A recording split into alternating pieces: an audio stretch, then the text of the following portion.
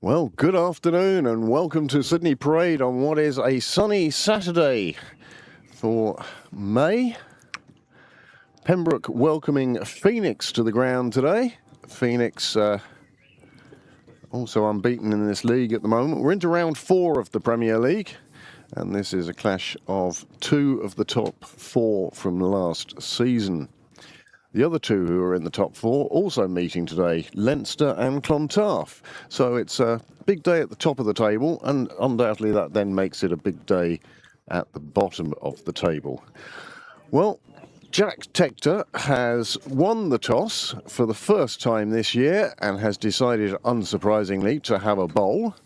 And in other Tector news, Jack was telling us that Alice Tector has been called into the World Cup squad for the women's T20 that will be starting up soon. So we have Tim Tector opening with McDara Cosgrave. It was successful before when it was forced upon them. And joining me in the commentary box this morning, one Graham Mooney. Good morning, Graham. Good morning, Craig. Morning, all. And yes, he elected to bat. Well, no surprise there really, is there? Pembroke has been a run fest location for the last couple of games. Certainly 2 cracking games during the week. Both went down to the last ball, and we hope that something similar happens today. Yeah, McNichol's going to open up from the St John's Road end. It's Sean McNichol, isn't it? Sean McNichols. It's not Stephen or anything like that, is it? No, it's Sean. Good. He's had a good start to the season with the ball, so he'll be looking to continue in that vein. Of course, anyone who's following Pembroke knows the form Tim Tector is in at the moment, coming off the back of a beautiful knock up in Warringstown in the Irish Senior Cup. So, yeah, it's all set for a good battle. Well, Phoenix, strong side today. Well, they would be full strength. They're not missing anyone due to Irish squad commitments or anything. So it's the best team. Well, their selectors are picked from a full strength. Pembroke missing a few today, of course. Andy Balboni, of course, Barry McCarthy out for the season. First ball is cracked away through the offside, and it goes straight through the covers, and a boundary from the first ball. And that's a super start for Tector. Well, it's almost like he's just continuing on his Warringstown innings. Well, it's continuing on what we were seeing in the nets warming up. Just a push. Yep. Nothing flamboyant or rash, just bat on ball and using the wrist to find a gap. And of course, with the weather it has been and is, and the Pembroke outfield, that's always going to get there. Well, early on we saw it quick. That was due to the amount of sand on it, but now the sand is sort of filtered in. He's dropped it. It's dropped. Tim Tector, that was a difficult chance behind the stumps for the wicketkeeper. Well, the wicketkeeper was moving one way and then the other. Here we have the replay. You'll see it carry to him. It is a huge edge. But the keeper was set up for him not to edge it, and then had to go a long way. First slip couldn't have got to it either. One-handed try, and he just couldn't. So only 2 balls, and already we've had thrills and fun. This time, just get down the non-striker's end. You're delighted with that if you're the batter. That's one of those. You've had that little gulp in the throat, and now I need a rest. Well, a good start for Pembroke and a good start for Phoenix. Well, that ball, a chance behind. Yeah, he's just angling it in there, and it just held its line. Tector might have slightly played a little inside it for what he'd like. Definite edge, and like you said, the keeper had kind of gone one way and couldn't shift the body weight quickly enough. This is good pace from McNichol. He's certainly keeping his slips interested at the moment. McDara Cosgrave, who was pushed into this opening role up in Warringstown when JJ Garth, as it turned out, had fractured his thumb as well as dislocating it. I'm surprised it was still hanging on from all that happened to it. But, yeah, JJ came out of the starting lineup. But he'll be back in a couple of weeks' time, we hope. Nicely played down again. Not fully in control of that shot, and the Phoenix oohs and ahs you heard. Well, it will be the first time these batters have faced McNichol. They wouldn't have played against him before, so you're always a little tentative of what the bowler can do and what his pace is. Of course, McDowell, though, well used to opening. He did so well last year on the twos, top run scorer in Leinster.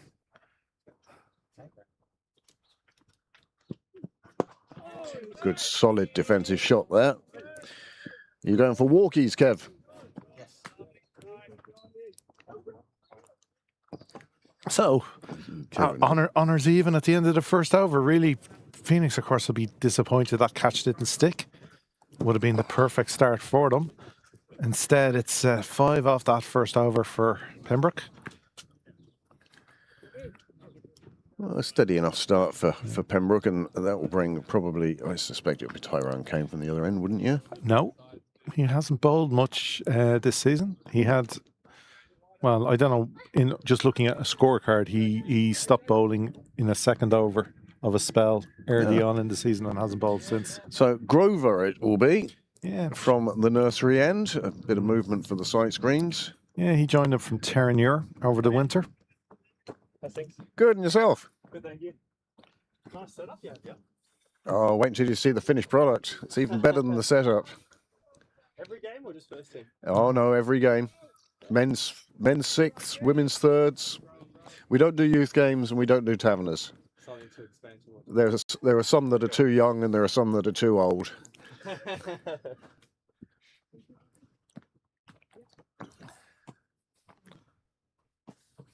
Two slips in place for Grover, and he's got 1, 2, 3, 4. The 2 men outside the circle in this power play, down at long leg and third man. Yeah, he's got Dockrell and White in the slips. That's gone right through. My goodness, that did not get up at all, did it? No. Ran through to the boundary. And all of that, it just bobbled in front of the keeper. There wasn't a lot he could do about it, that's for sure. No, they're a nightmare for a keeper. You love them into the belly, not at the toes.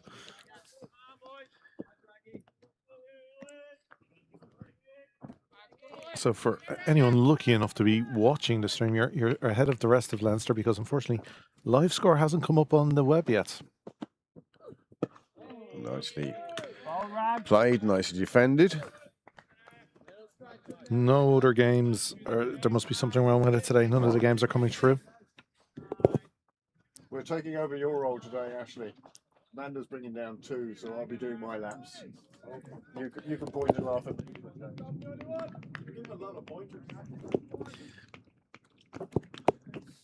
On 4 byes. It takes the score on to 9. That's full. Good length from Grover. Watchful from Tector. Well, there's no great rush. 50 over game. We're here all day, as they say. I certainly am, yeah. Nowhere to go. Where else would you want to go? Exactly. The sun is out. Slight breeze coming across left to right in your screens. A little bit behind coming from the St. John's Road end, but nothing major. Message in from one of our co-commentators, Sid. That's going to be 5 wides. Again. And this proving to be an expensive over for Phoenix, but a profitable one for Pembroke. That's 9 runs from extras. Yeah, it's tough for the wicketkeeper there. You can see it here. He set up for that. Really came out of hand wrong. You can see his wrist, and it just, as soon as it left the fingers, it was going nowhere but wide down leg. The keeper doing a Nigel Prof impression and making sure somebody else has to fetch it. Yeah. But he made a good effort at it, but that was very wide. He was never going to get to it. But isn't these one of those overs, so many times you see it, where wise and spray. Donald Clisman used to be the absolute expert on that. No ball wide, no ball, dot ball, middle stump ripped out. Yeah. And you wondered how he'd do it, and especially as he'd probably just come straight from Club Clisman. It was a famous game. He hopped over the wall. He had to go and be fetched, and he appeared over the wall just in time for the first over. So Grower continues, driven by Tector, but straight into the waiting hands of actually, Shane Getgate. yeah, the captain in extra cover. I'll actually never forget a game. It was actually Phoenix against Rush in Rush. And like that, the bowler had bowled 5 wides to the left, 5 wides to the right, a bouncer over the top for extras, been hit for a boundary, and then he ripped out middle stump. Yep, it happens. It happens.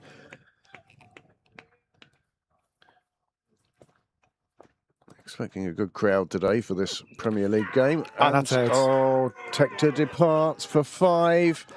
He played at 1 outside of off, and all he could do was lift it to point. Simple catch, Graham. Yeah, I think someone say we put commentator's curse on that one. Talking about a wicket falling in and over where there was lots of runs, and that's what's happened. Phoenix won't mind the 9 runs. They've got the big wickets. That's the one they would have been hoping for, Tim Tector. Well, he's 150 to his name already this season and has been playing exceptionally well. So Phoenix will be absolutely delighted to see the back of Tector, and this is the ball that did it. This coming from our 3rd camera here today. Again, it was full, just a little bit of movement shaped away, and well, that was pushed enough to take the edge. Yeah, that's what in cricket you don't want a lot, you just want enough, and often it's half a centimetre is more than enough, and you can just see he pushed, got under it, and it was only going to ever be called by point. Well, he would have been hoping that he'd clear point, but it wasn't to be. It was well pitched up, and they couldn't really get underneath it. So Tector back in the shed in the 2nd over, 14 for 1. And the new batsman will be Pembroke's professional, Addison Sheriff. Again, another man who's bringing good form into the game. The next good knock, last weekend. So he's doing well with the ball, especially impressive this season. Finding his line and length, but with the bat, he's willing to dig in and play himself in, which is great to see.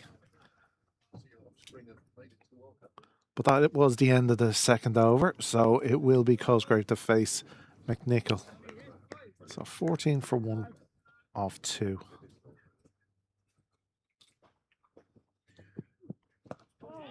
A little push there, just trying to run it down to 3rd man for McDowell. Nothing, just getting some bat on it. Again, just to feel.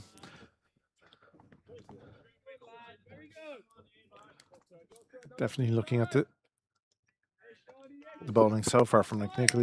He's going wide and looking to angle it in, and then probably hoping to the other one to keep its enjoy your lunch, Heatley. Keep its shape and then get the edge, as he did in the 1st over. And there he does it again. That's going to be 4 runs. Another one where the keeper has set himself up going one way and the ball goes the other. Well, Pembroke finding the boundaries, or the Phoenix bowlers are finding the boundaries. But you can see he's angling it in, and he perfect edge. But the wicketkeeper is going, well, I don't know if that would have carried to him. Even it was very into the ground. I don't know if that would have, but definite edge again for the bowler. So he's doing everything. He's has been wrong-footed. He's jumping.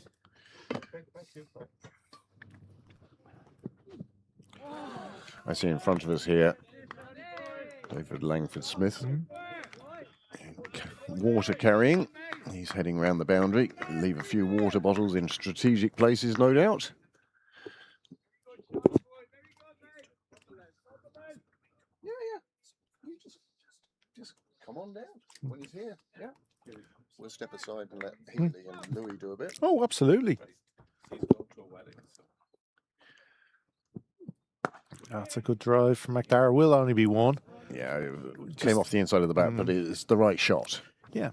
Well, like that, with the way McNichol is shaping up so far, you just need to get forward to him, because he is angling it into the body, but keep a straight bat. Because the other one is holding its shape, so that's where he's getting the edges from.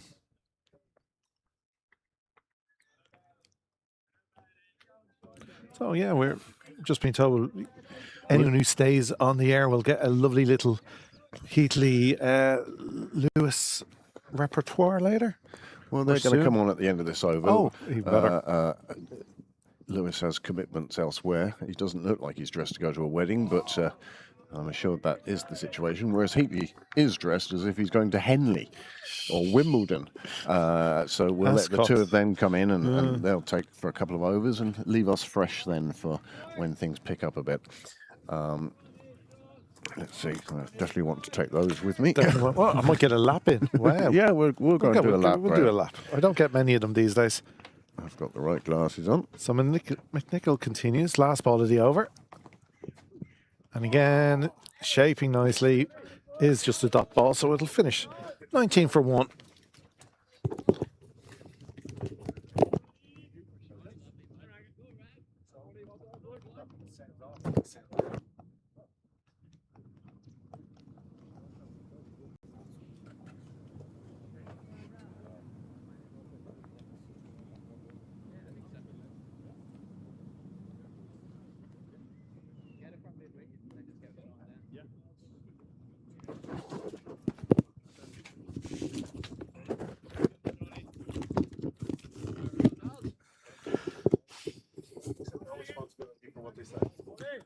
It's a glorious sunny afternoon here in Pembroke Cricket Club, and I'm delighted to be joined by my great pal, a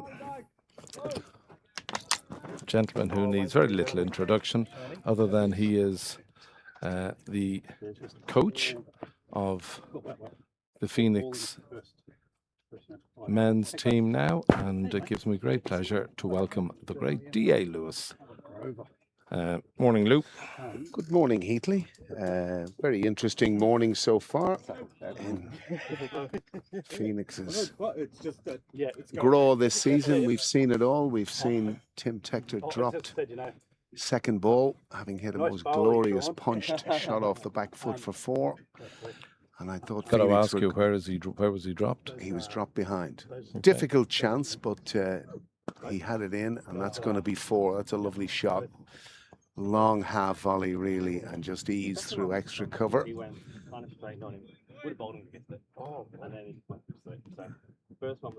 Yep, glorious cricket shot, but as you say, slightly overpitched.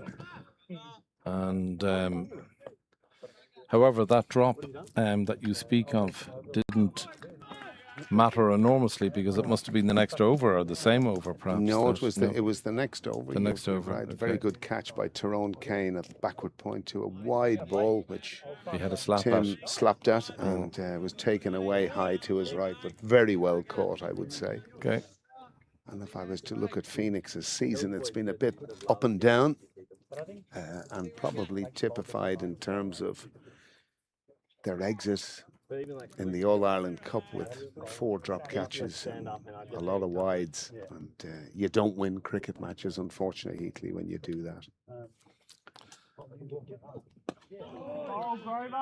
It's interesting to see McDara Cosgrave. Just technically, he holds, again, which you kind of see maybe a lot of batters do, which I think kind of to a little extent stems bat flow. The bat comes back over the middle stump. You'll see it here now on camera as he shapes up, but it is something that I try and encourage batters, if they can just get that bat swing around first or second slip, it just allows you ease into the ball much easier.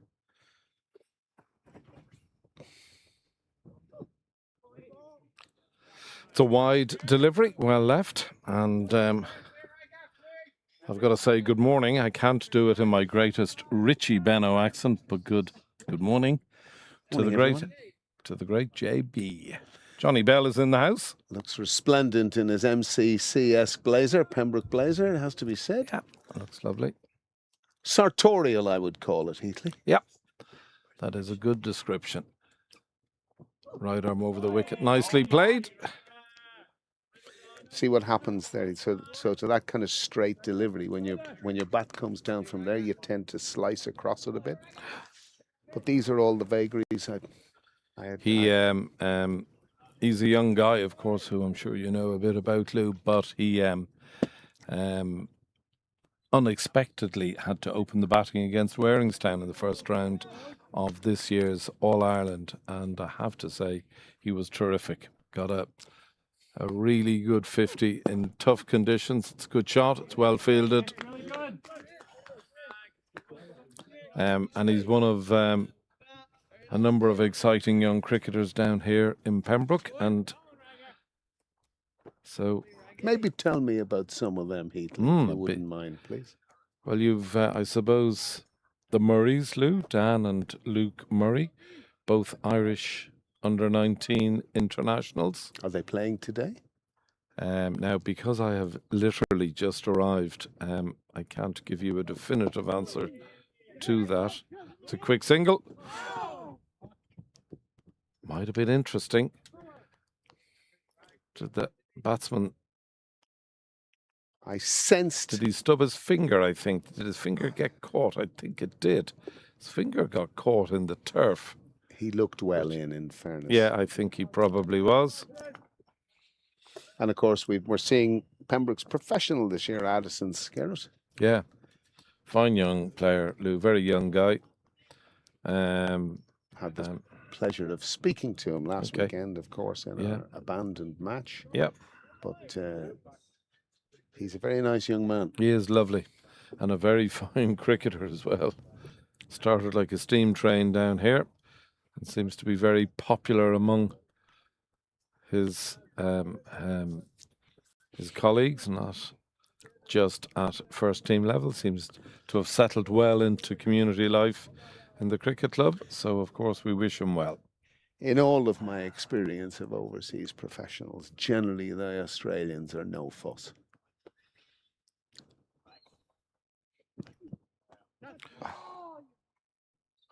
That should go for 4, will go for 4. A cry of anguish. Sean McNichol, Sean of course, McNichol, another yeah. Australian who is not having much luck here this morning. He's bowled excellently this season. Was it he who got Tim Tector's wicket? No. No. Ragash Okay. Raghav Grover got his wicket, but Sean has threatened every batsman since he's opened the bowling here. Now, Yeah. Phoenix probably quite rightly employ a third slip. Easy to say after the event, of course, Heatley.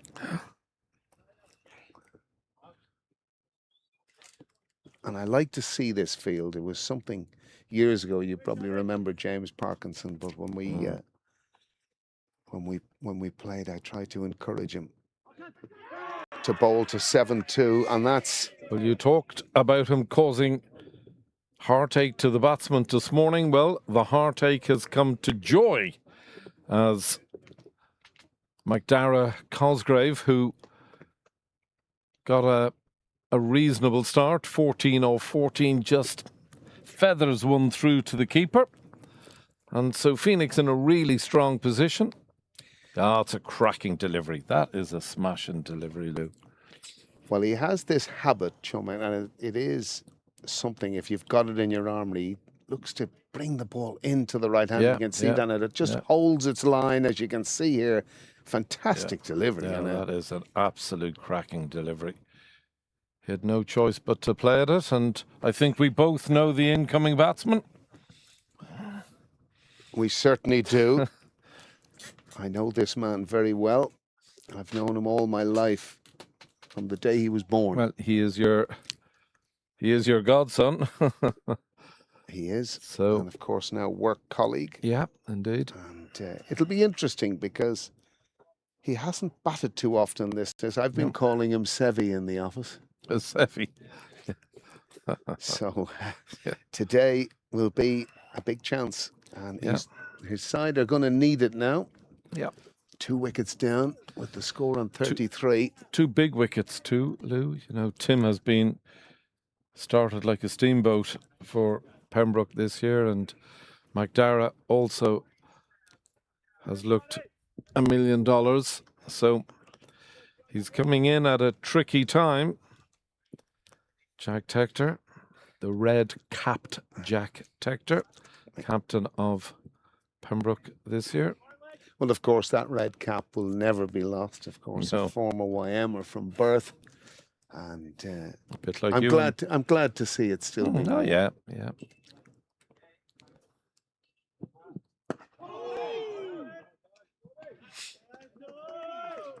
It was very funny. We had a lot of discussion before the toss, and Sorry, I got to ask you, who won the toss? Pembroke won the toss and Okay. elected to bat, which Okay. was obviously we toyed with that. But my feeling was, with those any sort of green in the pitch, we might get something out of it at this stage, and that's Okay. clearly what's happened. And you can see with the field there, 4 slips in a gully. Mm.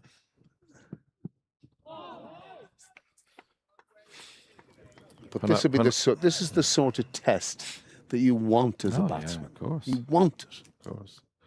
This bowler reminds me of, you just mentioned YM.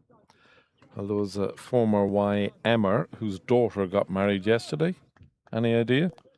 Absolutely none. One Colin Hayne. Oh, Zog. Yeah, Zog. Zog's daughter got married yesterday, but he bowled these in-duckers that...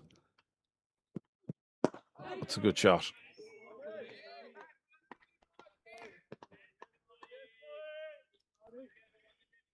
And, of course, this would be what, Jack's 3rd season with Pembroke, is it, or 2nd season? No, his 3rd season. 3rd season. Yeah.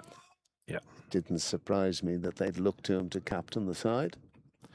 Well, he's captained Ireland all the way up and captained us in YM for many years as well, Lou.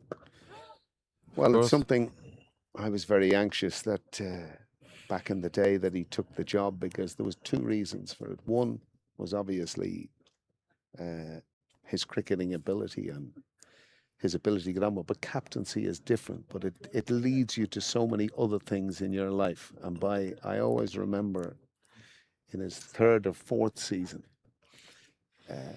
he gave his talk before the game, when we were in the huddle. And of course, we had Graham Ford as the coach, myself involved. And we were asked anything more to add. Nothing was the reply. He had said it all, and everyone was ready. So he was held in really high esteem for all the right reasons. And it's no surprise to me that Pembroke eked into that, and he's enjoying the job, it seems to me. Yeah, loving it. Well, they will... Pembroke will need all his experience today now. It's been a terrific start this for Phoenix. Oh, Jimmy, really nice. You probably see the difference with Addison here. Have a look where his bat swing comes from. And it's largely coming from you can just ease into the ball so much easier.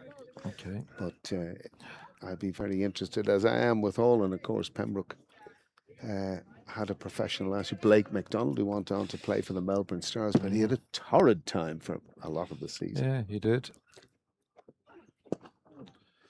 It's a good shot. Should have mentioned the first bowling change this morning, and they should easily get 3 out of that, if not 4. No, an easy 3. James McGuinness into the attack for Phoenix from the Willfield Road end. Jimmy's been playing sort of first team cricket now a number of years.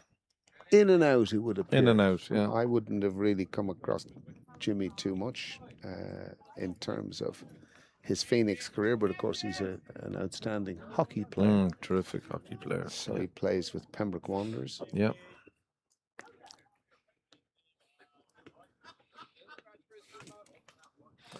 So Phoenix at full strength, Lou. I see Dockers there.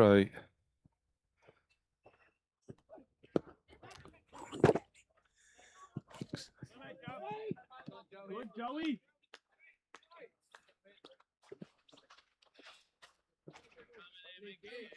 Again, James McGuinness struggling for line here, Heatley, and he just bowling 2 straight, Lou, there, making it easy. He's to bowl with a bit more venom. I was asking, are you at full strength? Your skipper, Shane, playing today? Yes, he certainly TK is. playing? Certainly is. Ben White playing? Certainly is. Oh, you are at full strength. It's a good shot. It's well fielded.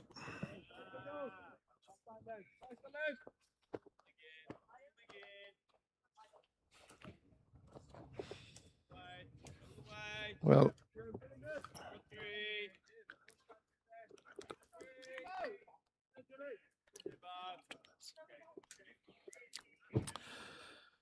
so in comes McGuinness. Oh, it's well bowled. You talk about bowling with a little more venom. I think that is exactly what he did there. Well, he started with 3 floaty half volleys. Yeah. And he's hit the deck there. And there is something in the pitch. There's no doubt about that. If you bowl the right areas, what Sean McNichol has done, Yeah. it's there for you. Yeah.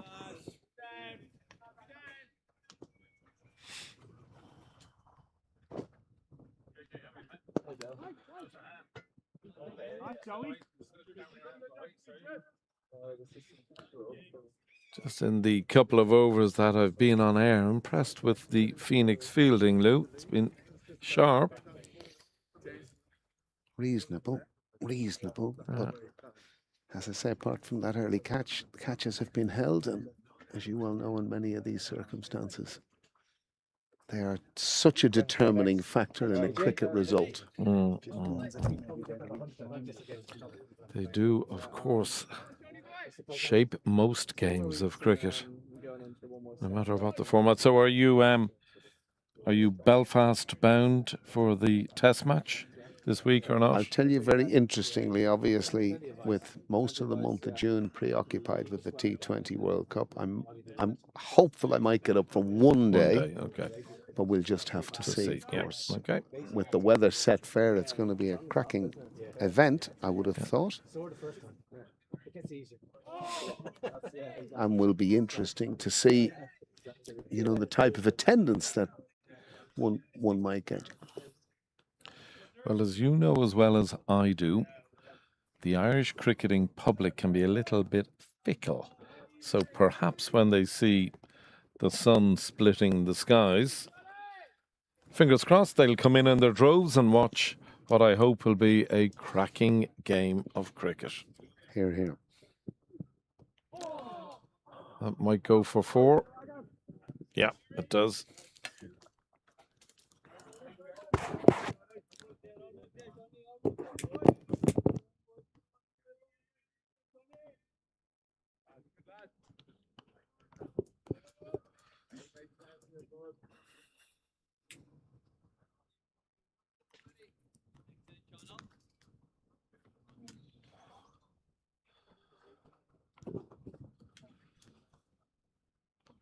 So Jack Tector doing a little bit of gardening.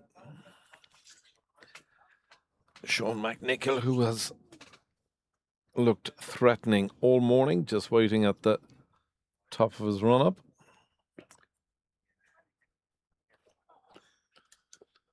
The interesting thing, and again, whilst those hedges look lovely, this is a constant in Penrook. Yeah. If there was one downside, it's ball in hedge. All right, you are. Perhaps some netting could go up or something like that, but it seems think a they have it. regular occurrence. Leave it to George Dockrell. He's good in hedges. Yep. Good at most things involving cricket is our George. Yeah. Obviously very disappointed not to be part of the Emerald series. Yeah, I'm sure. Which I can't recall the name of the Leinster side were the Raiders. The other team were what? The Strikers. Strikers, yeah. I get very confused with these. Yeah. Names. It was nearly Ulster against Leinster. So in comes McNichol. Another good length delivery. Jack Tector playing at that and playing and missing. It's a good delivery, Lou. There's a lot of movement out there today. And Sean McNichol is exploiting it. He's been a very unlucky spell, I would say. The old expression, a good toss to lose, Lou, comes to mind, perhaps. Indeed.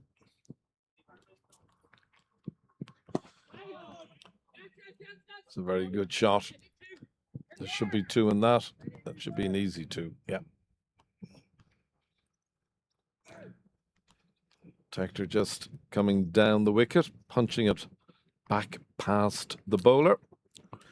Again, got in a very good position and a good shot. It's a strength of Jack Tector's down the ground when he's playing and he's in form, but it's hard to know whether he is in form. He hasn't batted that much, Lou. No. So today he's certainly got his chance. And he's got him. He's got him. There is a bit in that pitch, as we can see. It's exactly as you said, Lou. And Pembroke in all sorts of bother now. 40 for 3. 40 for 3, yeah. So it's certainly not the start that Pembroke would have wanted.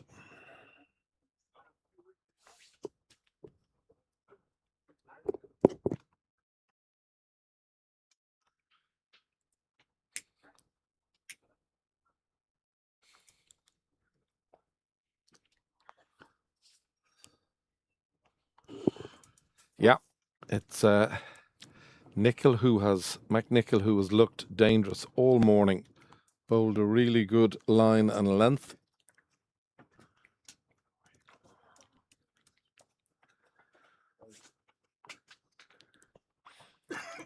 And here comes a really good cricketer to the wicket. Greg Hollands, tremendous wicket keeper and a good man for a battle as well, is Greg. And he's going to need all his cricketing nous about him now. I would agree with that totally. I've seen him play a number of rearguard innings. Yeah.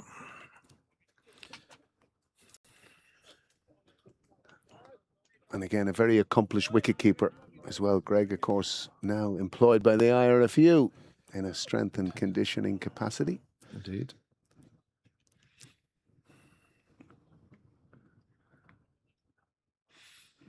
This is interesting. Yeah, very interesting. This, I like to see, has been driven by the bowler. Yeah, 100%.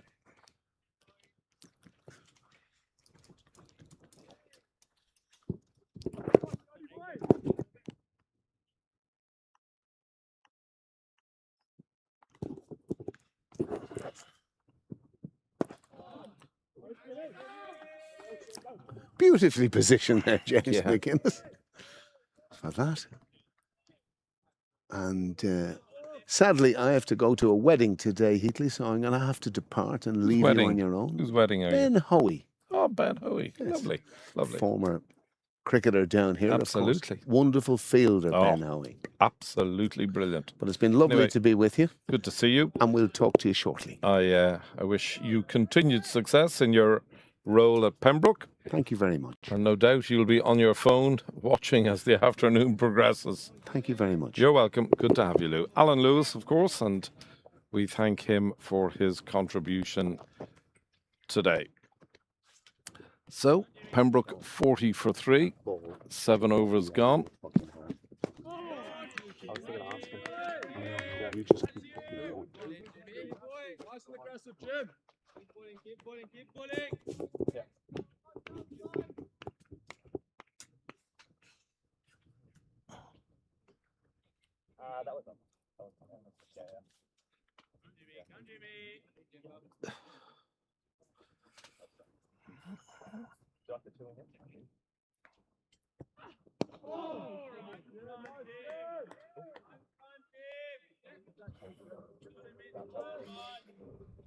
So, plenty of chat out of the Phoenix players, and rightly so. They started off exceptionally well here this morning. James McGuinness continuing with his spell. Big appeal, but umpire is unmoved.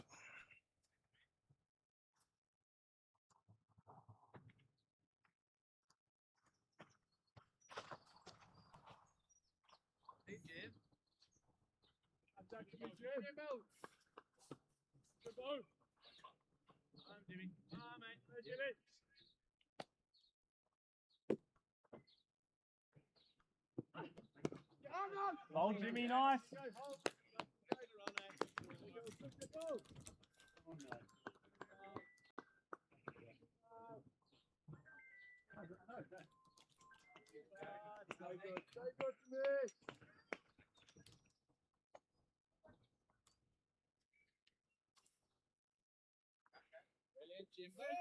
Jimmy, come on, mate. Come on, bud.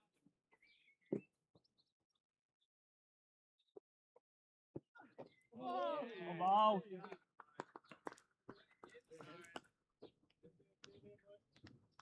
So the pressure continues. Really great stuff from Phoenix here this morning.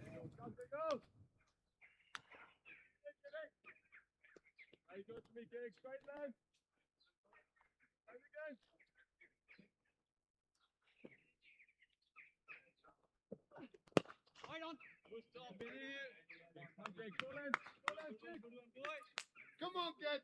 Come on, get. All these dot balls just compiling the pressure on the Pembroke batsman. 8 overs now gone.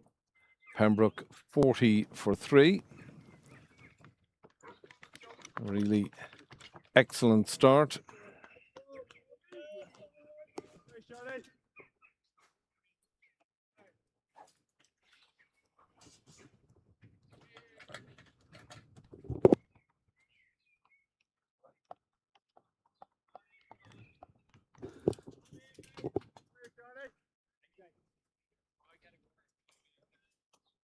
Delighted to welcome back Craig Senior into the box. Hi, Craig. Afternoon, Heatley. That's a big appeal. That is a big appeal. Going down leg, I think the umpire's decision. Yeah, Very attacking field from Oh. Phoenix, though. And why not? And why not? Exactly. Yeah. I mean, I think I was just saying to Lou, this boy McNichol has the ability to sort of bowl an in-ducker which straightens itself up. Yeah. And it's, you know, it's a cracking delivery in your armory to possess.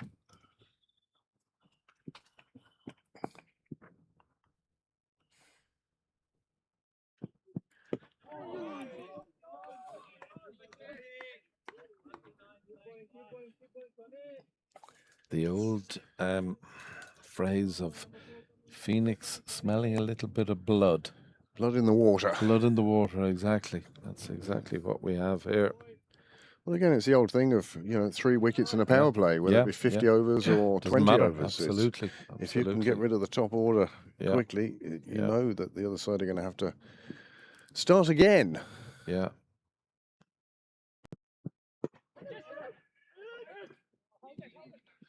Nicely taken run, taken single. Very quick call, exactly. But Greg Hollins is exactly the sort of batsman you want here now. He's come up into the first team, obviously with the absence of Lorcan off on international duty. But I don't think it weakens the side with the gloves, certainly. But different type of batsman to Lorcan. Lorcan would be far more attacking, but Greg, very solid. Well, I'm not sure I can think of a batsman who's better suited towards the situation in which his team now find himself, Craig. Yep. He's gutsy. He's technically very good. He is... and I think bloody minded as well. Yeah, which is exactly what... Stubborn about these things. Yeah, which is exactly what you want. When you see the other players coming up from the seconds and filling the gaps that the internationals have left, like Danny Hogan, very attacking batsman. But Greg, well, he'll provide some stiffness, shall we say, to the innings. Absolutely. Well, Phoenix off to a fine start. Yeah. I mean, the one thing you have to remember about Greg as well, Craig, is he's vastly experienced. He has played a lot of first-team cricket. Yeah. You know, and has played a crucial role for Pembroke. Over the years, I can think of many an innings in which he was the rock on which the innings was built. Many times. Yeah. first seconds. Yeah. You just it's almost reassuring to see Greg Hollins going out to bat, I would agree. especially in this situation where Pembroke are 3 down. Yeah. Just 41 on the board, just a single off that over. We saw that single just pushed into the leg side. But I think the main talking point this morning, apart from the wickets and the runs and everything else, is the beautiful weather. There are sundresses out today. How lovely to see them. Plenty of hats. Yeah. And I'm sure loads of people, sales of sun cream, or Absolutely. everyone's gone to the cupboard and found there's a congealed bottle of sun cream and they have to go and get another one. Yeah. Well, long may we have this issue. I was just saying to Lou, I think it was, from a Phoenix perspective, a good toss to lose. You know, I just think... Well, this is the first toss Jack has won. Yes, yes. So let's yes. look at it from that point of view. Stop winning the toss, Jack. Yeah. It's not doing you any good at all. Yeah. Well, I just think, you know, there's a degree of liveliness in the wicket. So the bowlers have their tails up and they can sniff blood. Oh, superb. I'm just saying, absolutely. Ah, the one and only. Would you look who it is? My old pal. Delighted to see Kieran Sharp in the ground. He won the toss. Unfortunately, a few early doors. At the moment, it's the pro, Addison Sheriff, and Cillian Gupta. No, Greg Hollins. Greg Hollins. Oh, Jimmy, nice fight. Tim McNara And Jack. Good crowd building up now. Yeah. There's a lunch on in the pavilion. And you're attending that, aren't you, Heath? I am, Craig. Yeah, thank you. That'll be a nice meal. So I've Yeah. met Bavner in the kitchen. Yeah. Preparing your food. Lovely. Well, I'm a big fan of... Oh, it's a glorious shot. It's an absolutely glorious shot.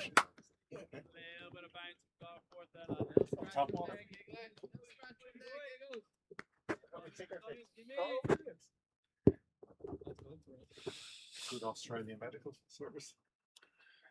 Flying doctor. I didn't realise Sharpie was home.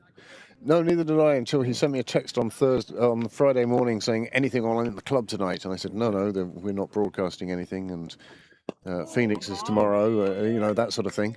And he said, oh, yeah, I'm going to the lunch. Oh, okay. So obviously over to see Mary. And I hope Mary's tuned in with us today. And I'm sure she has. First team game. She'll enjoy this. Actually, Craig, I hope you actually don't get mixed up with the Browns later. Picked the wrong one. Don't think too much danger of that, Graham. Oh, Jimmy. Jimmy McGuinness certainly seems to have settled into his stride.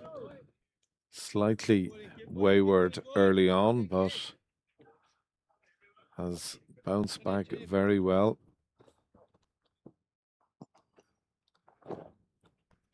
It really is one of those glorious days here in Sydney Parade. Where else would you want to be? It's a nice shot. Oh, it's well fielded. Did well to get a hand onto that. Very well fielded. Tyrone Kane, who I believe took a very good catch early on. It Yeah, was. I heard it was. You'd have been disappointed if you hadn't taken it. Okay. You know, yes, it wasn't a bad catch, but it didn't really go with the power that Tim would have wanted it to. I'm with you. It came more off the edge of the bat side of things. Okay, yeah, and he was standing at point. Yes, he had to stand up, and he did jump a couple of inches, but it was handy enough. It was handy enough, and certainly for a man with the skill sets that Tyrone Kane possesses, he wasn't going to drop that.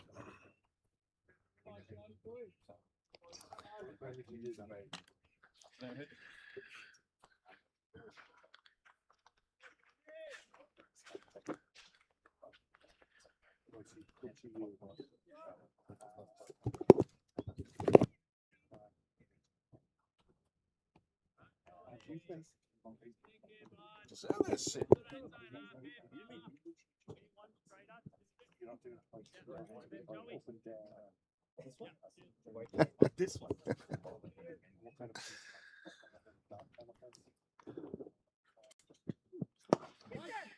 well fielded. That's a super piece of fielding. I was just saying to Lou, Craig, certainly the Phoenix ground fielding has been of an exceptional standard thus far. And I think that's what happens when you get a couple of early wickets. Tails are up Just and lifts everybody. lifts everybody. Yeah, absolutely. In fact, playing in sunshine would lift everybody Yeah, today. Of course, yeah. If it was that sort of late April day where it's cold and your hands are cold, but on a day like today, It's nicely it's played. There nice. should be 2 there, I would have thought. Yeah, an easy 2. It's well run. Soft hands, just played backward of square. And again, it's that running the first one hard. Yeah. I know it's a cliche, but it's a cliche for a reason. I mean, it is the truth. Because it works, as you say. Yeah. Just, it works.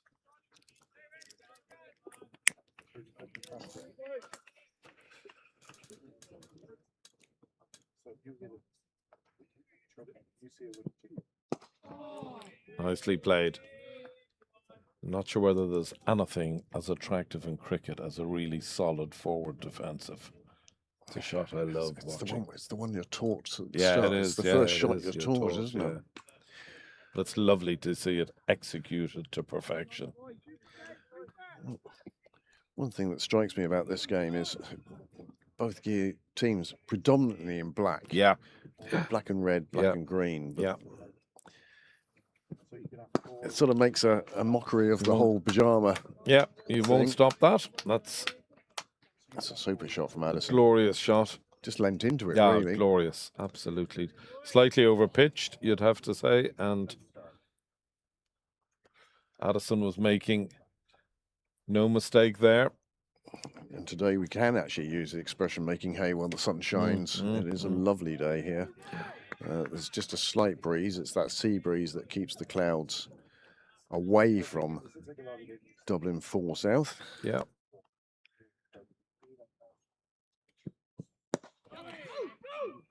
Should be another 4, I would have thought. There'll be no stopping that on a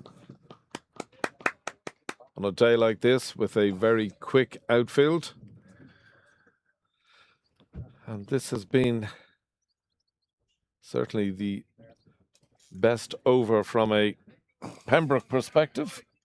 Yeah, the second over was a strange one. There were 9 extras, Okay. but a wicket fell as well. Okay. It was Okay. one of those where Yeah. the bad ball just does take Yeah. a wicket occasionally. Well, 10 off the over thus far and a good leave. I always like the expression, Craig, a good shot is no shot. You know, when you know where your off stump is, Yep. you know, and you're... If you can leave one outside off without going, "Ooh," Yeah. then fair play. I mean, and especially in junior cricket, you see players playing at balls that maybe they shouldn't be, and B, they just don't have that ability. Just let it go. Let it go, yeah. Let it go. So 11 overs gone here in Sydney Parade earlier on. Jack Tector and Pembroke won the toss and elected to bat, and having done so, move on to 57 for 3. Certainly no problem with the run rate. It's just like a wicket or 2 less. Yes. Run rate is... And it's in the later overs that those wickets losing those wickets comes back to bite you. Of course. Yeah. Good crowd building up now. As I say, there's a lunch on today and people coming down for that. But I see the Gill brothers are here. Mark and Johnny Gill. Oh, great. Just I don't see them.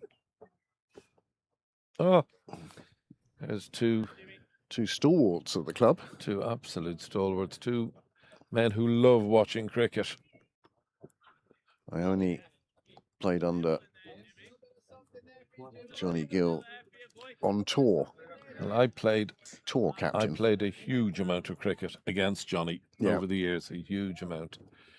Yeah, I never reached those heights. He and I, Never tried to.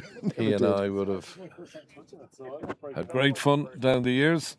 Always great fun with Johnny after a game of cricket as well. Ah, yeah. He was great. Oh, that's not what he that's in wanted. trouble. That's in trouble. And that's the 4th wicket to fall.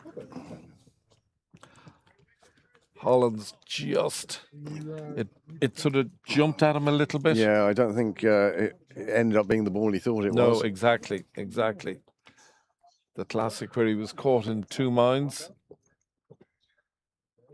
And 4 wickets down with just 57 on the board. You see, it ended up being an ugly shot. Yeah. Another one that perhaps would have been better off just leaving. Certainly didn't want to put it there. Yeah. And he has to depart with just 57 on the board. He just sort of got tied up and then ended up spooning it. I think he was caught in maybe 3 or 4 minds as to what shot to play, Craig. Yeah, and then ended up picking the wrong one. Correct, yeah. They ended up picking no shot, really. Cheers. Well, Pembroke finding themselves in some deep doo-doo. Yeah. 4 down, less than 60 on the board.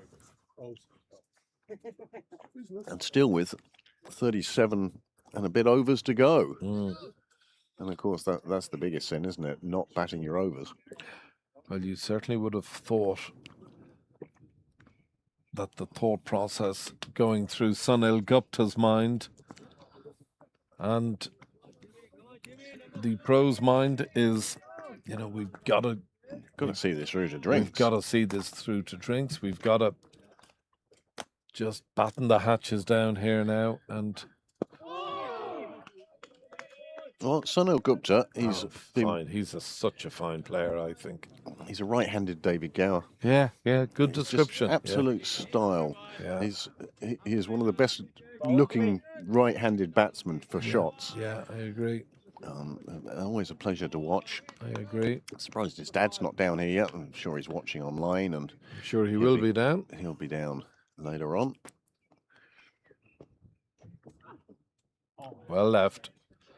Well left. You could see for one split second he was thinking, ooh, yeah, particularly with no cover on the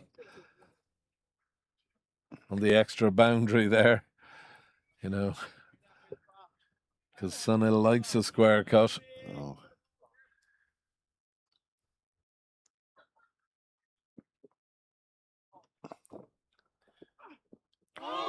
Well bowled again.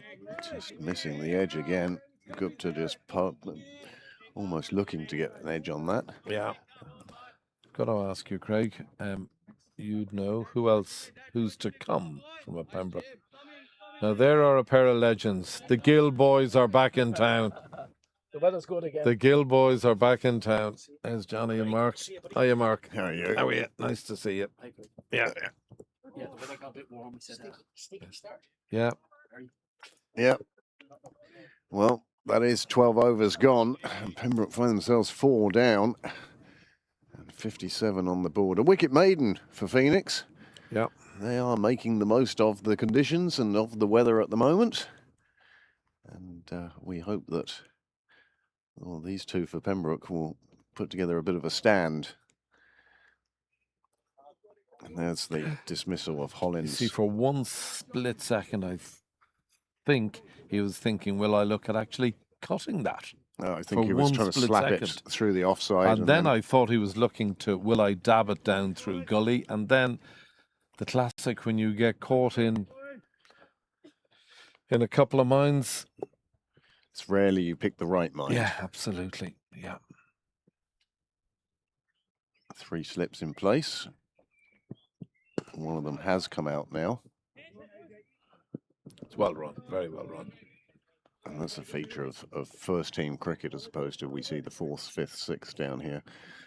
It's that running the first one hard, no matter the situation. Yeah. Even if it's one you think you could stroll through, they tend to take it quickly and make sure that they keep their options open.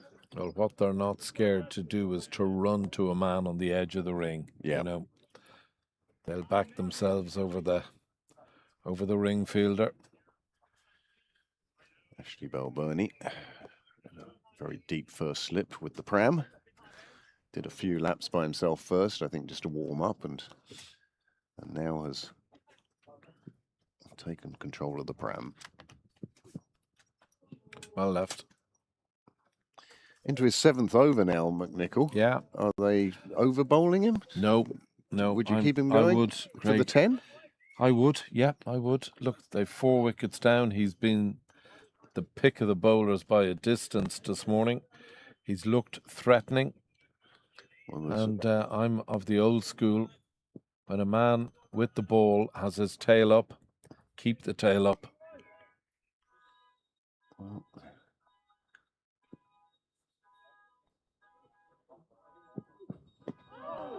Inside edge. But yes, the only difficulty, of course, is if you do bowl him for his 10 now and these two do see him out, yeah, then that causes its own difficulties down again, the line. But yeah, I of understand course where it you're does, coming from. yeah. If he could cause another wicket or even 2 to fall before his spell is over, then that really does put Phoenix in the driving seat. Yeah. Back to 4 slips again. Yeah. It's a really good attacking field. In comes McNichol. Nicely played. That should go to the boundary, I would have thought. And I recognise those green boots running after it. The great George Dockrell.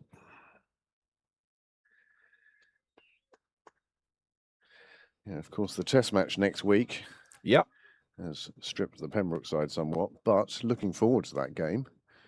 It's going to be a tough game for Ireland. New Zealand, a very, very good team. And from what I've read, and it would lead me to believe that they are going to play a very strong side. Rightly so, too.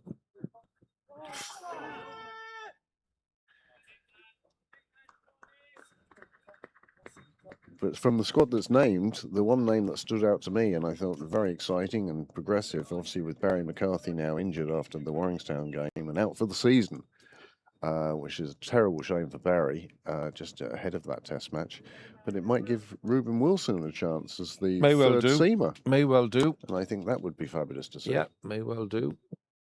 Of course, I know Reuben and his family very well. I'm delighted for him. He's a lovely lad and a fine cricketer.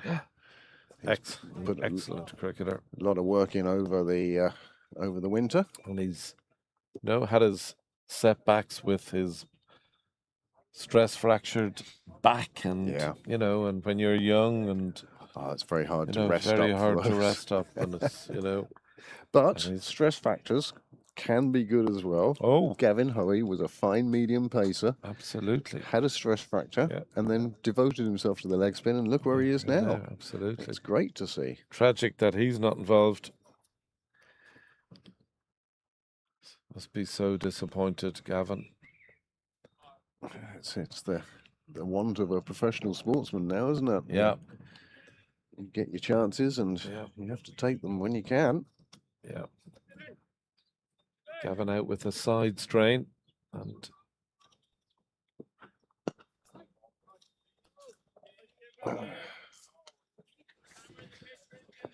yes, Paul Lawson will be leading the spin attack today. Yeah, he will be, absolutely. No better man, may I add. Absolutely. Paul has in excess of 300 senior wickets for Pembroke now, and there are not that many finger spinners who have a record like that in Leinster Senior Cricket. It's well bowled again. It's well played.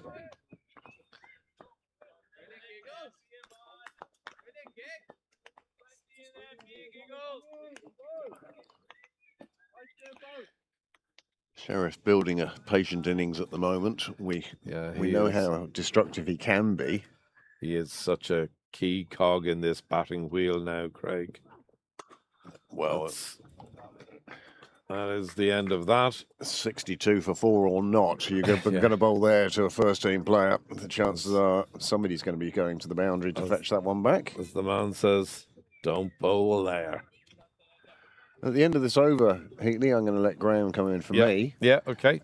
We'll keep you here until lunch is served. Yeah, if you don't mind. Just the main course, I think. I think you'll have to miss the starter. Craig, you know me, I love my starters. No, as I say, 3 balls left in this over. Yeah. That's 4. Oh no, sorry, I beg your pardon. I was jumping ahead of myself there. Yeah, the previous shot had Yeah. caused a change in the field.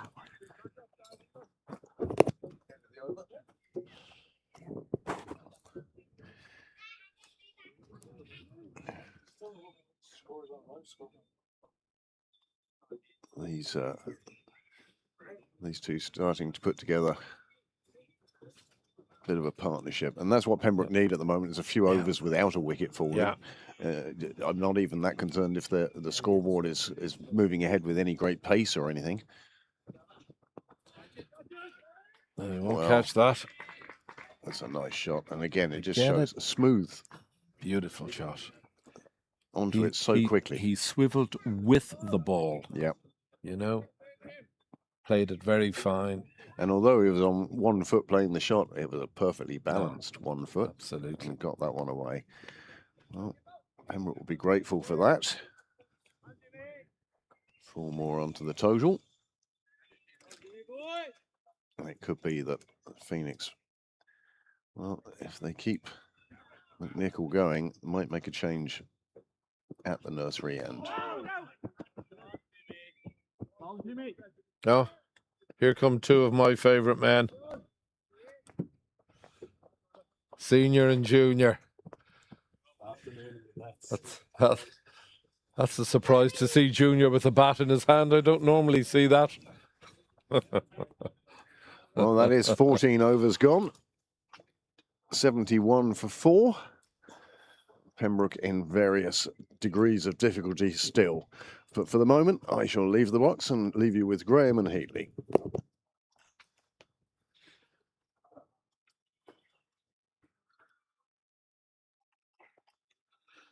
And I say, with pleasure, good afternoon, Graham. Good afternoon, Heatley. A lot's happened since I Yeah, left the box. absolutely, yeah. You know, It's been fall of an event. 3 more wickets. Yeah, it's been an eventful morning. It's been an eventful day's play. I thought McNichol was absolutely superb this morning. Yeah, no, he just angling it in beautifully, keeping his line and getting those edges where need be. And you know, it's that great skill of a man who can angle it in and it straightens up, Graham, and it's so difficult to play. You know, you can't leave it. Yeah, the batsmen certainly, they have to play it. They have to play it. Yeah. He was unlucky not to have a couple more. Yeah, oh, absolutely. But you wonder if Phoenix have top-loaded him, though. He has bowled 7. Yeah, we had this discussion. I mean, I'm sort of old school in that. I would have given him another. Well, if he'd nicked 2 more... even 1 more, Graham. Yeah. Like, if he got Sheriff out, Pembroke are in all sorts of trouble. Like, they're definitely in a rebuilding stage. Now, the run rate's good. But run rate's no problem. Yeah. Run rate is excellent. On a day like today, you expect it to be, you know, fast, clean outfield, scooting away. Now, obviously, any moment now, you'd expect Dockrell and White to be coming on to try to control things with the leg and off spin. And I presume that will be their plan, to have those middle overs just going between those 20 overs of spin. And that'll be important. If Pembroke can get on top of them, that'll be the battle for me. Yeah. Whether they tie them down or whether Pembroke can get away. Well, Graham, I was just, that's a glorious shot. That's shot of the morning for me. Cricket shot supreme. Is there anything as attractive? No. Got to ask you, Graham, you know, so who else do Pembroke have to bat, please? Okay, so if you look at Sunil came in at 6. Yeah, we'll have 7. Danny Hogan. 7. The 8 would likely looking. Let's see, Paul Lawson, Byron McDonough. Yeah. 7, 8, 9. We're missing 2. We're missing 2. Any of the Murrays? No Murrays today. Leaving cert around the corner, or maybe they're playing tomorrow.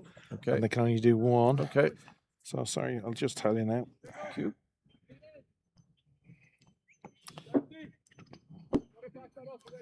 Nice single, just pushed out. Yeah, Mark Berry. Oh, of course, yes. And Byron. So, and Joe Prendergast. Yeah. Yeah.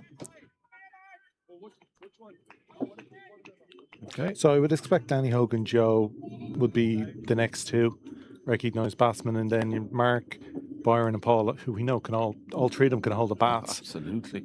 Not recognised in the top order, but for tail enders, they'd be some of the best around. Absolutely. Mr. Clutch Lawson. Yeah, how often has he done it when it matters for Pembroke? Yeah. But I remember and ball. there was an away game in Leinster 2 seasons ago where Mark Berry and Byron McDonough. Now, the game is remembered for Paul Lawson's 8 wickets. I know. I remember the game well. But in batting first, Pembroke were in all sorts of trouble, and it was Berry and McDonough's partnership that put on a very crucial 40-50 runs for the tail, or by the tail, that gave Pembroke the runs to bowl, Absolutely. to defend. Yeah. Now, obviously, Paul took over and Leinster threw it away, chasing a small enough, I think it was around 180. But, they're no mugs with the bat, so that's the lineup today. I would say you'd suspect Danny next, followed by Joe. Yeah, either. You'd be happy either with or. either or. They both, yeah. solids on the twos. I'd nearly rather see Danny, who's so aggressive. Yeah. Maybe just if we could hold him back a little bit. Yeah. Personally, if it was 176 for 4, 100%. I'd have Danny. 100%. Yeah. But I think, again, Joe has played plenty of first-team cricket. Yeah. It'd be good to see him with the ball. He's bowled well so far this season for the twos. Yeah. His nice full of length seamers. Very well. So we're going to have our first spot of spin today. Sidhu coming on from the nursery end. When you look at the spinning options that Phoenix have with Sidhu, Dockrell and White. Yeah. 3 smashing bowlers. Well, like that, they've 35 overs to bowl, and you'd nearly say that's 30 overs. It is, in most days. Yeah, it does. Because if all 3 of them are on song, they're very hard to get away. Yeah. Straight away with a sweep. Shot. It's a very good shot. It's well placed by Sheriff. Will it go? It won't get to the boundary. They'll get an easy 3. Yeah. It's a very good shot. Totally in control. Yeah, good simple cricket. Yep. People forget that sometime still works. Oh, yeah, his lunch is... They're ringing the dinner bell. I don't think I've ever seen a Tector move so fast. And I'm including his sons between the wickets. Enjoy your lunch. So as Heatley strolls off for the starter, I'm joined back here by Craig. And again, drifting down leg. This time it's Gupta with the shot, and this time it's a boundary. He got a bit more power on that than just placement. It was a bit more down leg side than the first delivery. So he had a bit more chance to free up the arms and play a more full-bodied sweep. And that beat the man at backward square and flew along the ground. Been a profitable area for Sunil. Yeah, he does sweep the ball well. And again, one of the quicker Pembroke players between the wickets. So he won't Didn't need to be on that occasion, did he? No, but he'd be a good foil for Addison. Won't be afraid of running 2s and 3s out there. Well, let me see. Another one down leg this time.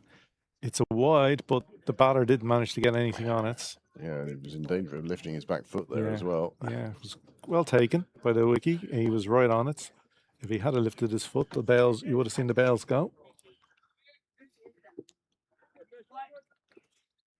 Guess that's as far as we can go. Could go for it.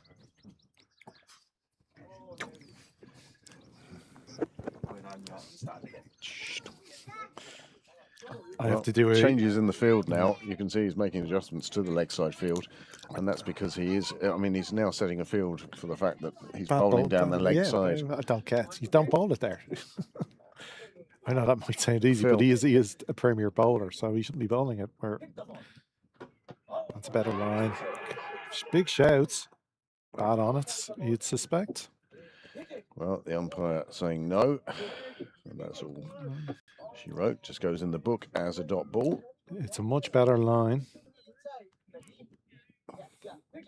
Vigorous appealing from the wicketkeeper.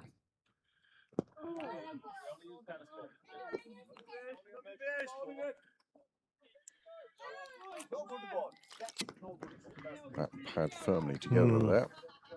See the spectators at the far end. Interested. And well forward from Gupta. And again, it's good ball. Keep it out. Yeah, That's what Pembroke need at the moment. 7 from the over. So for 8, sorry, with the wide. So yeah, no pressure run rates. Gupta coming in at 6 today. Lower than he would have been on the 2s, but he had it's such a lovely batsman to have coming in at number 6. Well, of course, he opened the batting for the 2s midweek in a T20 against Castleknock, and that was a brilliant batting performance from him. Basically, himself and Danny Hogan opened and killed a run chase in the first 3-4 overs. They were chasing 160, 170, and there was 40 off the first couple of overs. You're talking about the Tulane Cup game against Sandyford. Oh, it was Sandyford. Sorry, not Castleknock. Sorry, my bad. I was thinking, I haven't seen Castleknock play this year. Sorry. And I've seen most of the games down here, has to be said. Sandyford. I've spent most of my season so far right in front of the scorebox. Yeah. Okay. A team the 2s don't normally... No, it was a great game like that. They'll never meet Sandyford again. No. Well, except next season in this competition. Well, Tulane. Yeah, the Tulane. But they certainly won't meet in the league because Sandyford will go into the first team league and Pembroke seconds remain in the second 11 Premier League. Yeah. So between the two. So yes, the crowd, much of the crowd that we have down here today have headed inside for the lunch. There's still a few hardy souls out watching. Oh, bit of hand on that. That would have been an interesting call for the umpire if it gone onto the stumps. Yeah, I think that's the next upgrade for the clubhouse is putting a TV in the hall so when they're at lunch they can watch and listen to us. The facilities are there already, they can do that. Yeah. Do you think they'd want their lunch ruined? It's almost like a... I mean, all you need is a projector. Big white walls there. Yeah, exactly. Oh, that one, a very good ball getting past the outside edge of Sheriff's bat. Grover opened the bowling from the nursery end. He's now on at the St John's end. Yeah, Grover with the prize wicket this morning of Tim Tector. Till it's summertime. Wild Bill down to a vest. There's laws against that. Of man and nature. No, the crimes against humanity will win the days of the leather trousers. Certainly not a day for those today. Plenty of people in shorts, t-shirts, including yourself, Graham. Yeah, no, summer's out when the knees are out. Wow. You couldn't ask for a better day. Driving here this morning, you just know you were going to have a full day. And that's the joy. Sheriff just coming down the track a little, trying to negate some of that movement from Grover, trying to get to the pitch of the ball, but fails. And through to the keeper. Sydney Braid looking absolutely fabulous in the sunshine. Flag flying proudly. I haven't seen anything I needed to replay yet. No. It's not to say I won't. Down the track. That's a good, solid, straight bat. An easy one, you have to say, in the end. Well, Shane Getgate, it was coming round, did the fielding. But the batsman, well, they had the 22 yards covered at that stage. 22 yards, a chain. Simon Heaney, now I see, is out on the roof as the players decide to go for drinks. And Simon out on the roof, deciding where to set up the deck chair, I think. I tell you, it's not a bad thing to be able to do. Have a little... Now, I don't know if the neighbours appreciate him being up on the roof. Oh, he just sits down. He's grand. He's got his deck chair and he looks fine up there. Yeah. So, whilst the players take a drink, Graham and myself will take a short break as well. Thank you very much for joining us. 49 devices out there. We've not quite cracked the half century. But 49 devices tuned in for this Premier League game between Pembroke and Phoenix. And, well, the first session, you would say, belongs to Phoenix because they have taken 4 of the Pembroke wickets, and it's left Sunil Gupta and Addison Sheriff going along at 5 and over. 17 overs gone and drinks being taken.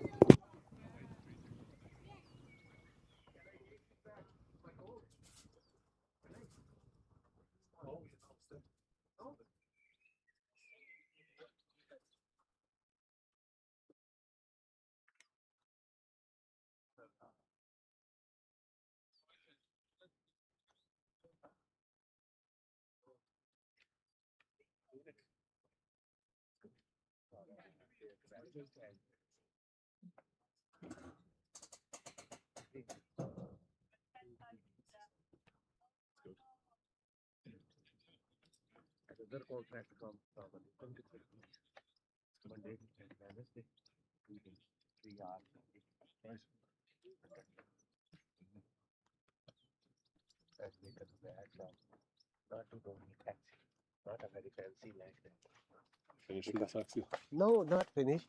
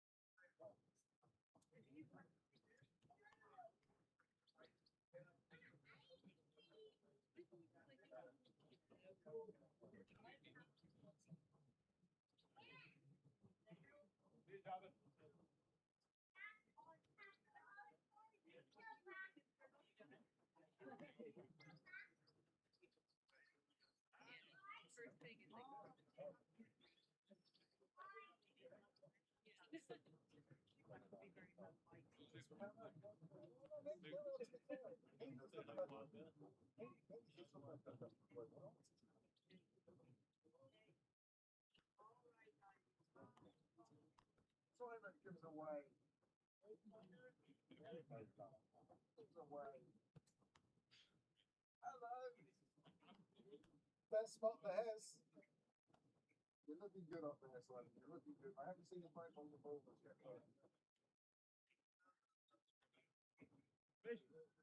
Okay. See you later.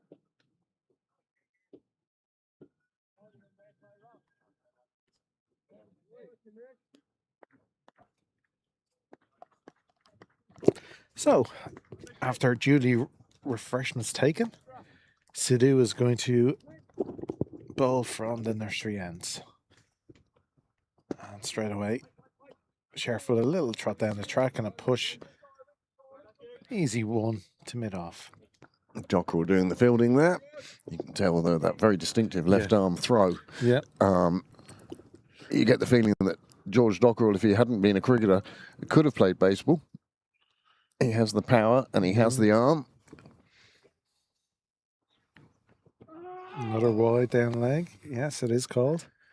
There were ums and ahs I think from that's the fielders, but it's just a, oh, that was close, yeah. rather than a serious appeal. It's good to see the ground developments continuing on. The massive dugouts that have been put in for the rugby side. Yeah. My comment is a fair comment there. For big rugby players, big burly rugby players, it looks like you could only fit 3 in there. If a proper front I can row. tell you here and now, having watched rugby in Old Belvedere, nobody sits in the dugout. No, they all stand in front of it. I don't mind. That's a nice shot down the offside, but get gate again. For those of you also who have played front row. For those of you who have played front row, once I went in there, and once only. I followed the family tradition of going into the front row, and I definitely. That was almost premeditated shot from Gupta. He seemed to be in the forward defensive before the ball was let go of. He does like to do that with spin. He likes to be in position, but he also likes to take the spinners on. But the thing that Gupta has, he is such quick feet, and he can get back onto the back foot for a pull shot. Like, he's very good at his short arm pull shots. I described him earlier on when I was in commentary with Heatley as one of the most stylish right-handed batsmen. Left-handed batsmen always look good. Yeah, just because, for whatever reason. But Gupta is to me a right-handed David Gower. He just has that ease, that calmness, that laid-back approach. Ian Bell at his best. Now, he didn't always do great. Like, obviously, the Aussies had his number a few times. But an Ian Bell drive, cover drive, was a very sweet thing to watch. Well, another over has slipped by. 87 for 4 off 18.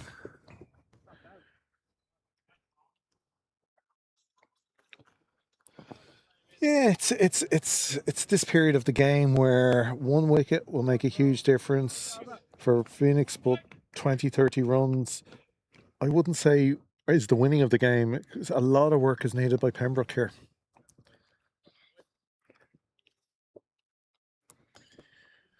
Bit of chat on the live chat on YouTube this morning, quieting down now.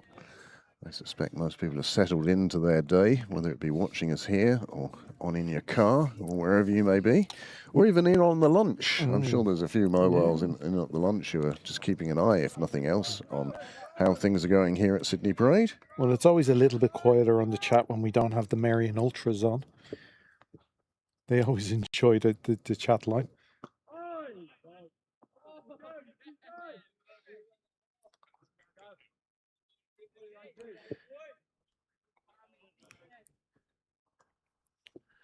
Beautiful sunny day, and many congratulations. There's at least 2 weddings on today in County Meath that I've heard of. Louis, who was on commentary, he's off to a wedding this afternoon. My daughter is at another one. So certainly the day for tying the knot anyway. And a little push there into the covers, keeping the non-striking batsman honest there. Coming through Irish Town this morning to the ground, you had first communions going on, the bells ringing, and the Dublin 4 North leg of the World Communion Games. Yeah, it's always lovely for the kiddies running around, and on it's a special day for them.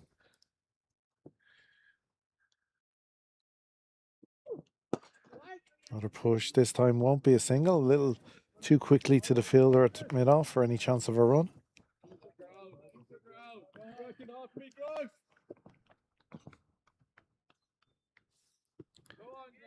So is there an estimation on how long the work will take?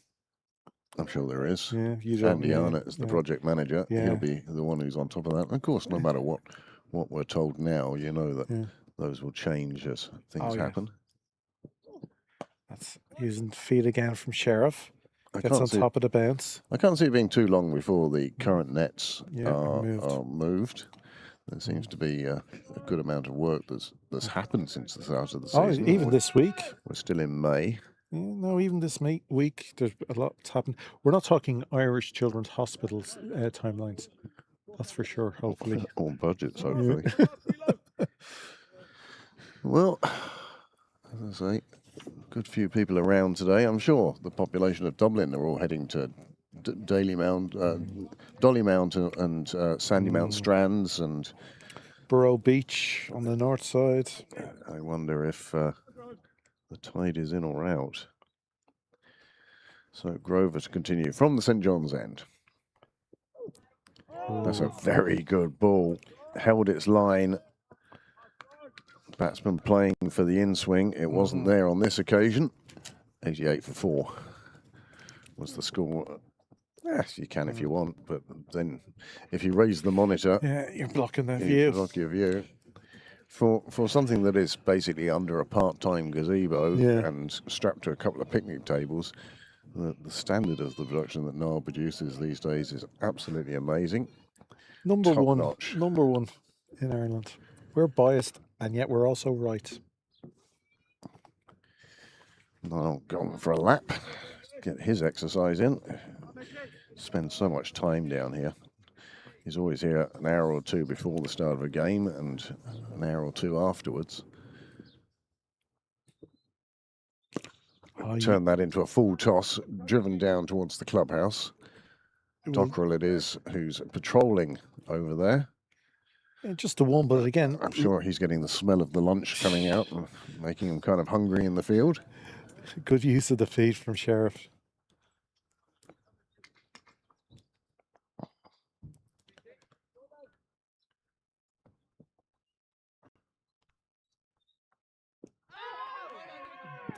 An appeal for LB, that would suggest the bowler felt Gupta came right. Now he's signalling lay by even though no runs were taken. One of the most unusual. He's now having to radio the scorers and say it came off his pad, but they didn't run. Yeah. No run, dot ball. Well, the signal should have been to cross arms across, to Well, keep the crowd informed as well. That's a nice piece of fielding, that is. The ground fielding of Phoenix has been very good. Heatley and Louis were talking about that earlier, and Louis, obviously the coach. and Dave Langford-Smith, of course, as well. So two very experienced people to take your fielding drills with.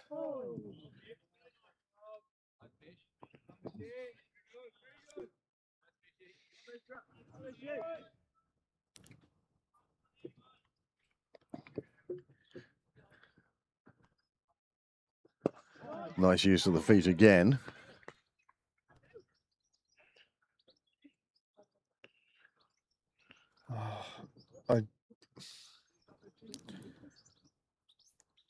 I've been told to stay positive, so I'm going to. So you will? I'll keep saying nice things. I'm not going to say what I was going to say. That's nicely played away. No hassle there. Just come through for the single. But again, you see the fielding. Super throw over the top of the stumps. Even though they were safely through for the single, just find the keeper's gloves. Good habits lead to good results. It just looks a lot more professional. Yeah, we'll see the same from Pembroke in the field, I'm sure. Both sides are very well coached. Do a lot of, like anyone who's at grounds before the starts of matches, we'll see how much warm-ups these guys do and the intensity of the warm-ups. Well, it's great to see Barry McCarthy on the ground. Yes. Not so great to see him with two crutches. No, fresh from operation this week. Yeah, a tough time for him. Yeah, it's going to be a long, hard road back.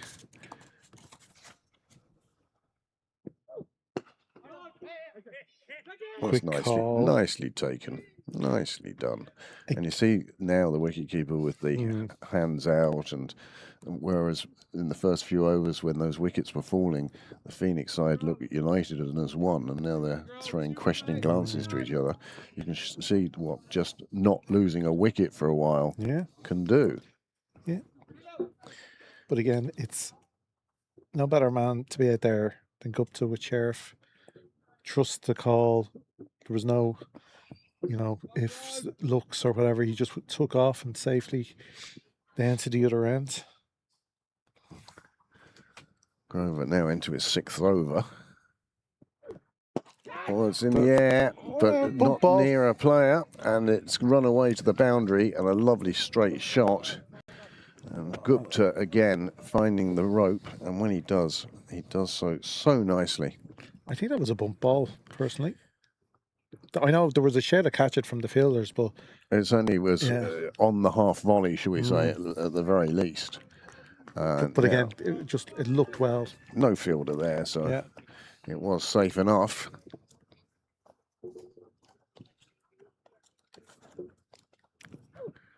And there's the pull shot.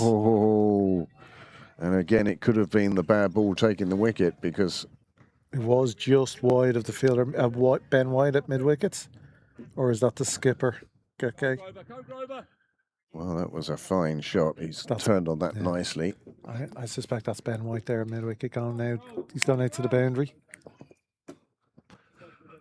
And it was a poor ball, so I think I'm used to seeing Ben White with number 86 on his back when he played interprovincial for the Lightning. He was with the Lightning, wasn't he? Oh yes.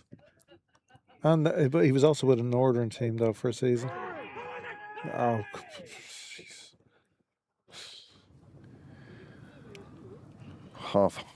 A full appeal from half the side, I think, as rather than half-hearted. But I wouldn't even give I'd say half the side. But I don't think the umpire really gave it much credence. No, rightly so. It was way too high on that alone. But the game seems to have settled down after what was a hectic start for Pembroke. 3 wickets lost very quickly. A 4th followed shortly afterwards. And it's left these two needing to put together this partnership. That's well played from Gupta, just running it down to third man. 100 up for Pembroke. They'll be delighted to have reached 3 figures. They'll be hoping to get a lot more than that. I leave that one for the Phoenix innings. Oh. So, notes. Yep. So, 100 up in the 21st over. But it's the old adage, like the run rate isn't an issue. It's getting to that 35th, 40th over with wickets in hand. Because if it was 100 for 2, you would say definitely Pembroke. Oh, looking at a big score, but that's not the case. No, one more, 2 more wickets, and then Phoenix will be sniffing at 200, 220 to chase. Well, or even better. At the end of the over, before the start of the next, we'll just have a quick look at that Pembroke card so far. You can see Tim, McDarrah, Jack and Greg are the 4 wickets to have fallen. Addison is digging in there, and Sunil Gupta has joined him, and between the two of them now, they have put on 44. We won't check your sums. Well, they came together with the score, if I remember. Yep, 57.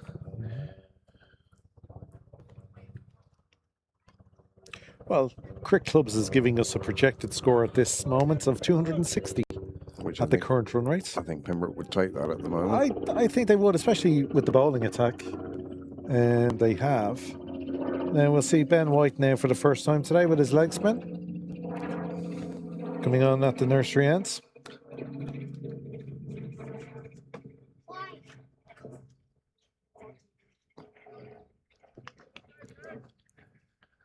Remember Ben White bowling in the All Ireland final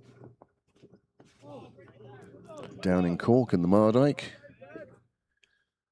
But he bowled much better in the Intermediate Cup final. That was a fine game.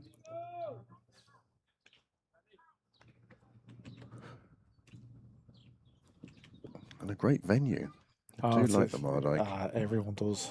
Good ball that time from White, getting it to move across. I think he's looking for the sight screen to be moved.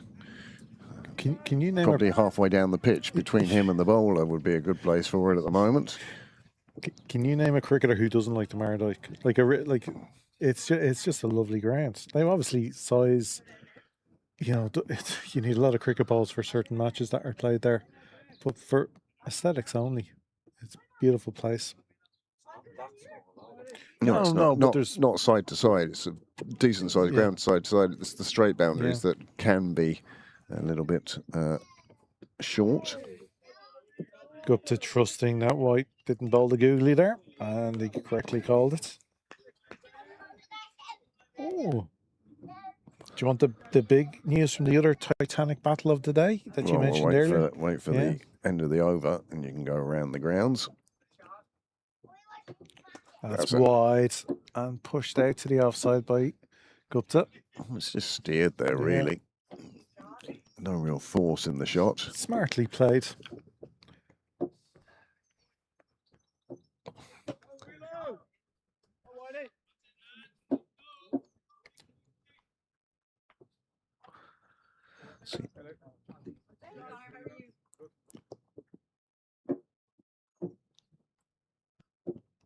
Quicker ball from White. That's But it's cut away nicely behind square. The fielder won't get to it. It runs into Cyril's way. 4 more onto the board. and the old adage is sometimes when the bowler bowls fast, you use that pace. And Sheriff beautifully did there. Placed perfectly. Reach the point where I feel like touching the camera is going to bring the wicket. Yeah, superstitions. Yeah. Wait a while.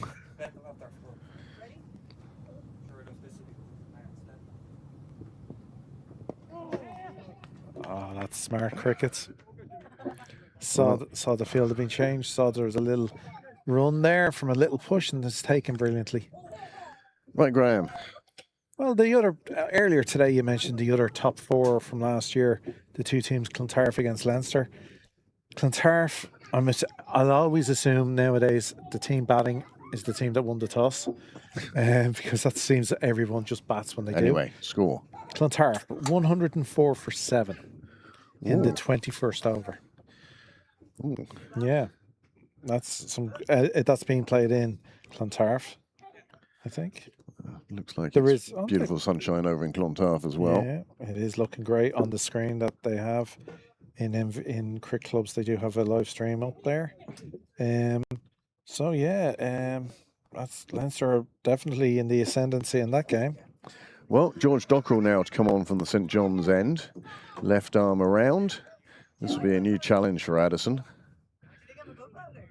Of course, Clontarf decimated by injuries this season. They're really having, of all the clubs out there, and call-ups. well, which doesn't help. But just from the start, if they had a full 11 to pick from, but they don't have a full 11 to pick from. Certainly, the fast bowling ranks are decimated by injury and call-ups. Well, David Vincent is also, and obviously the batting side of things must be as well. Doheny. Yeah.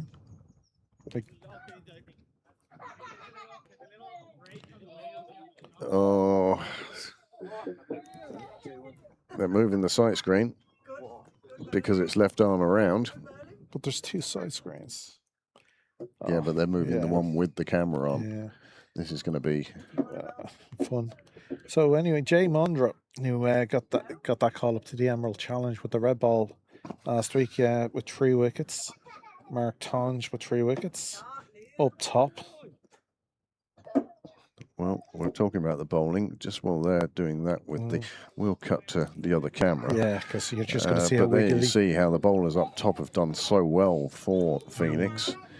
And Dockrell now to come on at the St John's end once we've adjusted the sight screen. And 14 extras in 22 overs.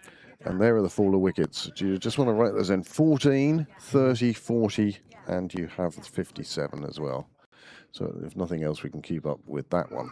30, 40, 57. Yeah.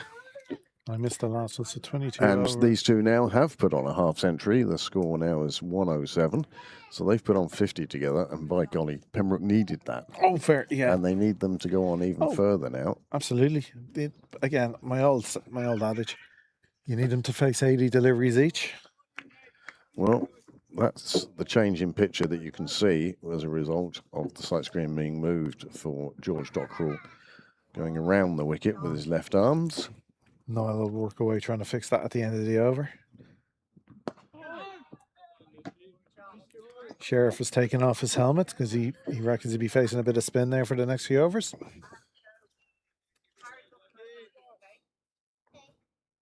Have we had any comments? Have we got an Addison Sheriff fan club this season? Not as yet, anyway. No signs on YouTube.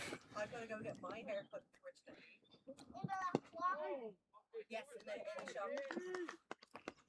Good start this for Dockrell. Harry, get it! Give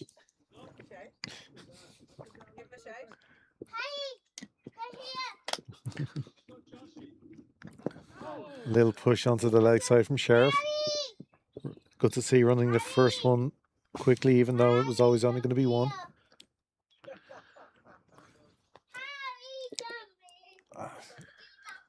Harry Tector on the ground, but he's under orders. Well, he's got a test match. No, I meant he's coming over to the nets under orders. Harry here and Barry as well. Yeah, The last And chance for them. They'll be heading up north tomorrow. tomorrow, and might even pop into the first game in Instonians, Shaw's Bridge. I'll be there.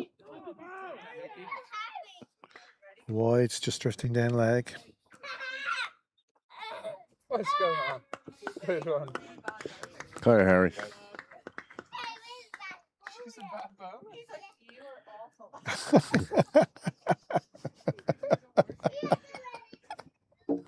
Out of the Mates mouths of of babes. As Oh, well, that one's come down towards. It will be fielded by one Nile. Oh, one clean-handed pickup. If only he'd been on the camera to film himself picking that one up. rolling Absolutely back. clean into the hands. And, well, that's the best bit of Pembroke fielding I've seen so far today. Jack Tector, having won the toss for the first time this season, elected to bat. Big shout, and he's Yeah. gone. The batsman not happy. I think he thinks he hit that, or he feels he hit it. Well, No reviews, but he's going. as good as our production is, no reviews is exactly right. Disappointment for the batsman. Well, we'll Here have a is look this and decision again. make up our own minds. Oh, it was So, drifting leg as well. a quick decision. The batsman thinks there was bat involved, and he's disappointed with the decision. Now, obviously, the camera's not quite straight on because of the I never fixed that one either. just because of the movement of the side screen. But well, Phoenix have their breakthrough. Coming in the 23rd over. Follow wicket is 120. No, Oh, sorry, I can't say that's gone off.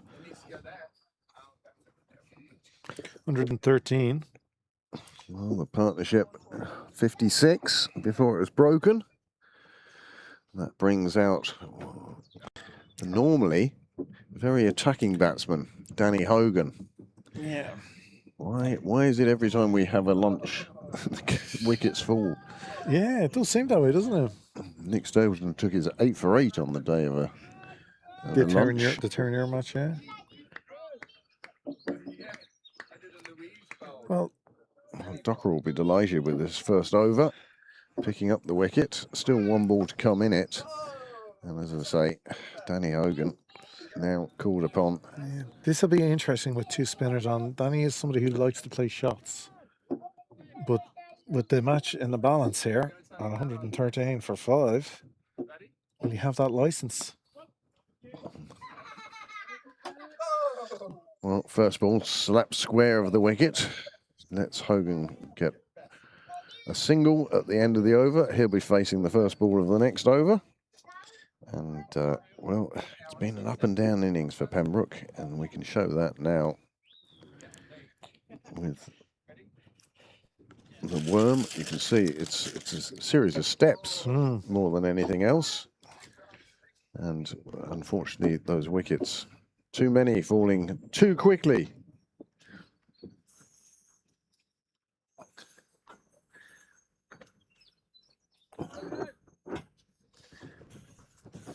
Graham with the sun spray, Well, I'm just or is catching it or here. is it olive oil? No. Clear and cool protect. I hope Simon Heaney has managed to put on some sort of protection against falling through the roof. I think would be the first thing. Yeah. Right, Ben White to continue.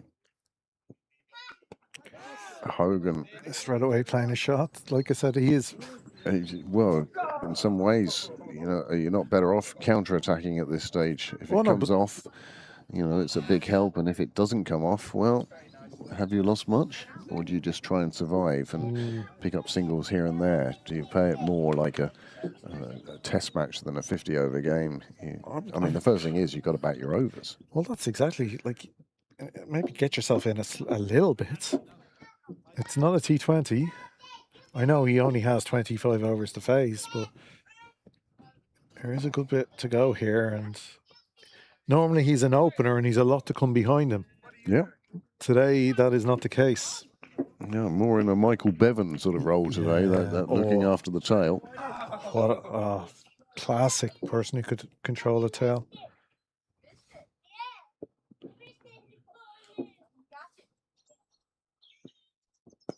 Would you say probably one of the best Australian players not to really have a Test career?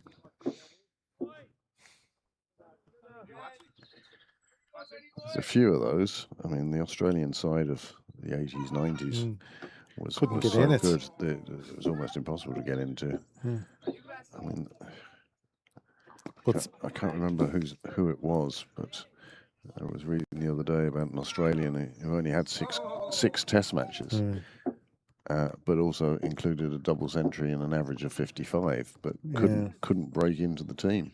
Yeah. It always took injuries or something. Well, whatever the Australian doctors did in the 80s and 90s, they were doing all right, because you very rarely had somebody not available for selection. There's that leg by signal again from the umpire, so 1 to the total. This time they did run through for a leg by. One of the, on a bowling side, you'd look at somebody like Andy Bickle. Couldn't get in that team, but when he did bowl, he took wickets. But these are the moments like that, you would say again, that Danny, who's captain of the Pembroke Twos this year, this is your opportunity on the ones when people are missing. Well, this is what Pembroke knew this would be the situation. It was always going to be the case with an Irelander playing during the summer. As a cricket fan, you really would hope that Ireland would be playing more Test matches during the summer, or more ODIs, or certainly more cricket than they presently are. But that does mean they're more available to the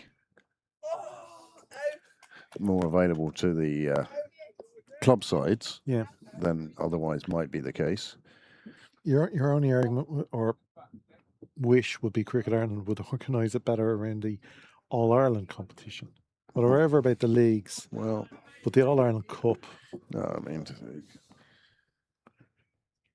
it's a matter of fitting everything in. I mean, there is so much cricket played these days compared to like when I started. When you see how much, I mean, we used to have closed days because Ireland were playing. Yeah, no, the closed days. Many. Oh, that's a big just drifting.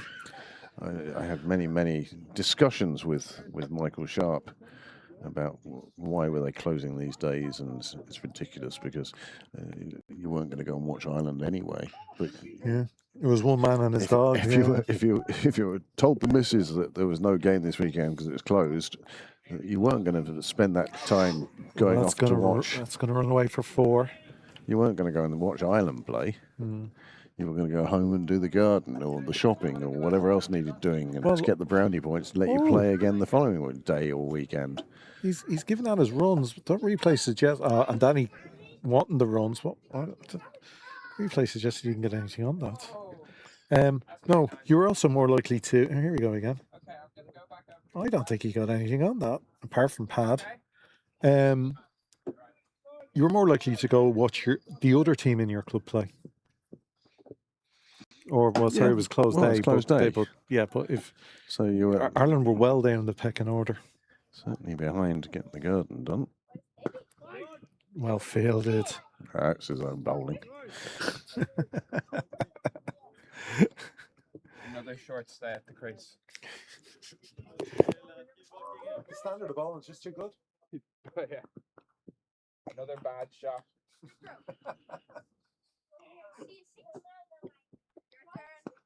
That's well played. Driven nicely. Will it be cut off out there in the deep? No, it's not. Placed very well. That's a great shot from Hogan. I'd like to see more of that from him. On the ground works.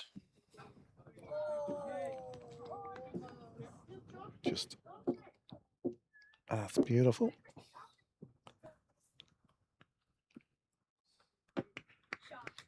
Of course, Hogan batting with a little bit of an injury. Picked up a knock to his wrist during the week at work. So, might be in a little pain out there. Did see him with wrapping around it earlier. Of course, in other news, the Rugby European Cup has commenced. Very early starts, isn't it? Well, they're an hour ahead, don't forget. No, but I would a nighttime, an evening time kickoff would have been From a temperature point of view, I Yeah. suspect. Bilbao and even now, yeah. Apparently, it's well played again. It's full from Darkroll. This time it will only be one. It's just pushed out to the man on the boundary. Yeah, the Ulster. Some were saying the Ulster players were off their feet halfway through the first half of the heat. Only Choice Brand has come in with Niall is a legend. I can only agree with that. End of the over, 126 for 5 at the halfway mark. We're not taking drinks now because we took drinks at 17, and I suspect we'll be taking another drink at 34. So no drink at 25. Dockrell now 1 for 16 from 2 overs. That one a bit more expensive, 9 coming from it. And that'll bring White back on now from the nursery end. Late decision to leave it from Hogan, but probably the right one as well. Without any fuss and quietly and efficiently going about his business, Addison Sheriff now has got moved on to 45. But that's so far this season. Looking at him, that's the way he bats. No fuss, no muss. Nicely clipped away by Hogan. He's looking for 2, and he should get 2, and he will do very handily indeed. 2 more onto the total.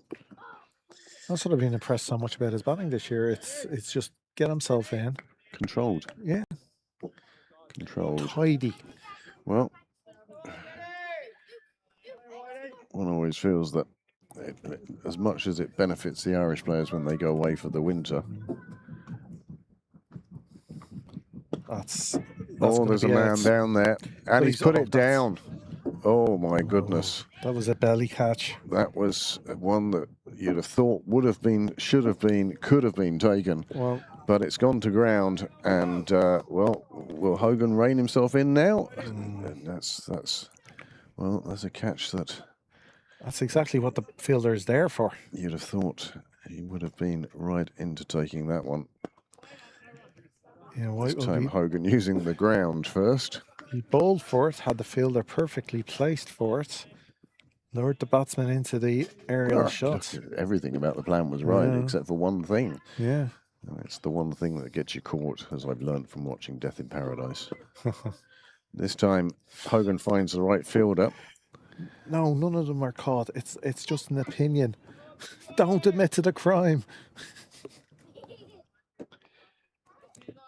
That's where they often say, yes, but you can't prove any of this. Yes. And he goes, I have this hair, and I can prove everything based on that hair. That's fine program. Sunday evening fluff. Yes. And it's nicely played away behind square. The fielder will get to it. Nicely fielded as well. Yeah. And it's the type of single program that travels, because I've seen a version now in Australia. Yes. They've brought one of the characters back to do a version in England. So yeah, it's one of those easy. It's a nice program. And it's something all the family can enjoy. And then scream at me, say, don't admit to anything, ask for a lawyer. Warringstown today, streaming their game against Laurel Vale. There's that drop again. They'll be after the league now. Well, that's all they dumped out of the All-Ireland Cup. Dumped is a strong word. We're being positive. Outplayed by two very good sides in a titanic duel. A slugfest, 300 runs. Look, it was a chase and a half. I mean, for all the runs that were scored, and there were a lot of runs scored, it was that period where Penrook took 6 for 13 at the end of the Warringstown innings. Yes. They didn't bat their overs. That was what cost them that in the All-Ireland Cup. Yes. Although one felt that the way that Penrook were batting...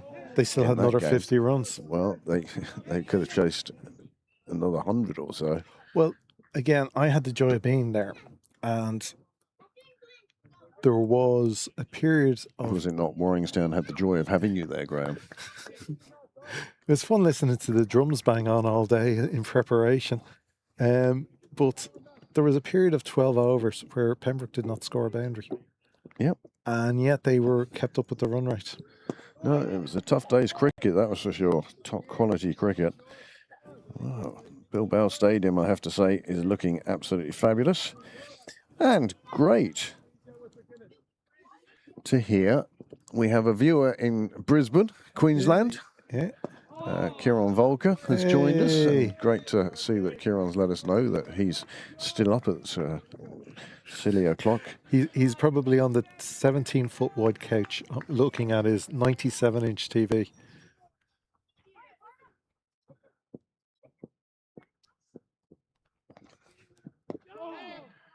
Oohs and ahs from the fielders, but just easily played out. Not a problem.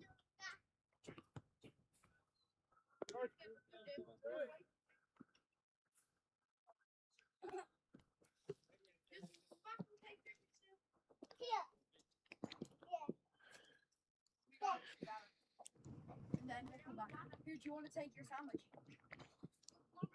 Wide down leg. And again, Pembroke receiving any extras gratefully.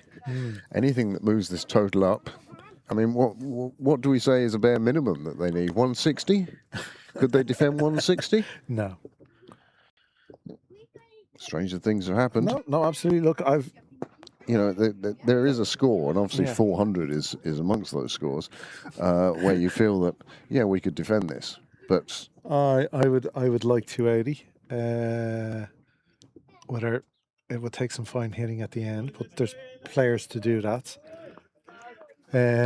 Par, you have to say, is around the 260, 280. well, if you'd started before, you know, if we'd spoken about this before the start of play, then yes, you're looking at totals 280, 300 run a ball. And that is 50 for Sheriff. Coming off just the 68 deliveries. He's been put into a difficult position by his teammates. Wickets falling all around him. Came in at number 3, but he has done a fabulous job, and he picks up a well-deserved half-century. The man is scoring runs for fun at the moment for Pembroke, and long may that continue. And what a scene to be at as well. Just a shame that he reached his 50. Well, the main course was being served. Yeah, or dessert. But hopefully the Yeah. news will spread throughout the hall now that Addison Sheriff has reached his half-century, and as Graham said, 68 balls. Not the quickest, not the slowest, but exactly what Pembroke needed and when they needed it. Then White back in now. Well, Does reaching the half-century release the shackles, or does the scoreboard, the way it looks at the moment, still retain the cautionary approach? I would suggest the scoreboard should take... Oh, Niall? Niall? The scoreboard should take preference at the moment for me. And the shackle slightly on. See you later. Um, Sid, another one recovering from an ACL. So 2 of them down here today, with Barry as well.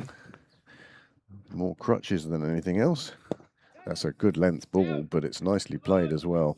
Fielder coming across could stop it, but not cleanly, and certainly couldn't stop the run. Personally, I would hope Hogan realises he is playing second fiddle, and his job is to just tick along and remain with Sheriff as long as possible. And if Hogan was there with 10 hours to go, Well, you'll have his eye in. We know how destructive he can be. Yeah, and that should be his aim. But he's gone There we straight go. away. So he's played himself in, and he's made one reach the sight screen just about enough length on that, because the that fielder only just got there. Yep, the fielder was coming across quite quickly. And this is what I mean. The timing, it looked great, but the timing wasn't there for me. And if that fielder had been straighter, he could have caught that. It is wide of the crease, and it's one that Hogan traditionally would go after. Yeah. And he knew that he'd made it there, but that fielder wasn't a million No, you miles can see off. it just dropping, like height-wise, it would have been a tough catch, but it would have been possible. And he goes again. This time coming off the edge of the bat, the fielder running down Cyril's way will get to it. And again, you can see why he's posted there. He's got the super throw and That's a lovely pickup as well. James McGuinness. Well, He's one of the opening 3 bowlers who was part of reducing Pembroke to, what was it, 57 for 4? Mm-hmm. Another first teamers down watching today is JJ Garth.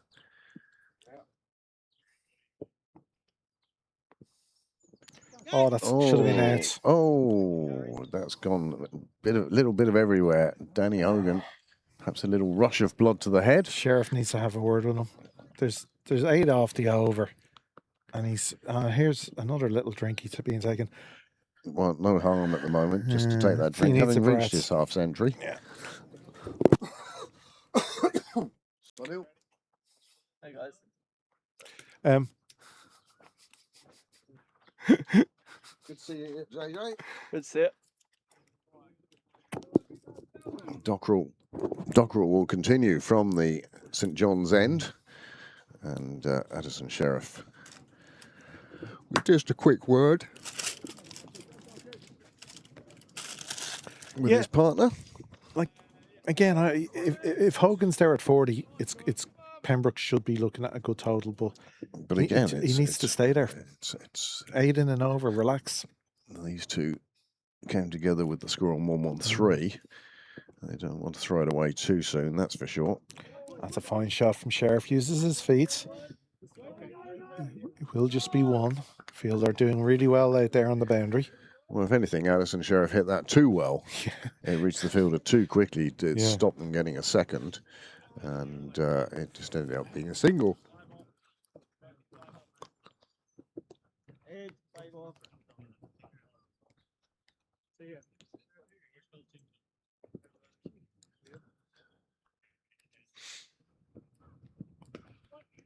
Hogan now with a similar shot out to deep cover. It's just pushing it around, really. That's a fine thing to do.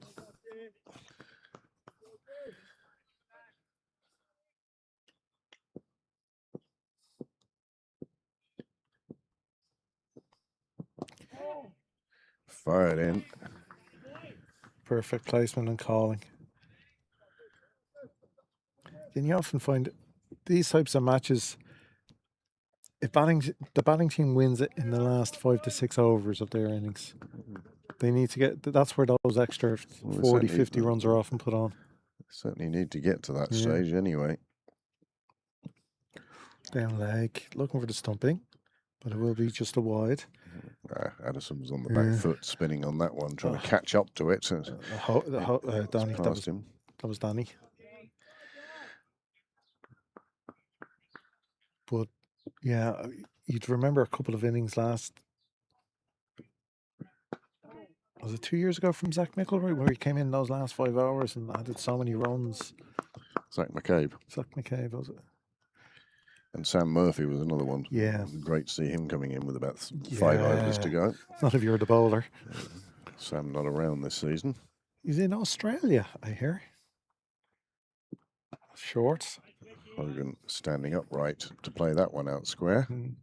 Good name to mention with the Instonians game tomorrow, because that little video, of course, on social media from Pembroke showing highlights from our last outing against Instonians, where Sam Murphy, I think, took 5 dismissals. Oh, he had a super day that day. He was chasing all over the field looking for catches. Dockerel then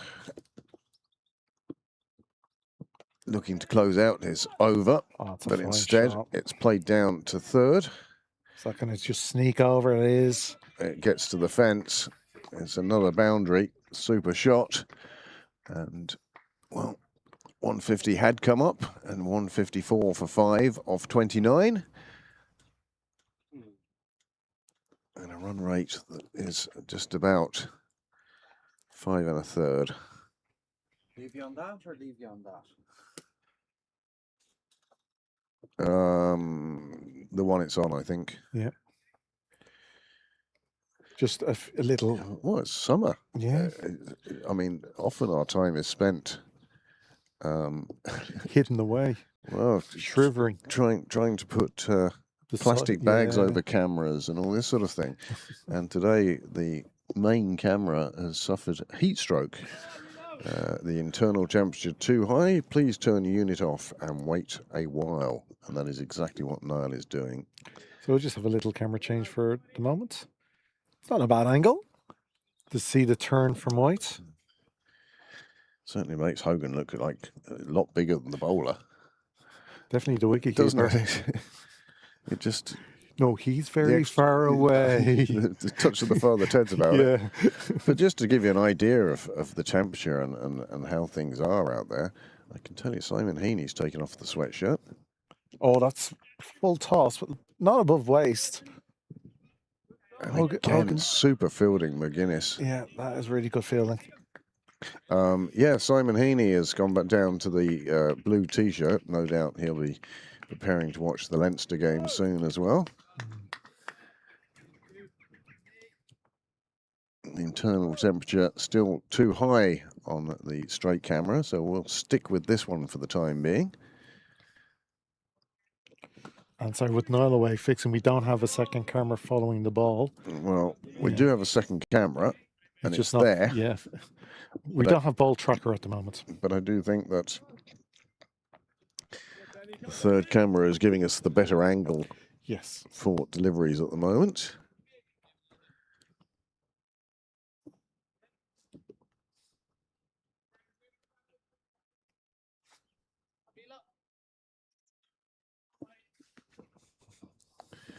White then again. Sheriff getting his head right over the ball there. Coming forward, using his body weight just to push through that ball. Would you ever, again, you never see it really. But if I was a spinner, I'd want somebody more, rather than slipping necessarily, somebody in front of the bat.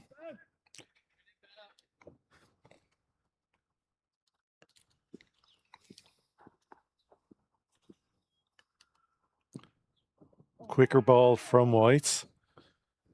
It has slipped down the leg and reached the boundary, but it has come off the leg, so it will just be 4 leg byes to the total. He's just trying that little quicker arm ball. It just didn't get the line right. Well, gratefully received. 161 for 5.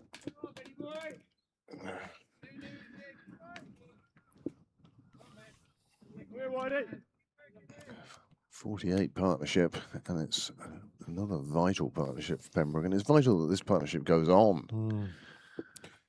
And as we said, there is still batting to come, but yeah, you want to have a few in the shed for the last 10. Nicely down onto one knee.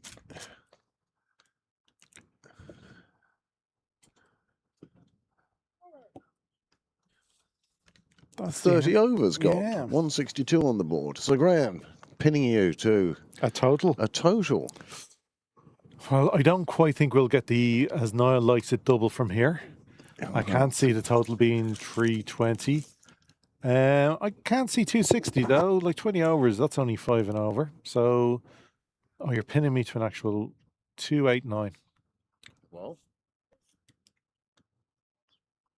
but that's so dependent on so many things. And you have to put your initials next to it. You can put me down for 250. Okay. We'll happily accept any on the chat as well if anyone wants to. Look, I think it's again, if these two stay together for the next 10 overs, a lot is possible. But then again, if Phoenix take 2 wickets, you could see them. The Jeffrey Boycott theory. Yeah. Add 2 wickets to the score and see if it's still a good score. But it's not just that 2 wickets. It's at this stage with the type of wickets you're losing.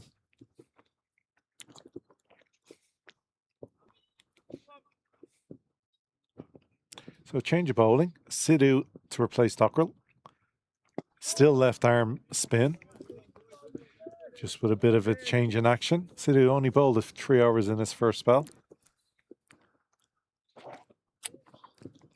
It's funny choosing which end the spinner should be at. That's cut down. That's going to be 4.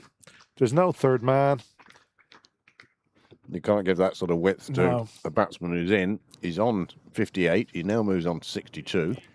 And he's faced 80 deliveries. Hey!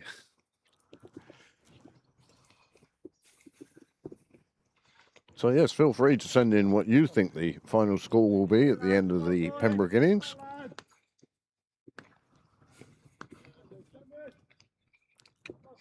But it is funny, this pair have put on 50. That brought up the 50 partnership.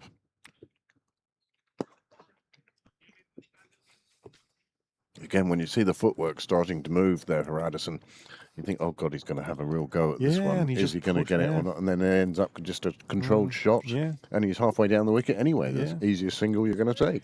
yeah. But yeah, that 50 partnership has come in just 8 overs. Basically So 8 about overs. 48 balls. About Yeah. a runner ball. Yeah. So they're They keeping the scoreboard ticking over. The scoring rate is 5.5 just about. It probably is 5.5 now. Yeah, 5.48 is what the computers are telling us. So they're going along quite nicely. It's definitely, you'd accept this rate at this point in the... It's all about wickets. yeah. It's all about wickets. If Phoenix can take a couple, then they could contain Yeah, Pembroke to to 220. 220 or so. Yeah. But But if Or they less. don't, if they go another 10 overs without taking a wicket, yeah, then there could be an assault at the end that sees Yeah. Pembroke putting up a very good score. it's like, and as you said, you'd minus 2 wickets off that, you'd be talking, this is a great day for Pembroke. Oh, that's Oh, direct tight. hit would have been a bit Oh. tight, wouldn't it? Yeah. And difficult to do because the fielder was on the run when he picked that up, but he got that in over the stumps very well. It's the accuracy of the throw as Yeah. much as anything else. 170 now up. Yeah, if that was 170 for 3, you would be Well, talking, well, again, it depends on far more than just the numbers because, was it 2 established batsmen got you to 170 for 3 and they're now both gone? Yeah. And you've got 2 new batsmen at the crease, or It'd is take one of them time, established, yeah. or did you lose your wickets very early on and since then you've built everything back? It's tough. It's tough. Well, I'd say it's warm out there. Danny Hogan certainly looks like the helmet is producing a bit, it's perspiring a bit, glowing a bit, I think is what they say, isn't it? Glowing. With his lovely long locks flowing. Whereas I used to sweat a lot. Yes. But now apparently I used to glow, but I can tell you I didn't. 171 for 5, 31 gone, 19 to go. So just about an hour and a quarter left in this innings. At which stage we will find out exactly what's happening. Yes, Niall at the moment desperately trying to cool down the camera that normally is our number 1 camera, the one straight down the wicket. He's getting an ice bag to hang off the camera and keep it cool. It's just a little bit on the warm side. Oh, an appeal, and he is gone. He knows it. He knows it himself. Trying to cut one that was a little too straight. The quicker ball from White, so it wasn't really a leg break. I think that just is. That's just gone through quickly. Just gone through and gets a little tickle. Sheriff disappointed with himself. Straight through to the keeper and sees the end of Sheriff 66 from 84 deliveries. He'll know now that changes the game big time.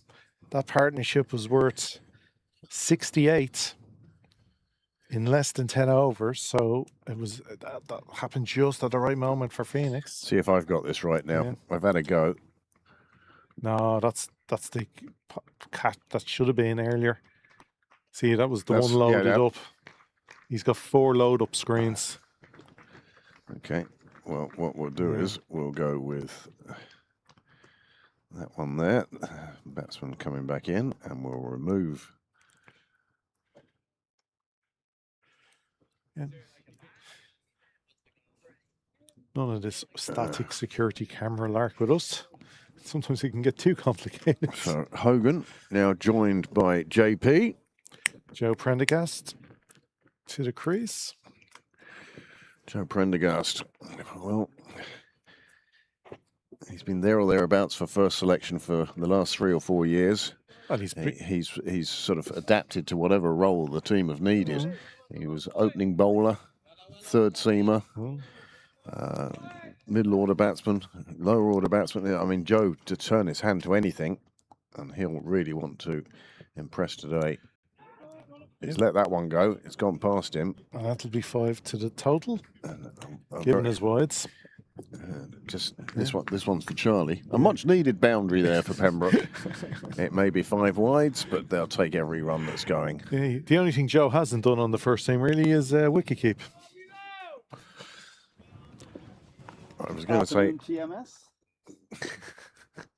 I won't guess what TMS means in this setting. Test match special. No, that's what it really means. Oh. But when you're talking about us here, Oh well, too much. yeah,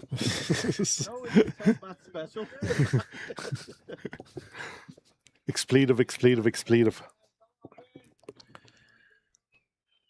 176 Pembroke now. So we've only had 2 deliveries in this over. It seems it's been a long over.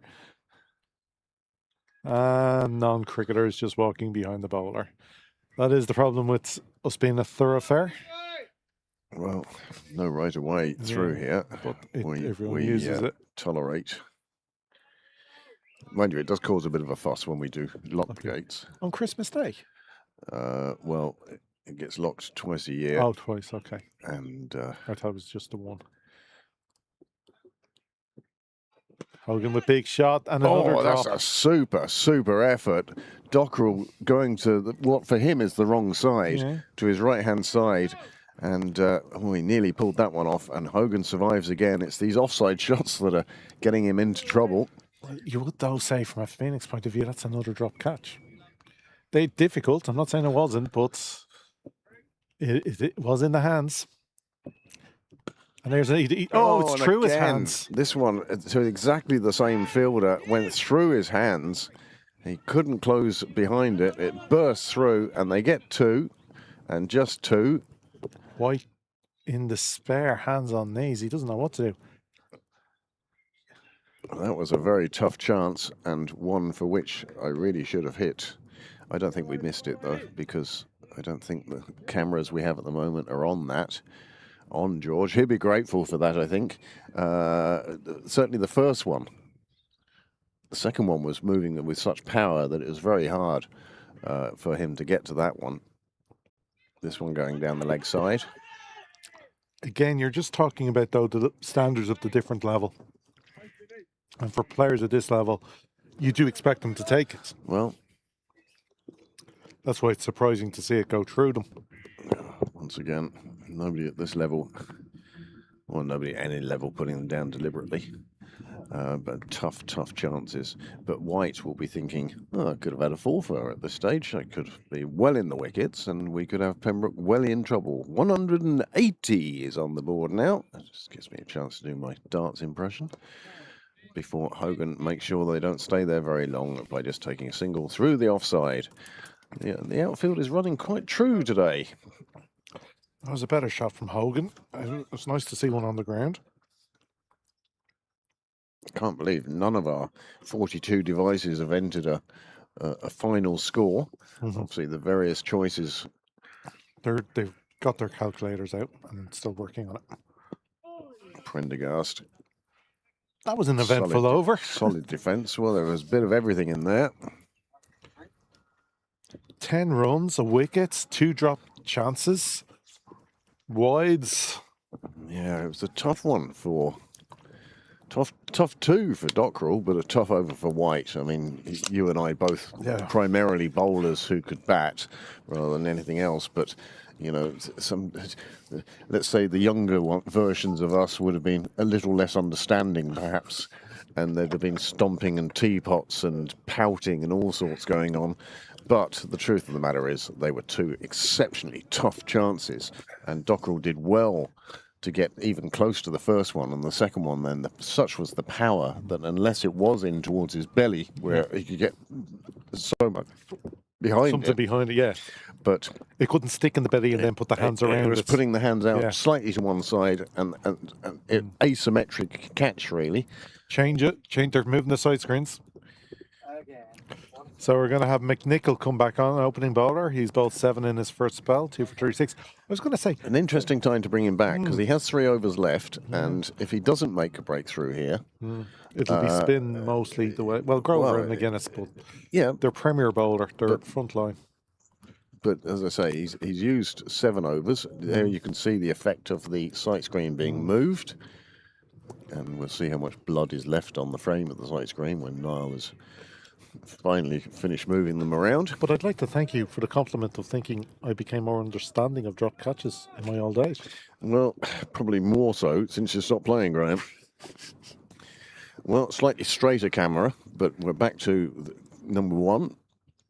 Just in time for McNichol, and he starts off with a good ball outside off, down the corridor of uncertainty. Oh, that's where he's been bowling all day, and what's gone on 2 wickets. He's found the edge a few times today. A couple didn't stick in the wicketkeeper's hands. He's bowled this line really, really well, angling it in. The odd one straightens and gets the edge, but he's bowling at the stump, so he's forcing the batsman to play.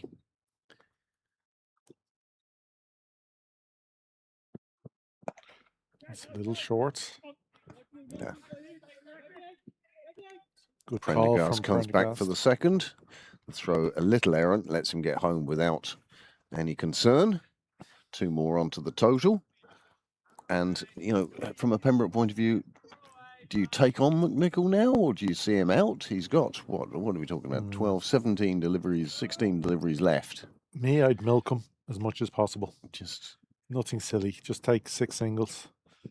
Like that, just push the ball. Nothing silly. That's pretty much exactly what you're looking for, isn't it? Just push him down into the gaps, take your singles. Oh, that's sloppy. And then he throws the ball after that. Well, bowlers never like to see that because that's another one to their figures that don't need to be there. Now, luckily, the fielder at the stumps managed to stop that. Otherwise, it was going to roll and roll and roll. Yeah. Can only imagine the reaction if that had happened.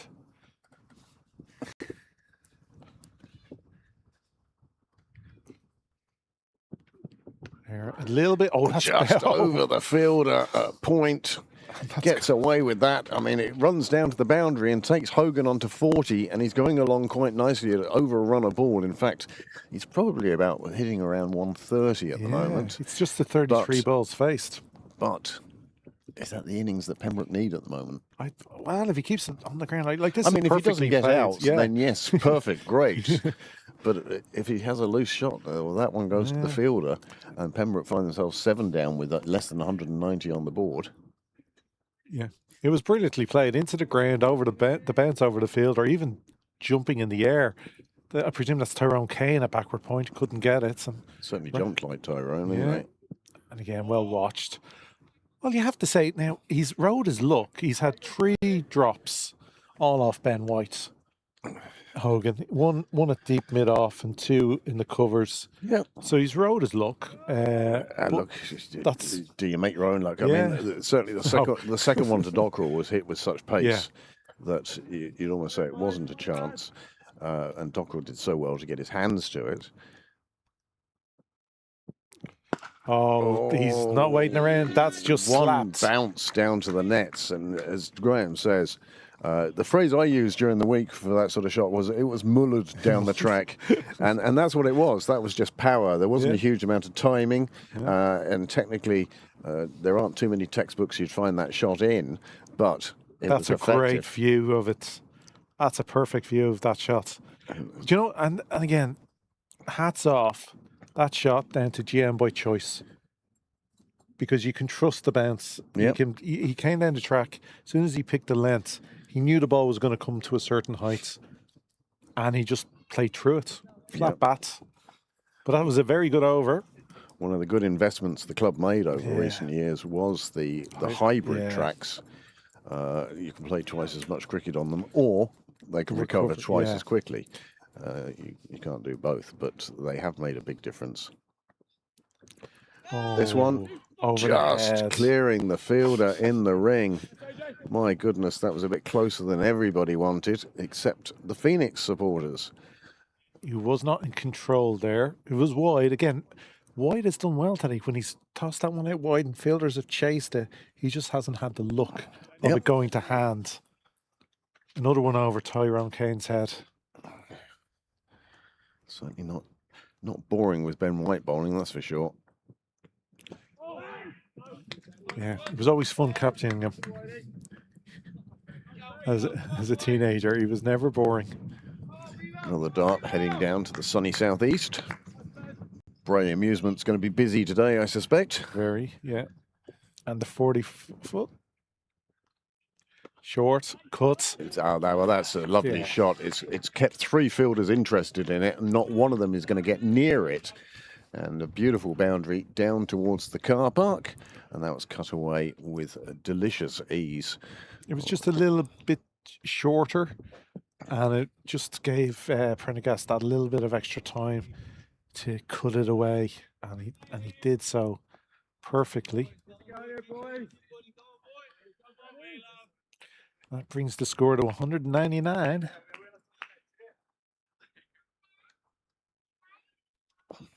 Just changing camera again. Well, now I'll make some alterations to camera number 1. And this is possibly a better camera angle to see White in action against Prendergast. And again, runs have already come in the over. Just, play it on merits.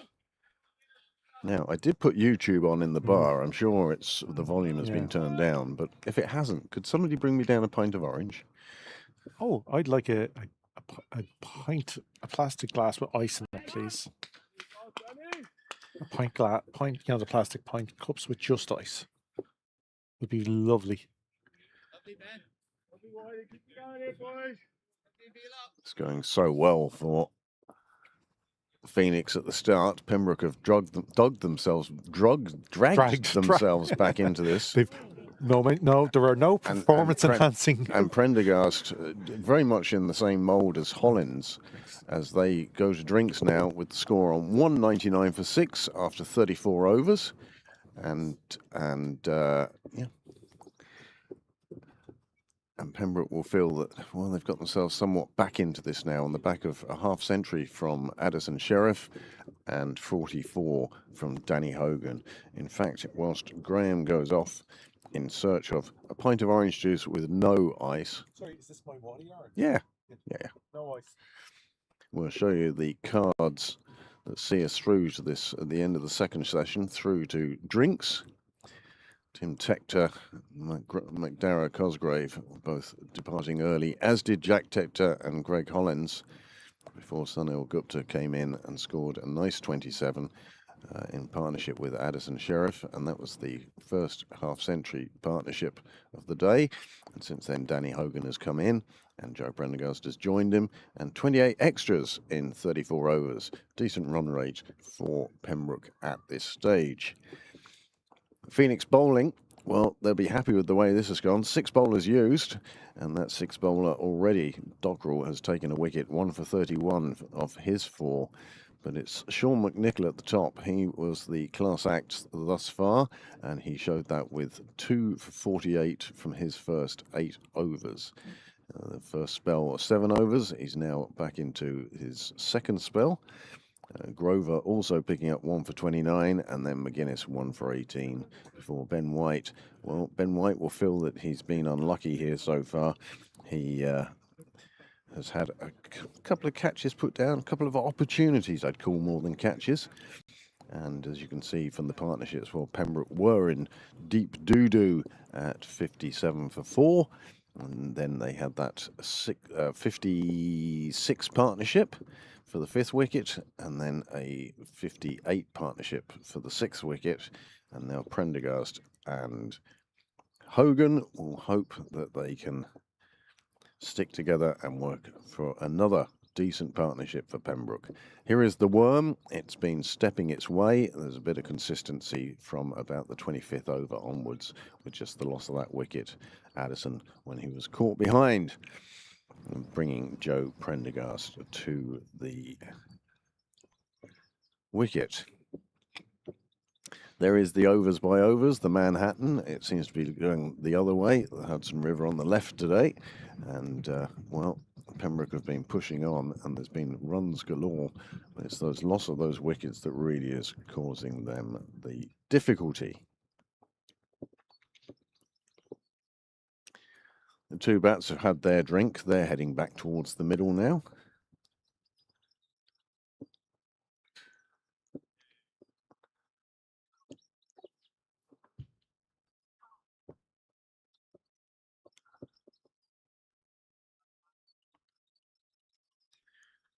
So whilst we wait for the fielders to come back out,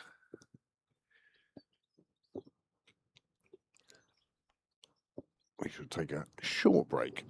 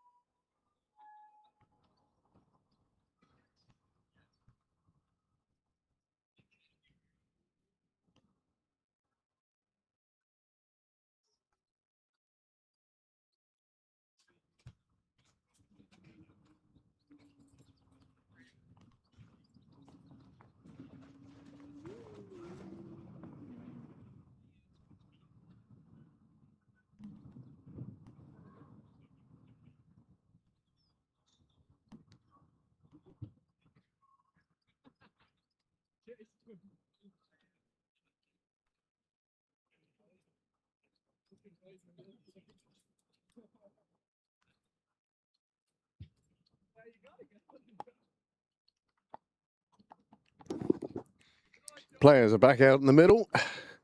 199 for 6. 16 overs remain, about an hour's play, I'd say. And we'll see how this hour takes us up to the halfway mark in this game. McNichol it will be to continue from the St John's end. He was there earlier on. It's rugby on in the bar. Oh yeah. So nobody would have heard our order. The Leinster. Oh no, I put it on the back TV. Oh, okay. Always the back TV in the bar. Meant to be there for the YouTube channel.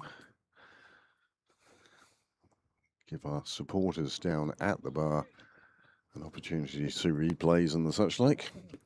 But Sean McNichol now, 248 off his 8, 2 overs to go. Pembroke must realise that he does only have those 11 deliveries remaining.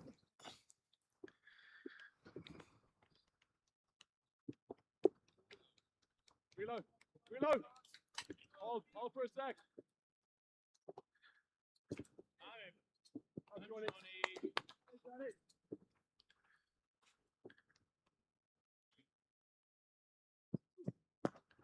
Oh, unorthodox shot, takes it down to long leg.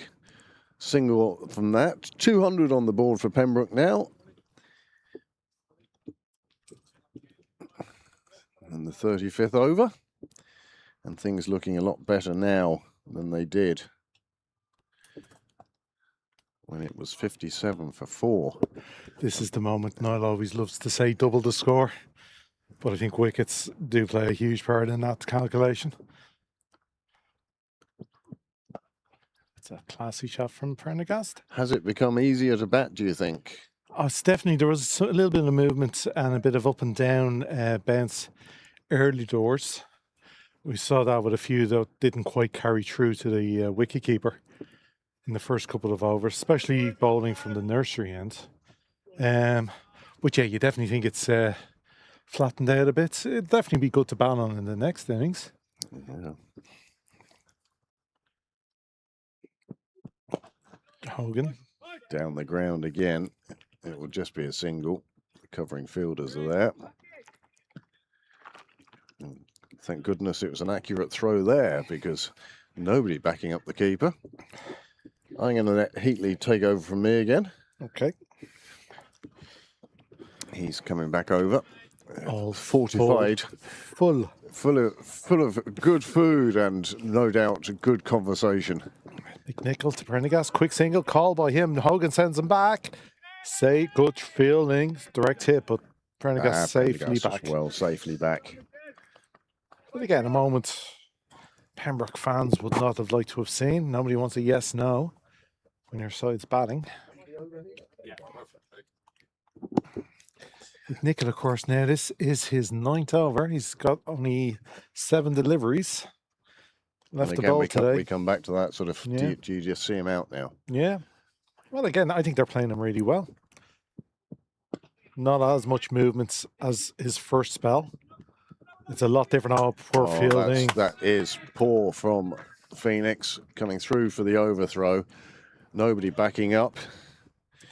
And the fielder on the boundary having to come in for that one. And that is the end of the over. And I shall take a break and I'll leave you with Graham and Heatley. So, at the end of the 35th, Pembroke have moved to 204 for 6. With Prendergast moving on to 10 from just 11 deliveries. So he's just pushing the ball around nicely at this point, early in his innings. Hogan with the impressive 46 from just 38 deliveries. He's certainly hit a few more boundaries than most. He's risk-reward kind of batsman. You know, there's been 3 drops that could have easily seen him back in the dressing room, but they weren't taken, so he is still there. And we're going to see Sidhu back on. Again, a change of ends from him. He's bowled from both ends today in short spells. So, nicely fed, Heatley. Lovely. Yeah. Graham, yeah, we fed and watered like a king.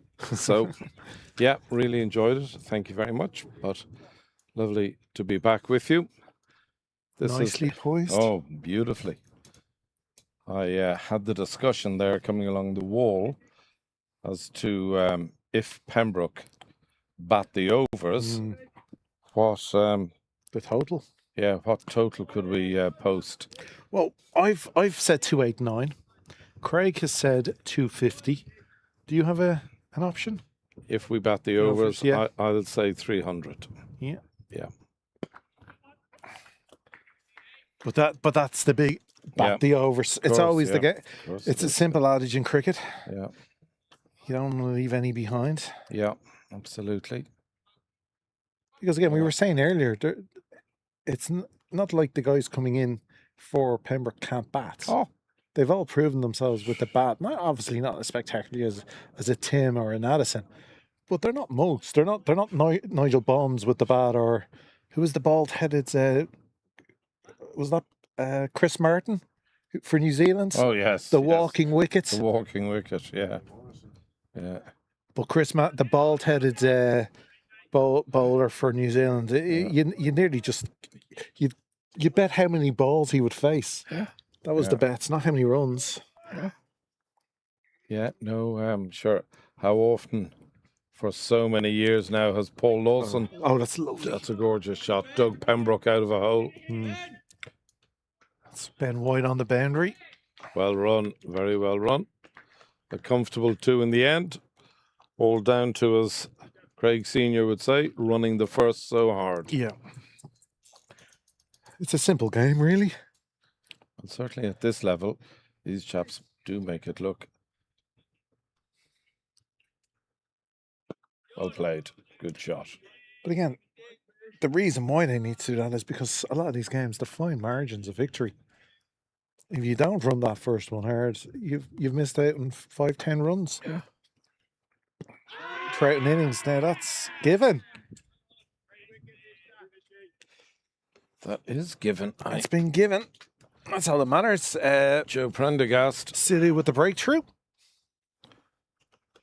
So maybe my talk of batting the overs was a little premature. We still have But still- Pembroke still have the batsman capable of doing that. Is that 7 down now, Graham? or That is six? 7 down. That's 7 down. Well, umpire took his time.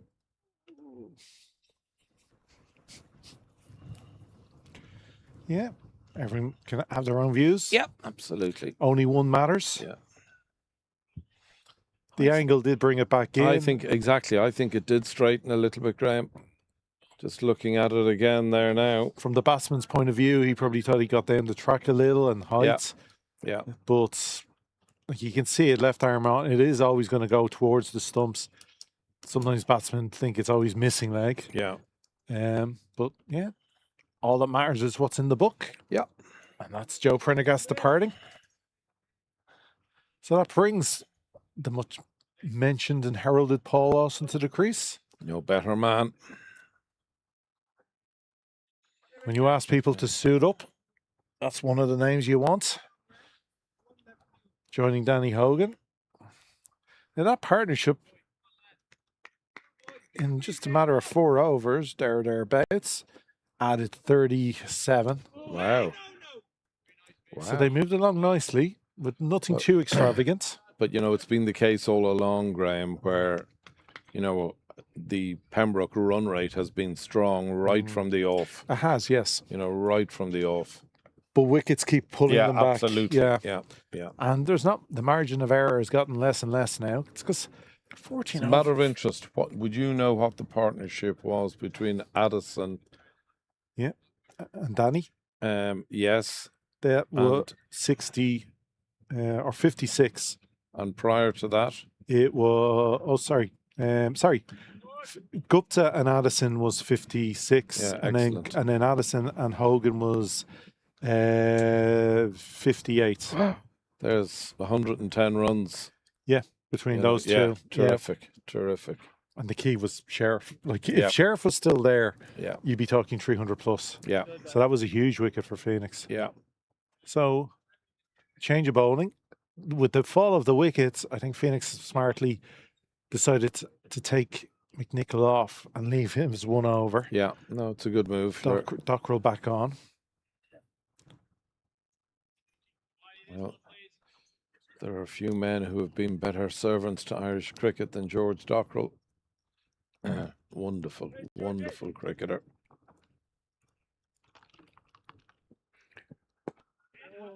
It's a good shot. Nicely played. See, the funny thing is now, as we said, there's 13.5 overs to go, but so 83 deliveries. Well,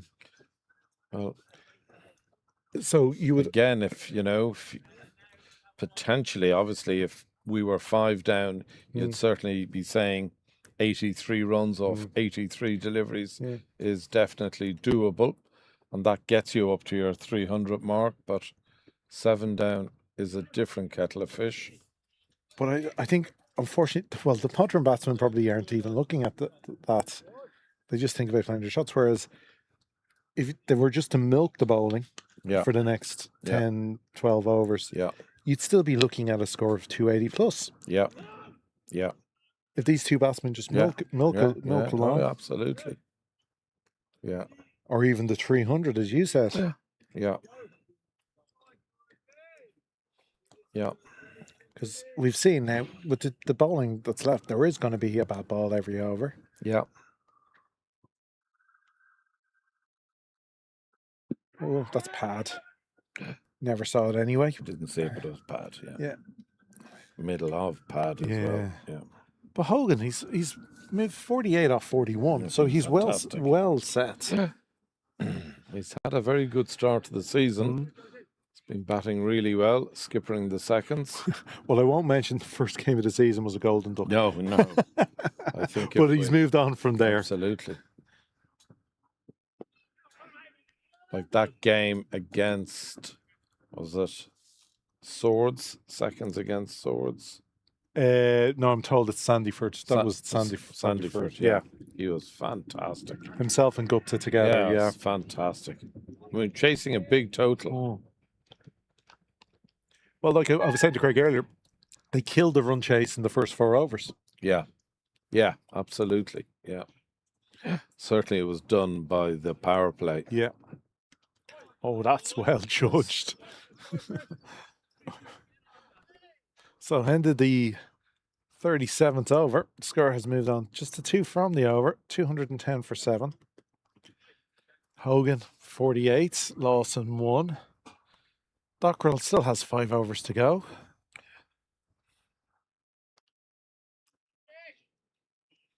No doubt about it. From a Phoenix perspective, Graham, getting George Dockrell was a huge coup. Yeah, You know, no, yeah. Well, know, you'd say they probably wouldn't be All Ireland. They wouldn't have won the All Ireland without him. Absolutely. I know White in the final, but having that experience, Yeah, absolutely. Yeah. to go with White, Yeah, Ben bowled brilliantly in the cup final. and some of his knocks with the bat. Oh, sure. Last season he was. Of course, he had a double ton last year. He did, yeah, absolutely. Plus had back-to-back tons in successive T20 games as well. Of course, he did for a little while open the batting for the Lightning. Yeah, he did. Yeah, he did. I'm surprised Ireland didn't try to move that on a bit more to a higher level. Yeah. Yeah.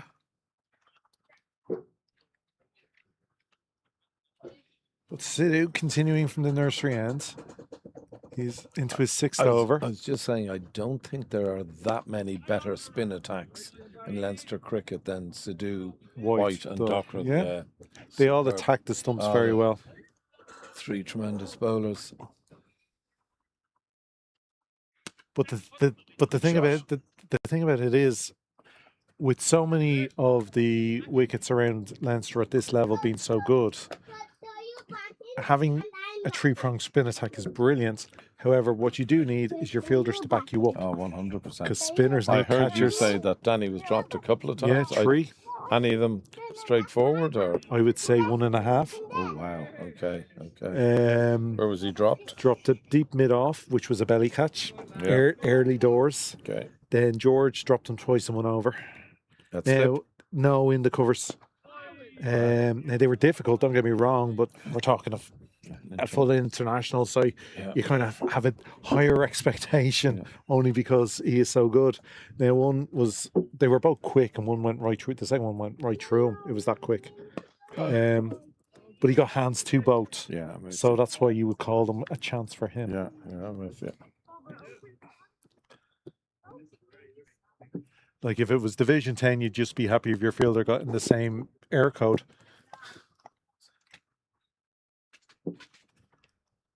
So 38 overs gone. Batsman having just a little chat before Dockrell takes the ball again. Scores moved to 212 for 7.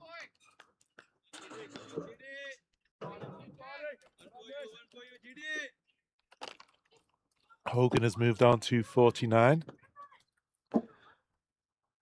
from the 46 deliveries. Here he is to face Dockrell. Little push into the offside that will bring up his 50. It's a fine knock from Hogan. Second 11 captain stepping up today. Rewards selection, even with a little wrist injury. Brings up his 50 off just 40. Sorry, a little glare on the screen. 45 deliveries, even better.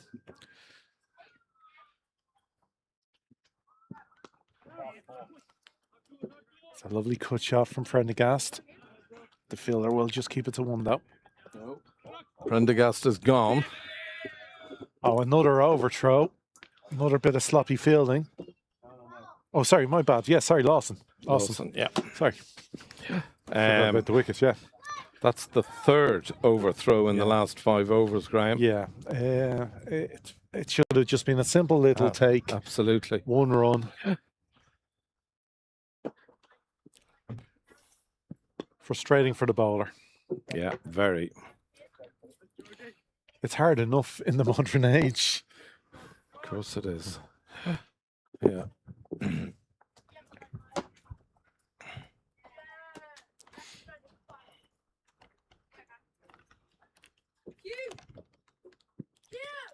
That will be called wide. Just slip down outside leg. Did he get a bit of timber on that? No. No, well, I hope not, since it was called wide. Right, yeah. Yeah. I don't think of an appeal that come through. The batsman will be walking. Yeah. Just thought I heard something there. I think it was bad onto his pads. Yeah, He was trying to turn it. Yeah.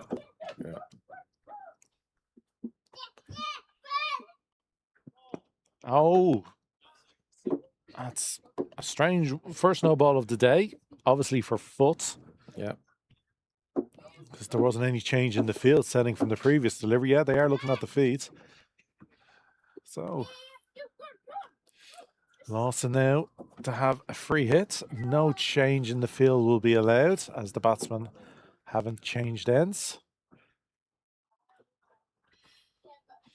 So, Now my bet is cow. oh, absolutely. Would you Cow, reckon? well, Lawson is one of the best straight hitters Yeah, in the he club. is. Yeah, he is. I'd agree. He's had some famous shots straight down the ground I'd agree. over the years. So, Yeah, but I'd it won't.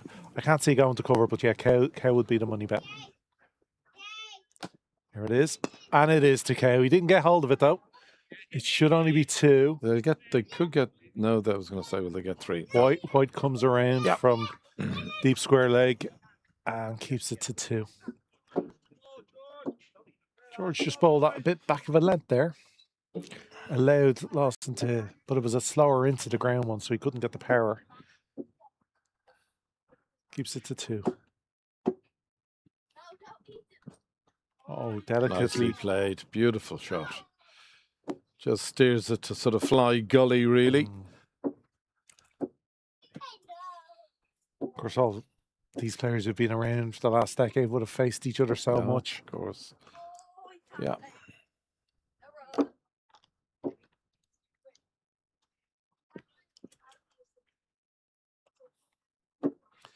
Now, I can't help but say I'd love to see Hogan there until the end of the 45th. Yes. You know, I think that Quick would make a huge difference. Quick call of 2 from Hogan with the push now, It's a changed the very mind. good call. Yeah. Very good call. Great fielding out Yeah. there in the deep. That's I'm trying to just see who that was. Is that James McGuinness? No, he's 6 on the back. He's 6. Okay. Is that might be Grover? I Could be, yeah. can't tell. Yeah. Sorry. But it was a fine piece of fielding. Yeah, terrific. If there was an early shout from Hogan, but that's good to see. Get the shout in early, of run the course. first one hard.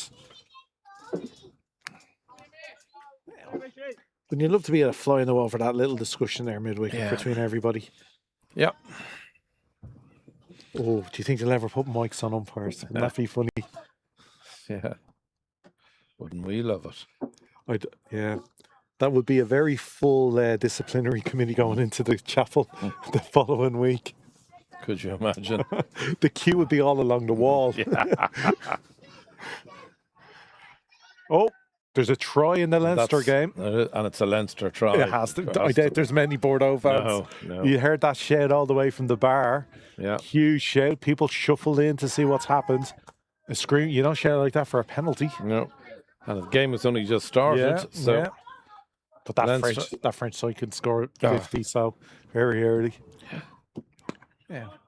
a bit like last night's game. I don't know whether you saw Ulster against Montpellier. Ulster scored in the first 2 minutes. Yeah. But those French sides can Savage, they're they're just- tremendous. Big, powerful Yeah. packs. Brilliant set of backs. Yeah.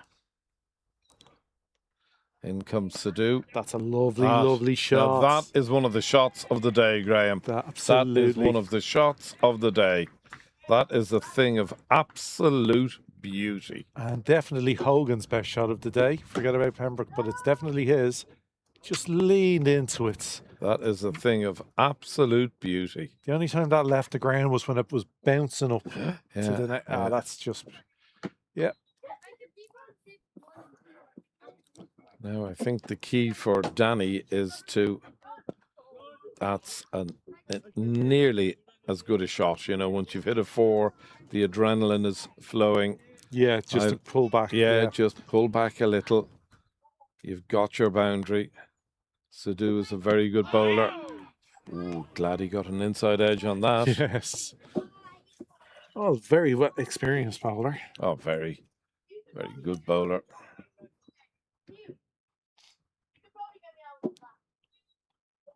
Short though, but good hands for McGuinness to stop that in the Very covers. good hands, yeah. Gives it to a dot ball. Well, as Yes. you said, from a Pembroke point of view, you want to see Hogan there at 45. Oh, it'll. If he's there at 45, he can. It's up to him when he scores, really. Yeah, if he's there at 45, in my opinion, Pembroke will post. 300 plus. Yes, very close to it. I was Yeah. going to say certainly 280. There's yeah. that cover drive again. Yeah. As you can see, perfectly placed. Just a gorgeous shot. So you are just joining us this afternoon. Hello, good afternoon from a sun-drenched Sydney parade.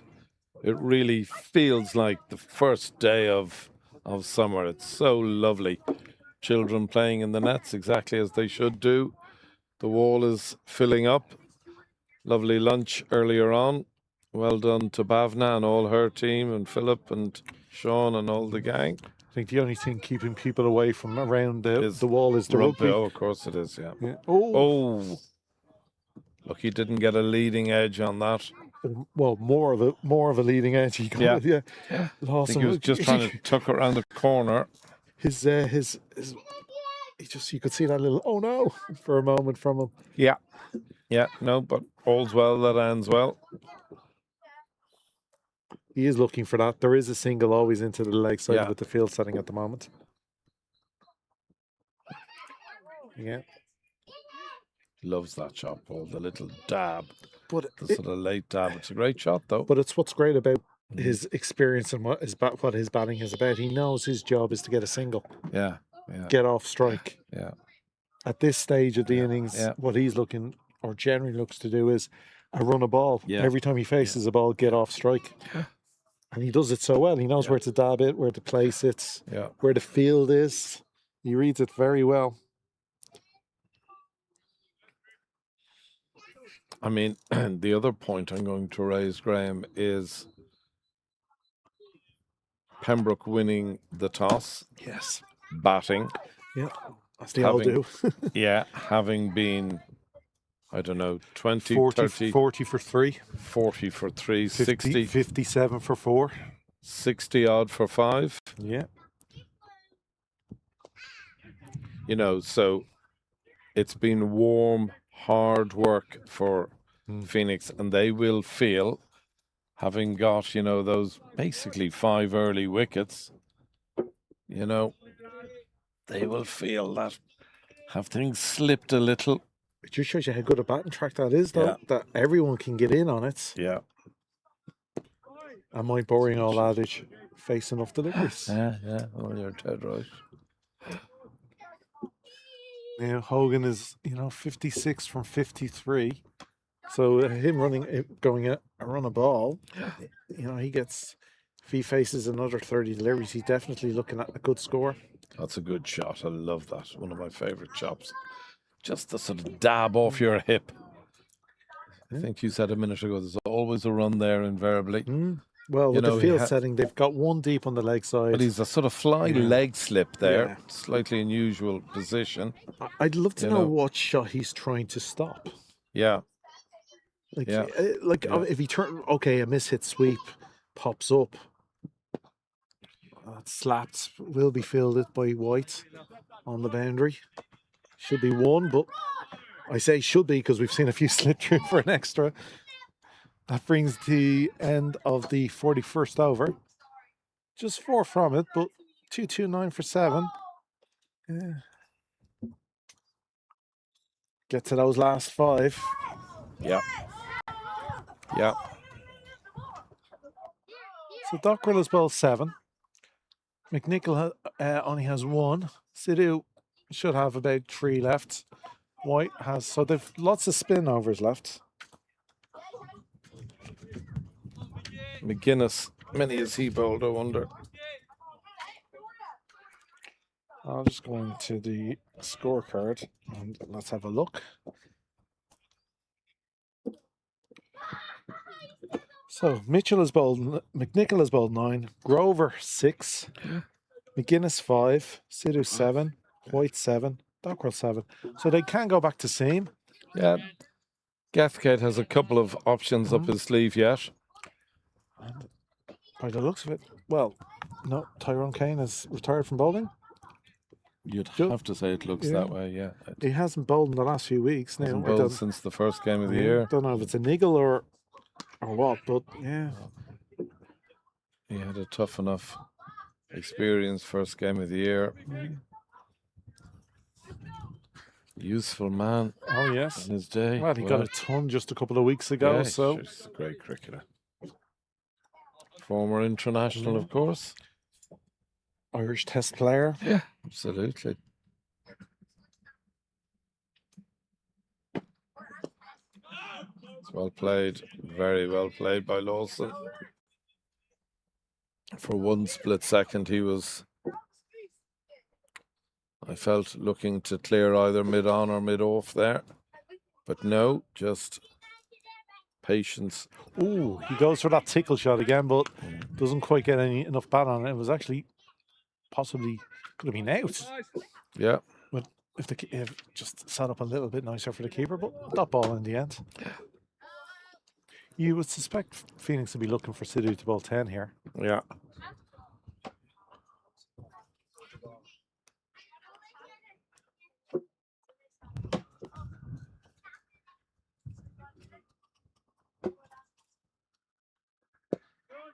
And I would suspect Lawson would prefer to see same Oh, no doubt pace about on. that. Oh, I think Yeah.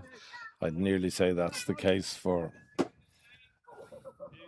most tail enders nowadays. yeah. I think used to be the case in our day, perhaps, where you fancied yourself against, a finger spinner or a Never. I couldn't. I can't face spinners. Yeah. Too much time to think. well bowled by Sidhu. Very well bowled. Just tucking him up. I hated slow bowling. Yeah.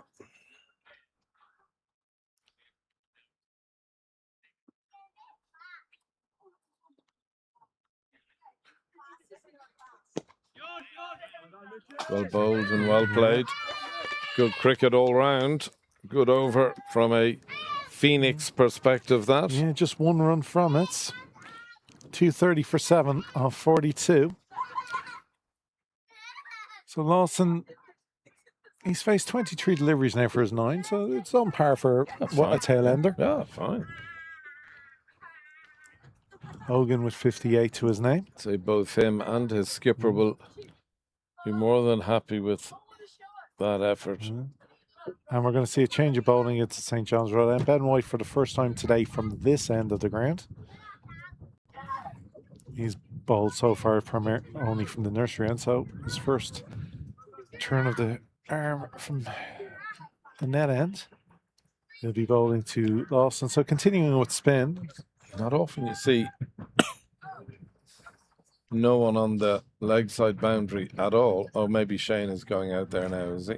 Are they saying in there? No, yeah, they're outside the ring. We've got deep backward square, and we're going deep mid wickets, deep mid on, and deep mid off, and everyone else in the ring. So we've got, and deep extra cover.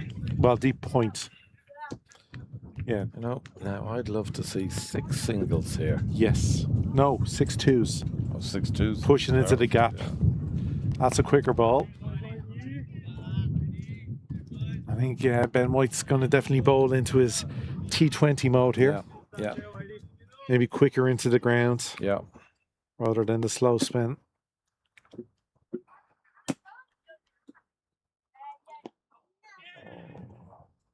It's well bowled again.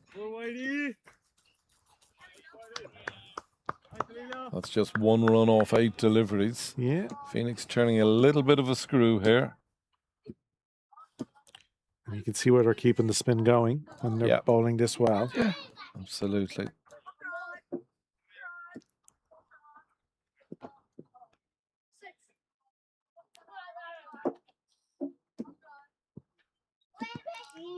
Again, Lawson just looking to cut it down. Not quite sure with that chop because there's a man down it. Well, he's just trying to get off strike, but that's a bit too close to the body for that one. Yeah. You'd nearly prefer just to see him step out and push that into the covers. Hit it towards us if possible. Oh, he's bowled him through the gates. Yeah. That's well bowled from White. Kind of felt that was coming. Yeah, oh, sorry. That's Hogan. Sorry, my bad. That's Danny Hogan. Danny Hogan. Okay. So that's a big wicket now for Phoenix. Yeah. With the helmets on, I completely missed that. It was a smashing innings by Danny. Super knock. Superb knock. 58. You can just see here. just through the onto the pads, played the wrong line, and bowled. But a very important knock. Oh, colossal knock. He'll be disappointed that he didn't get to have a, because Danny loves his shots. Yeah. He loves having a go at a bowler, and he just didn't quite get to the point where he felt completely free. Yeah. Yeah. You'll see it again here. Yeah. You'd nearly think he would have been better just hoiking that. Possibly so. But the follow wicket at 230, so that's a partnership of 22 And again, you know. in 6 overs. So you can see that drop and run right there. Yeah. Mark Berry to the wicket with the demise of Danny Hogan. Again, Mark is more than capable. Well, I think we are officially, with the departure of Hogan, we're into the tail. It's Berry, Lawson and McDonough, the final 3 batsmen. I'd be quite happy with just 6 singles and over. Yeah. If I was Jack, for the next... I'm sure he'd take your hand off. Yeah, for the next 7 overs, 42 runs. Little bit of bounce. First slip has been brought in. It's a good field, that White has set. Yeah, obviously the fielders have come in. He's taken the fielders off the boundaries at deep mid on, deep mid off. They're in the ring now. A first slip in place. It's the end of the over. It's an excellent over, a wicket maiden. Wicket maiden, yes. Yeah. Couldn't get much better. Nope.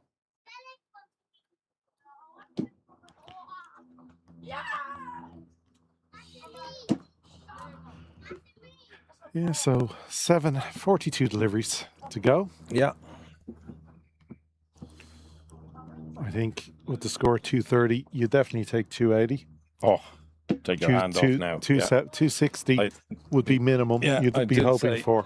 You know, I felt if Hogan was there at 45, that was my request, but it's not to be.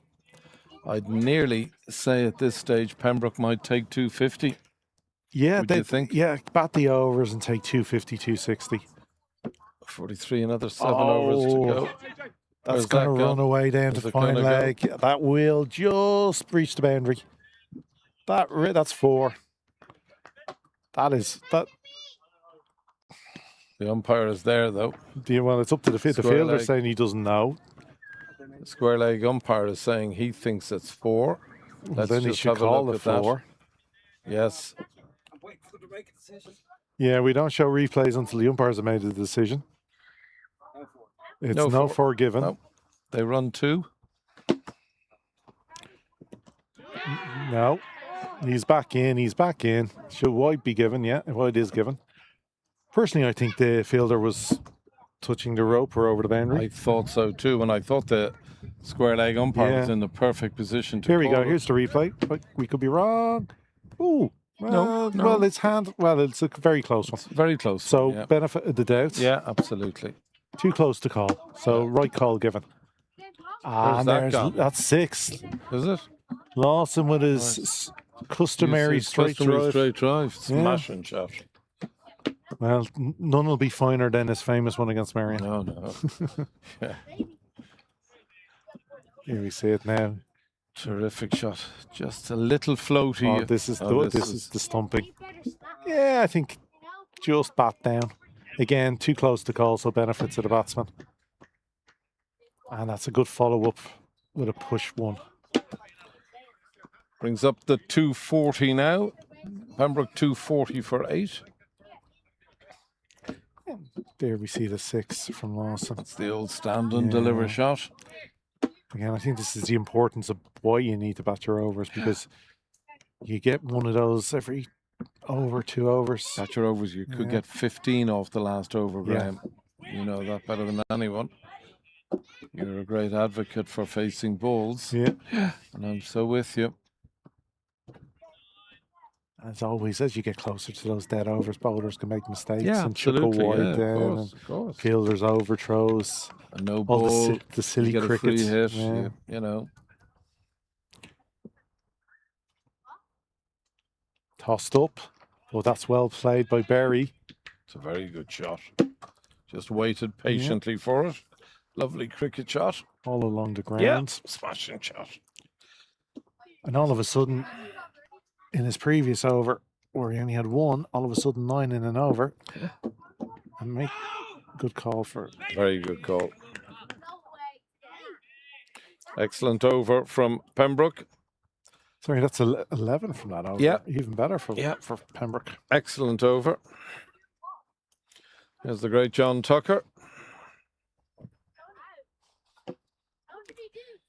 No doubt he'll be Belfast bound, supporting his nephew.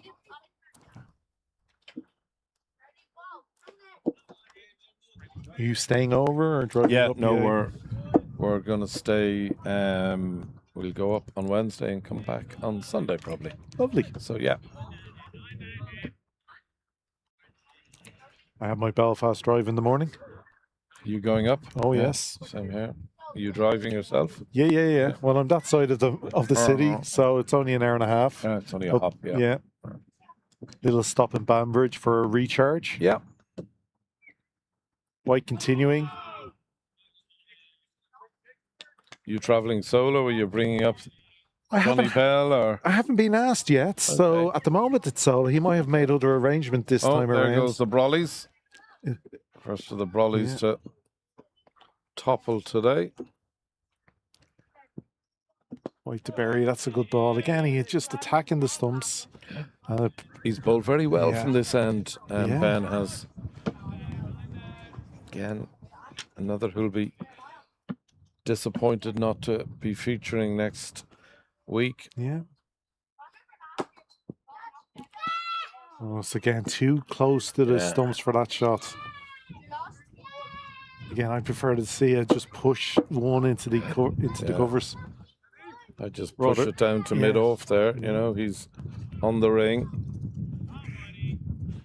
But there's a huge gap between cover and there's no point.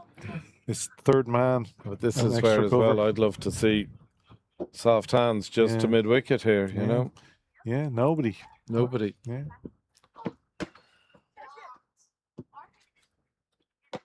Full, straight, and just push back. It's well bowled though. Yeah, that's a maiden over. Very clever now. Couple to come. Oh, sorry. Two to come. Two to come. Yep.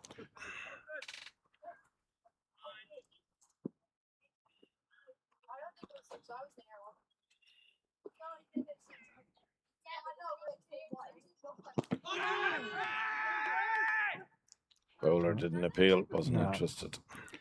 He knows himself. Yeah.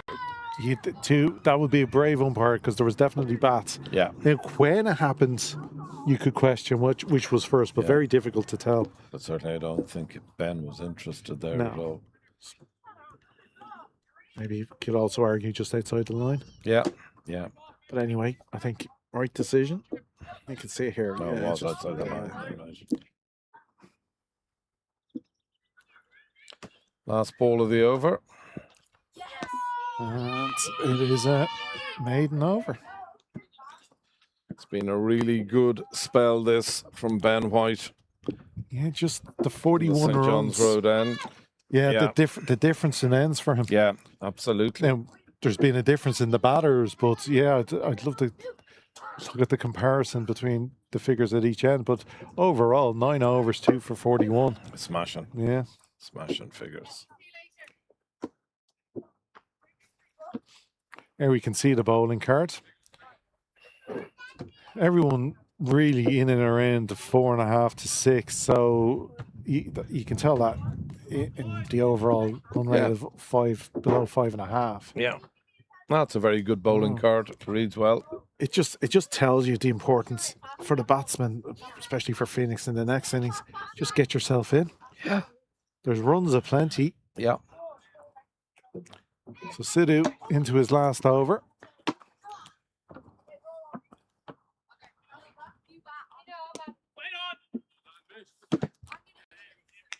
Similar to White's figures, he's just gone for the 44 runs so far today.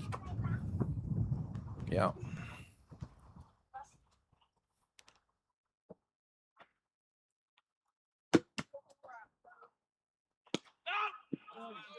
Well bowled and well played.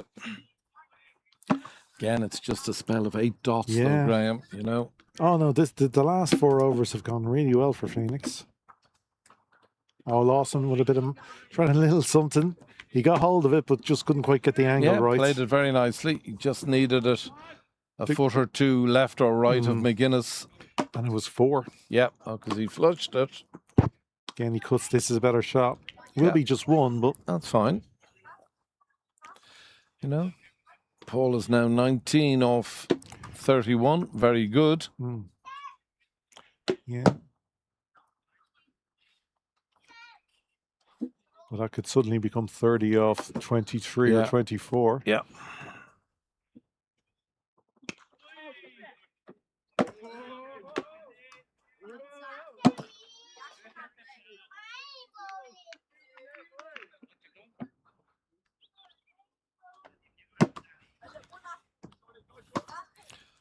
The last ball of Sidhu's spell. It's been an excellent spell. 1 for 45. Full toss. And that's put away. Or has it? No, fielder coming around. It's Fielder just, there. Dockrell will is just down be there. 1. You often see them get wickets, those. Yeah, just absolutely, you do. Just a 2 from the over. Yeah. But, so at the end of 46, 2, 4, 3 for 8. So 24 balls remaining. You know, 24 to the total. yeah, So 2, that's your 270. Yeah. You know. So. Now, to be fair, the way Phoenix are bowling, there's a lot of dot balls in there. So I think we're looking more 255 to 260 range. I'd agree. Yeah. And Ben White has been really terrific from this end. He's been menacing. Yeah, he's always asking questions now. He'll bowl the 47th. McNichol has 1 left to bowl the 49th. So working out nicely for them. Yeah. Full onto the legs and just a dot ball. But I haven't had the chance to congratulate on your good day out today. Yep. Lovely meal. It was super. You dressed the part. Far from it. I've seen some of the people in there. Oh, He's got him. You definitely dressed the part. Did he get him? Yes. Did he? No. He just He just ran down the track. No. Sorry, sorry, Graham. I beg your pardon. He did run through it, but he caught the pads and just dropped at his feet. Yeah. Sorry, I thought that was thought that had crept through, but this has Ben bowled 2 maiden overs prior to this, so that's 14 dot balls he's bowled. Now that's the shot I've been asking for. That's exactly what you've been talking about. Yeah, simple game. Yeah, huge area to play into. Yeah. Nobody around the bat, so you can feel safe stepping out. and it's sort of a risk-free shot as well. Even if you pop it up, but you don't time it perfectly. Yeah, there's nobody around the bat. yeah, So Barry gets 1. yeah. Bring Lawson then on strike and a change of field. A few more to the boundary for Lawson.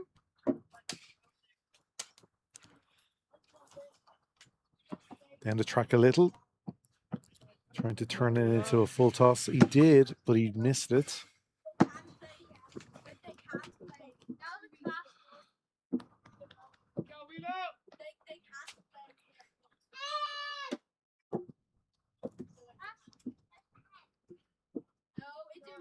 Oh, again, trying to cut one that's a bit too close to the body. I'd have to say Ben has bowled. Well, this is what he did in the All-Ireland Cup final. This is exactly what he did. Exactly. But he's, foot on the neck. again, what he's doing is showing his experience. You know, he's bowling nearly that sort of wide Yorker there again, you know. Been another fantastic over. So just the 3 overs remaining. And just 1 run from the over. Yeah, it's been a really terrific spell since he came from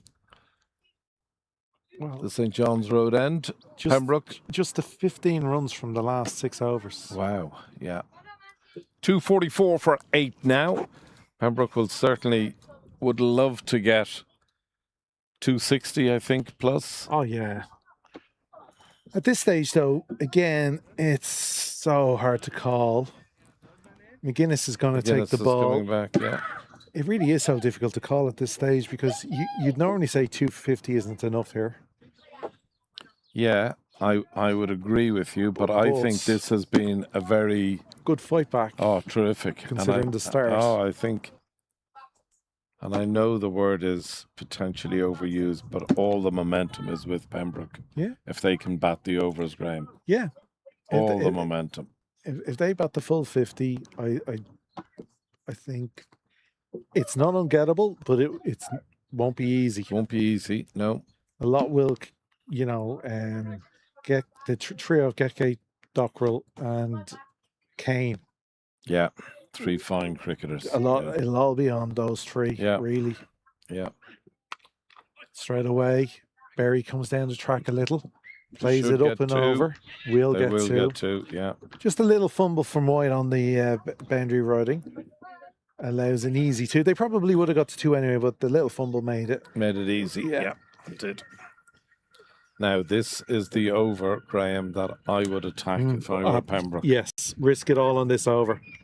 This is Yeah. the over I would certainly Yeah. look to go after. If you're going to pick a bowler now, McGuinness is medium pace Yeah. for this level. But I'd certainly Yeah. be looking to try and get 8-10 runs off the over. It's a good start with 2. Too short, but he gets a Too dot short. ball. Gets away with it. Yeah, Gets away with it. Barry will be annoyed. I think he just played the wrong shot there. 300. Oh, yeah. Keep walking. Oh, well, yeah, your 250's looking nice, Craig. Craig Senior with the call of 250 earlier today. Yeah.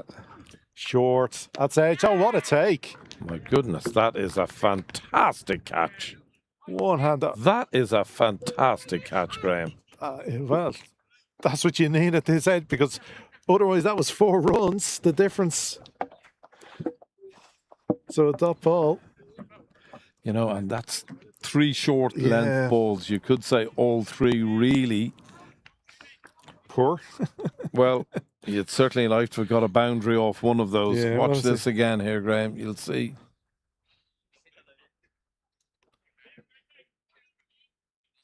It's a fantastic catch off a really very average ball. He's lucky he doesn't get warning for being on the wrong side of the track there.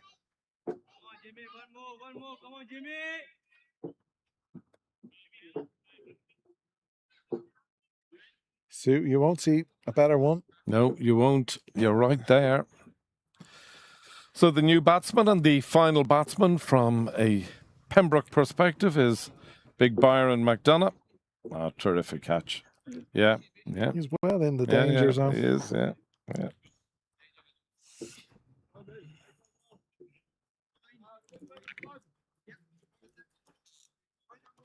So to follow wicket 246 for 9. Craig is buying a lotto ticket. He's almost on the money here. Yeah. Just the 15 deliveries to go. Oh, that hit the close to the helmet. Almost called through. Yeah, I thought it was gonna hit Yeah. the helmet. Yeah, it's the first thing. He almost parried it Yeah, he towards did. it. Yeah, he did. So it's just 1 to the board though with the Yep. wide.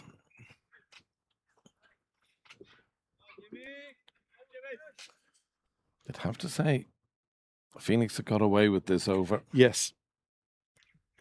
Got away 3 rank long hops. And another one. And this one is hit. It will be fielded. It will be kept to 1. Yeah, could you...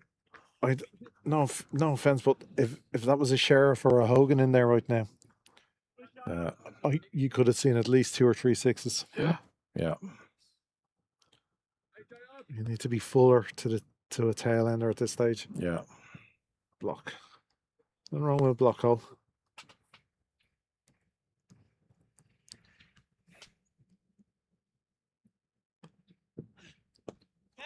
That should be out. And is Simple catch. Lawson coming down the track. It was full-ish, wide. So that concludes the Pembroke batting innings. slightly tame end. Yeah, You know, and the last 6 overs. Yeah, You'd all have out to for say, 248. you know, Phoenix had the Yeah. better of it. Oh, that was another long hop down wide. Well, that's the first one. That was really short and wide. Got the toe of the bats. Wicket keeper with a brilliant catch. Here's the final wicket. Just, yeah, fly it. Slips off the edge. Fielder did well to get Yeah, under it. he did. Yeah, made it look very easy. Yeah, so an up and down kind of innings Yeah, for it was an Pembroke. up and down kind of innings. Yeah. The importance of the middle order, Gupta, Sheriff, and Hogan. Yeah, really, terrific. Yeah. Otherwise, that could have been better. But 249 will be the target after they have tea. Yeah. Well balanced. Yeah, oh, very much Yeah, so. Oh, very much yeah. so. I'm gonna say my money is on the home side right now. I think in a game like this, I think runs on the board. Here comes the batting card. Yeah. Tim Tector opened up today with McDowell Cosgrove. Neither men really in the runs today. Tector dismissed for 5, Cosgrave for 14. Addison Sheriff, an excellent 66. The skipper going for 7. Greg Hollins for 1. And a great little middle order cameo knocks there. Sunil Gupta, a splendid 27. Danny Hogan, absolutely marvellous with his 58. Joe Prendergast and Paul Lawson contributed very handsomely. And Mark Berry, 5, along with Byron McDonough, who just ended up on 1 not out. One of the disappointing things Phoenix will be looking at is the number of extras. Yeah. Wow. 33 extras. Wow. Yeah. It's colossal. It's a lot for this level. Colossal. The bowling card there. Yeah, everyone under, well, apart from Dockrell, under 6 and over, which tells you the story. Everyone did well. The spinners, especially Sidhu and Whites, those in the last 10 overs, been able to hold Pembroke at bay. But some very tight attacking the stumps bowling. McGuinness finishing with 3, so he'll be happy with that. Yeah. Again, considering the start they got, like McNichol bowled great at the start. He was very unlucky not to get a few extra. You can see the worm. The difference there for Pembroke is those 2 big gaps. Yeah. Between wickets there, and they were the partnerships of Sheriff and Gupta and Sheriff and Hogan. Yeah. That made all the difference today. Yeah, well, it'll certainly give Pembroke plenty to bowl at. There's the Manhattan as we look at it. You can see the drop off there in the last 10. Yeah, exactly. Pembroke will be slightly disappointed not to have batted the overs. I think, you know, those 12 balls could potentially come back to haunt them. Well, we only have to look at the All-Ireland Warringstown. Yeah, absolutely. They left, what was it, 4 overs in the end? Yeah, absolutely. Yeah. Losing 7 wickets for 60-odd runs. Yeah. You'd say that'll haunt them. Yeah. And there's the match summary. Addison, Hogan and Gupta all performing exceptionally well for Pembroke. And McGuinness with 3 for Ben White and Sean McNichol both picking up 2 runs. So that completes the first innings, the Pembroke innings. Pembroke scored 248. We hope you've enjoyed the first innings. We very much look forward to bringing you the second innings. I'm sure it will be more very strong competitive cricket. But for the time being, we'll take a break. From Graham and myself, it's good afternoon, and we'll speak shortly.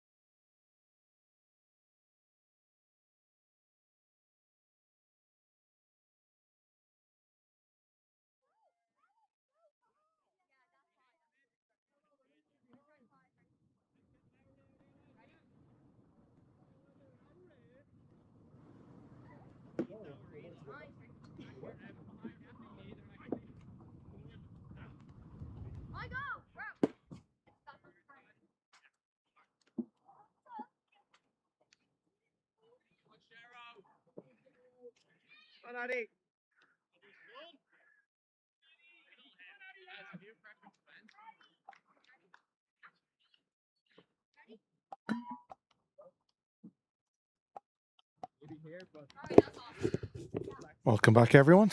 We're about to start the second innings here at Sydney Parade. Addison Sheriff is going to open the bowling from the St. John's Road end. Munjal to face with Gekate at the non-striker's end. So, 249 is the target for Phoenix from 50 overs at a run rate of 4.98. And off we go.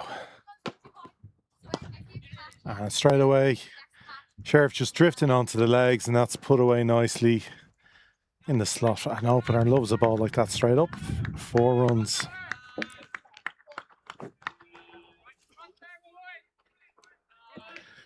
Falling onto the legs is where you want it at this part of the game.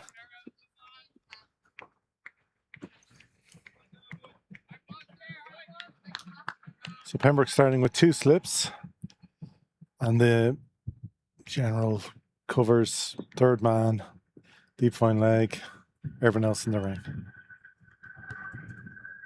That's in the air, but that is over the top. That's going to be 4 more.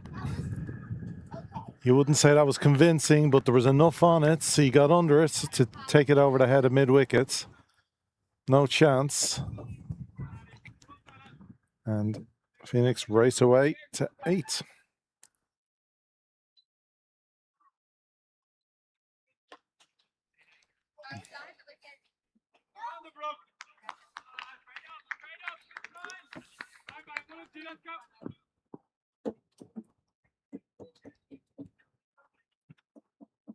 And that's his line and length. That's a good response from Sheriff.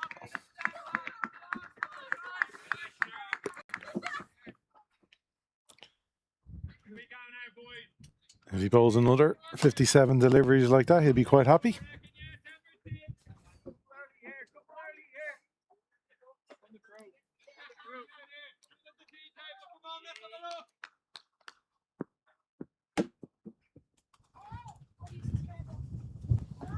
Sheriff in again, playing a miss from Munjal.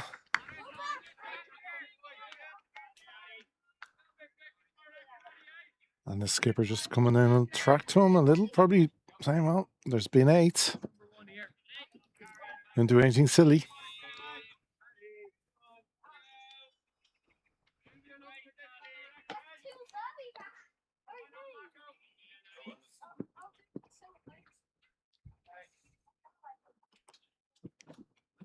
Again, that one was watched, so maybe the word from the skipper helped.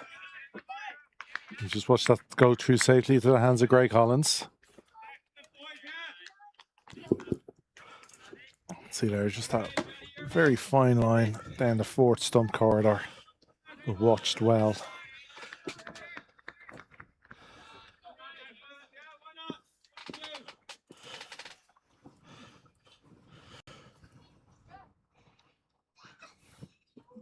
Oh, that's a wild swing. The ball was outside off, but you really went at that wholeheartedly. Yeah, I'm not sure whether that's the right shot to be playing. Not when you've already got 8 in the over. No, I think you're spot on. Your runs had been got. Mind you, maybe he might have license. That might be the team. Yeah. Team orders. Yeah, absolutely. So we're going to have Byron McDonough opening the bowling at the nursery end. He'll be bowling to the Phoenix captain. He's yet to face a delivery.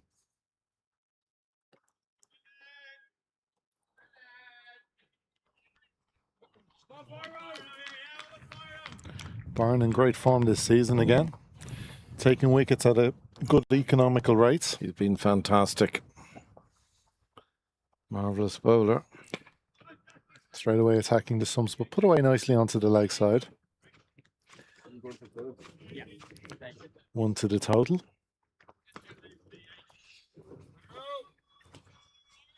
You'd have to say he's definitely in that second tier at the moment Big Tommies. of what's behind, just behind the likes of Lee McCarthy, Ruben Wilson. He's right top of the second tier. It's such a fine line for the fast bowlers. There's so many for so few spots, even in the Leinster Lightning setup. Yeah. But his performances in the last couple of seasons, but you have to be in somebody's mind. That's it. Munjal sitting on his back foot there, looking to pull that. Got the bottom of the bat. Interesting thing you said earlier on, Graham, which is, you know, perhaps Munjal has been given license to go. Go from the off. Yeah. You know, and he may do, like he is a T20 type player. Oh, so he is, of course he is. He'd be a lot like Tim. He likes to play his shots. Yeah. So if they trust what's to come behind, maybe he, you know, in the power play, if they get off to a rapid start, oh, that's well bowled. There's a yard of pace there now. That's as quick as anything we've seen today, Graham. Yeah. He's definitely, you would say, looking what we've seen so far, he'll be the fastest bowler today. By a yard there. See the carry through to Greg now, and Greg must be certainly 15 yards he's behind the stumps. Easily, because you're not that far from the ring. Yeah. Again, good pace, good carry. Yeah, very. And a good length. Yeah. Just a good bowler. Yeah. Like that. He's always attacking fourth stump, off stump. Yeah. Yeah. There's one thing I'd love it just a tad fuller. You know, there's a lot of LBs he doesn't get. Yeah, yeah. You know, he goes over the top a lot. Yeah. There we go. That's what I talk about that's the length. Yeah. Just a little inside edge there. Yeah. Yeah.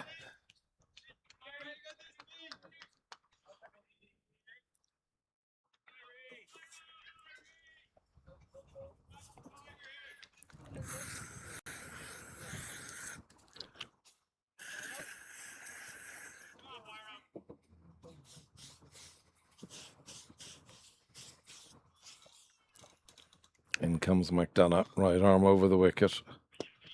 It's a good leave. It's a good take from Hollins. It's a very good first over. Yeah, just the one from it. Yeah.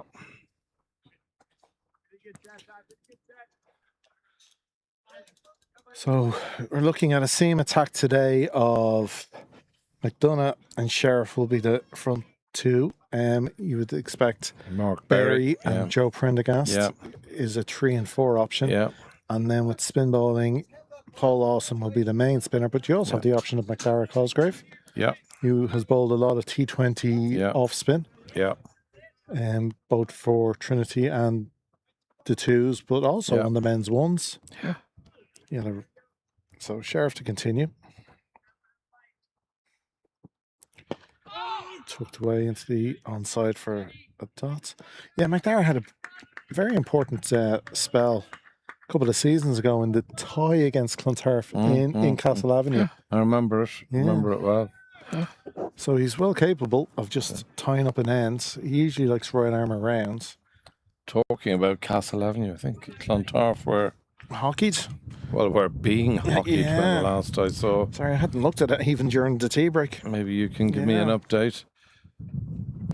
In comes Sheriff. Nicely played. Of course, Shane Gethgate is a quality cricketer. Has been for such a long time. One of the very few men in world cricket to have achieved what? Being umpired by me in a kids final where he got man of the match. No. Okay. Will I tell you? Go on. He played 3 under-19 World Cups. Oh wow.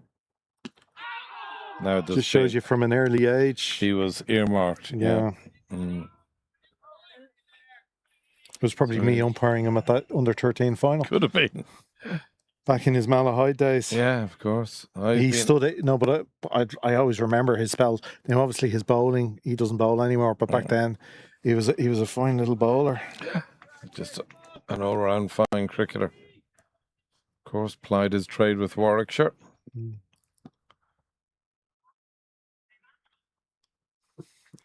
That's well bowled. It's just been the unfortunateness, it seems, of Irish cricket. Injuries have taken out so many of our best players. Little back troubles. Yeah. And going back to the 80s, 90s, Owen Butler and like that, Shane. Andy Balburney, you know, injuries. Yeah. We don't have enough to kind of to take those to be able to ride those blows. Yeah. In comes Sheriff. Gethgate on strike. It's well left, well watched. So very diligent on the part of Gethgate. So you're going around. Clontarf for bowled out for 159 today, and Leinster are 66 for 1 off from 15. Already, they need 90 with 9 wickets in hand. You would think. Balbriggan are going to win the Battle of North Dublin. They bowled North County out for 129, which is a very low score for those size grounds, and they're 112 for 5. Okay. So they're going to shut, unless something miraculous happens, see that home. Yeah. Cork County have recovered brilliantly to 228 for 9. May not be enough, but it was a great recovery. Against? Marion. In? Sorry, it doesn't say up top, but it should. I think it is in Marion. Okay. And then the other one, Malahide at home in the glorious sunshine of Malahide, is 308 for 5 off their 50. So that's more than enough against civil service. I regret to tell you, yes, I believe it is. Yeah, I definitely had Malahide in my top 6 for the break. I would definitely have Malahide in that top 6. They've started very well. Yeah. The 2 closest games, you'll have to say, it looks like happening today will be here and across the road. Railway Union posted 240 all outs in the 240 all out because they were 210 for 4. Yeah, 240. So great recovery by Rush. It's a brilliant recovery. And Rush are 43 for 1. So I'd fancy Rush. Depending on Lee McCarthy's bowling. Yeah, well, he's not playing, I'm sure. Yeah, he won't be allowed to play. Was he not? I didn't think he got in the squad, so I would have thought he was playing. No, he's in the Irish squad. Oh, okay. Test match, yeah. So that you can see Rush stand there. Yeah, Sean O'Brien opened the bowling with Shah, so yeah. Yeah, Railway lost a lot of wickets there.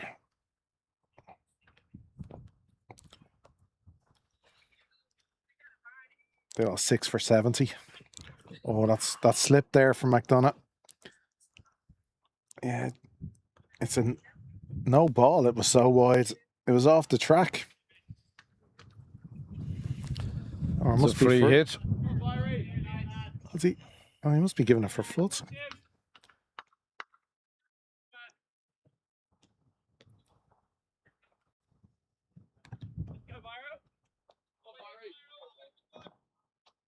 What's he giving the no ball for? Front foot, no ball, I presume. Yeah, had to be. Had to be, but it was a very late call. He only gave the no ball after it passed the batsman. That's why I was wondering what he might have given it for. It was a late call. That's crashed. And that will be 4. So it was just because of the gap between where we released the ball and the call for no ball. It was usually it's a bit sooner. Yeah.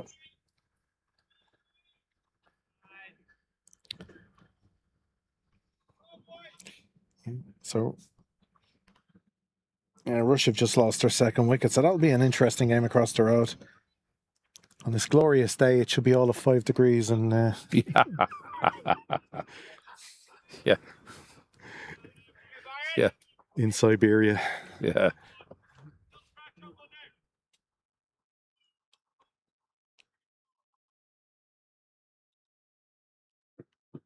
Oh, it's drifted in. It's call, an appeal. No, must have hit something. No, oh no, he has given the wide now. God, I thought that hit something as well. Did you? Yeah, well, the have a bowler look at definitely this? thinks I hit something. But all that matters again is the umpire, and he's given wide. I'd like to see that again. Yeah, yeah. Hint of glove, but nothing. Yeah, there's something there. Yeah, no, I think I think the bowler could be aggrieved. he certainly was a very good appeal, and I think Greg Took it well. Oh, that's really well bowled. Now you'd hope he sticks to that line. Those on YouTube watching on their mobile device could probably zoom in and have a look themselves. We'll see what they think.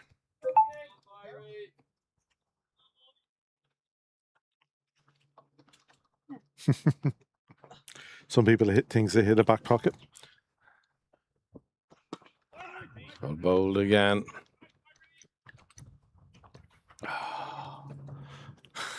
Proud granddad walks on by. He's on training wheels at the moment. He's only allowed to push the pram with no baby in it. They'll eventually let him up to when he can actually have the baby and the pram at the same time.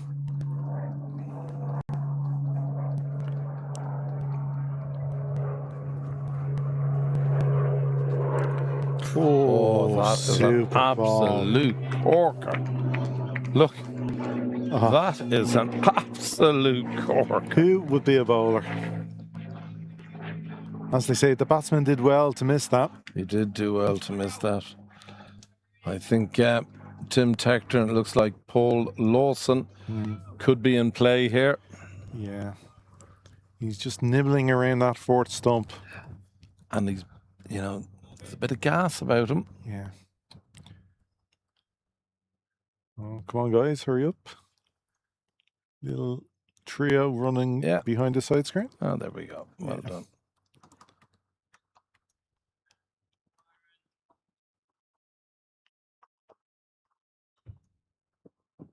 Oh, again. Oh, Jesus. Well, super into the over. Had a bit of everything there. We had the free hit, no ball, wide, and 4 beautiful deliveries outside off. So at the end of 4 overs, Phoenix have moved to 20 without loss. And that'll be the most important thing for them at this stage of the game.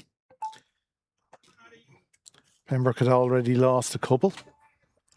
Oh, there we go, slow-mo. There we go. Is there a little tickle? Or is it, well, it hit something. Whether it be the leg, so it shouldn't have been a wide, we think. But anyway. One of those tricky ones from an umpire's perspective. You hate those ones. But anyway. All that matters is what's in the book. Yep. The wickets column says naught.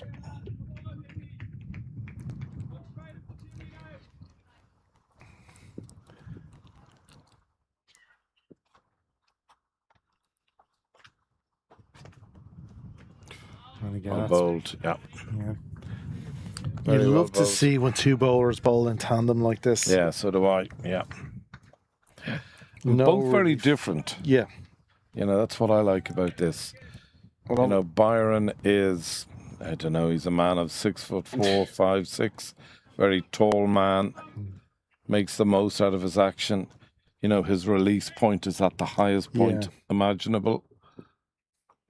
Sheriff, a classical medium pace. Jeez. I wouldn't count him as medium. No. Maybe I wouldn't want to be at the other end. Maybe I'm doing a miss service. There goes. You're just used to seeing fast and bowler. Well, I certainly wouldn't be facing him, put it that way.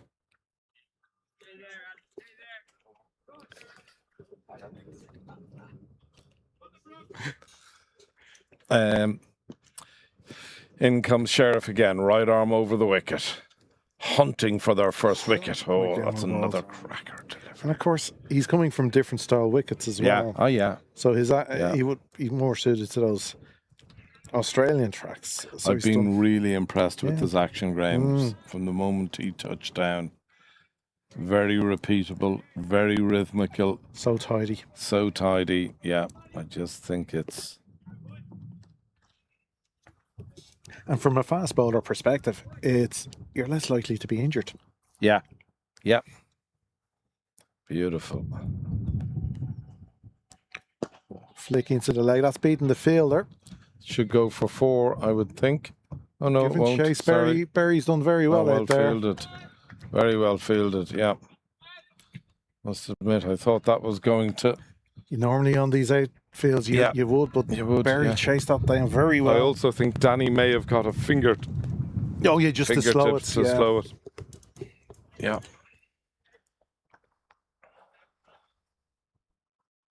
Again, he was just a little too full on the legs. Yeah. An easy one for a batter at this level.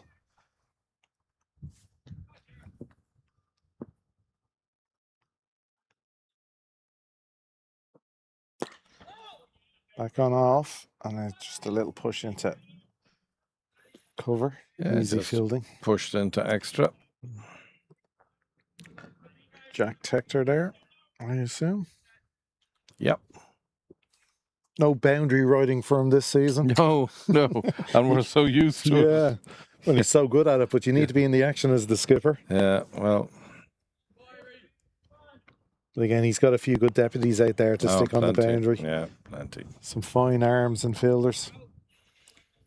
So you're all set for a big day tomorrow? Oh, I'm looking forward to So it. am I, yeah. So am I. Really looking forward to it. Again, you just hope it's a good game. You just hope Pembroke can travel and Yeah. put up a good fight. And then Yeah. what may be shorts Here's a chance. No, it's not. Sorry. just in between the fielders in on the leg between. sides. Not you wouldn't say it's convincing, but want to Phoenix total. Again, you kind of felt that rushed him just a little bit. Yeah. That was just on top of Getz, just maybe a fraction earlier than he thought. Yeah, if he gets his bouncer length right, he will trouble. Oh, will trouble any batsman. Yeah, absolutely, he will. In he comes. Full length delivery, which was played to an area of the field that I don't believe it was meant to go. No, he was definitely looking to go in front of square there. Yeah, But again, the ball came onto him so quickly. yeah, yeah. You'd have to say he was lucky to get something on it in the end. Yeah. But again, wanted a total. Yeah. Phoenix have opened up well. It's definitely the pitches playing easier in the second Yeah, innings than no doubt about a it. little bit of spice this morning. Yeah. Oh, that's going to run. That's going to Four. be. It is, I'm afraid. It's 4 boys. It just bounced in front of, One of those horrible Yeah. ones for a keeper. and in fact, he pushed it around first slip. Yeah, yeah. Yeah, typical Arsenal goalkeeping. I'll tell you, we've had the best keeper in the Premiership this year. Ray has had a great season.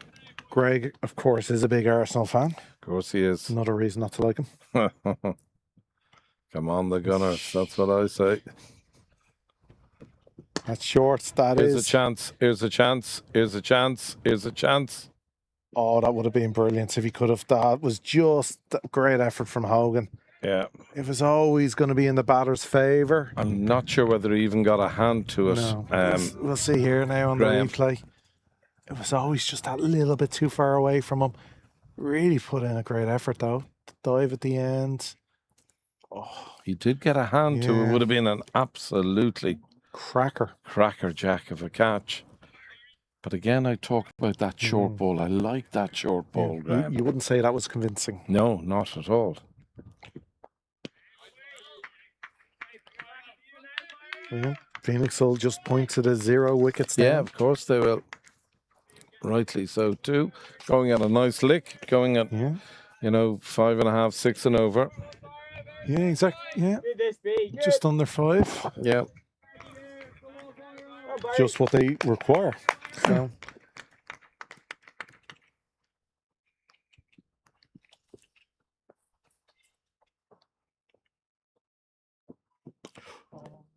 Again, quick, but just drifting on the leg side allows KK to just push that into the leg side for an easy single.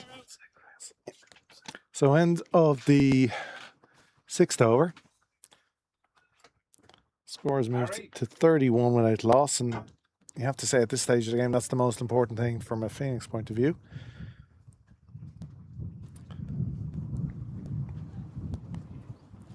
Pembroke at this stage of the game were 2 wickets down.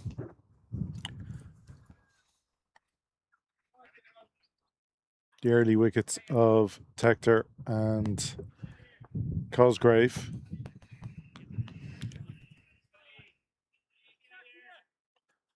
So Sheriff to continue into his 4th.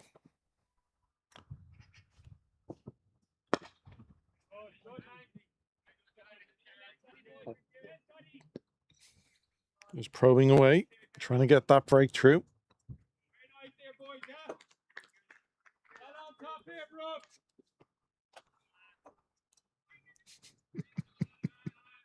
Don't get it in the eyes, no.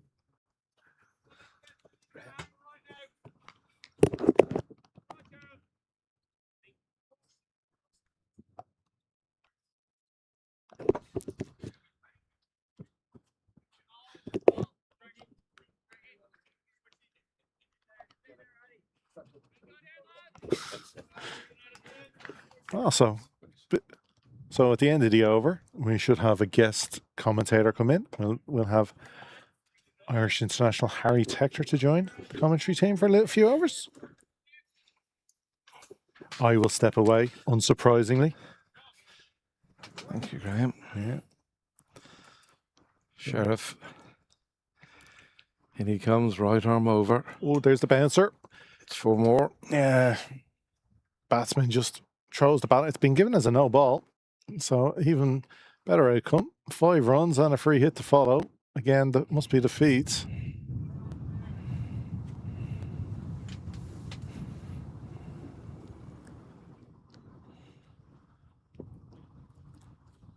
Okay, just throwing the bat at it because it was short, and really with the field setting, safe enough shots. So no change in field as the batsmen haven't swapped ends.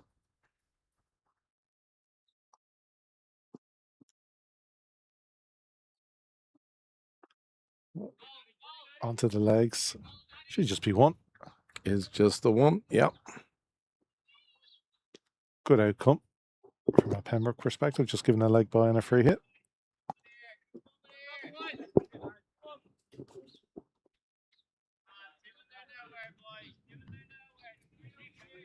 So halfway through the 7th.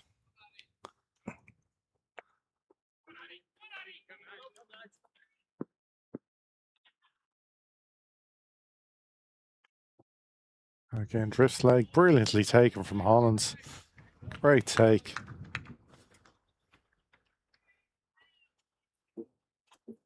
It's hard to imagine he's regarded as only the 2nd best wicketkeeper in the club. He's been a very good keeper for many years, Greg Hollands. Such a good cricketing brain on him.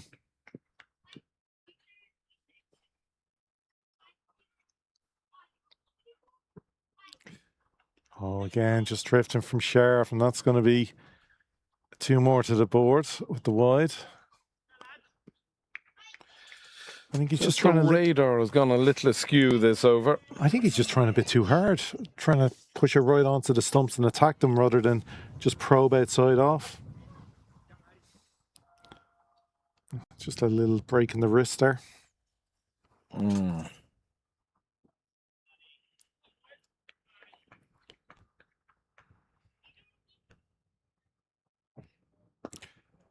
Oh, better, but it's 4 runs. Yeah, it's lightning outfield. That. No, that's another 4 to the score. This is proving to be a very useful opening partnership. Well, we've already had 13 from this over.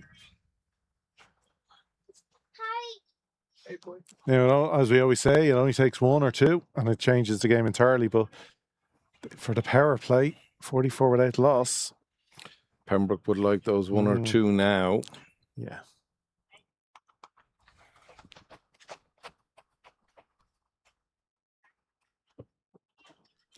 Yeah, that's much better.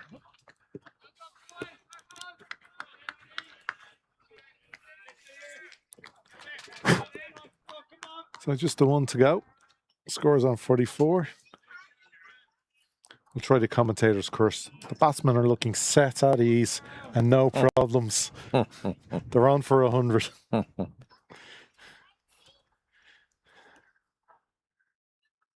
Wouldn't you love a wicket now?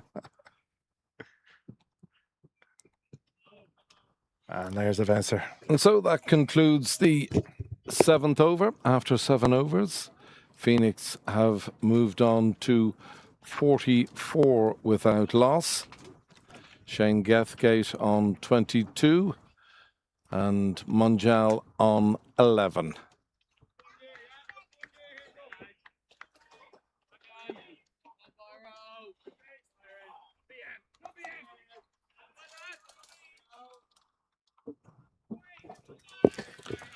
Delighted now to be joined by Harry Tector. Hi, Harry. Dad, How are you? good. Good view from here. Your thoughts thus far? Well, I missed the back end of the first innings, getting a haircut. But I thought we did well to get to 250. Danny played really well. Yeah. But Phoenix got off to a good start.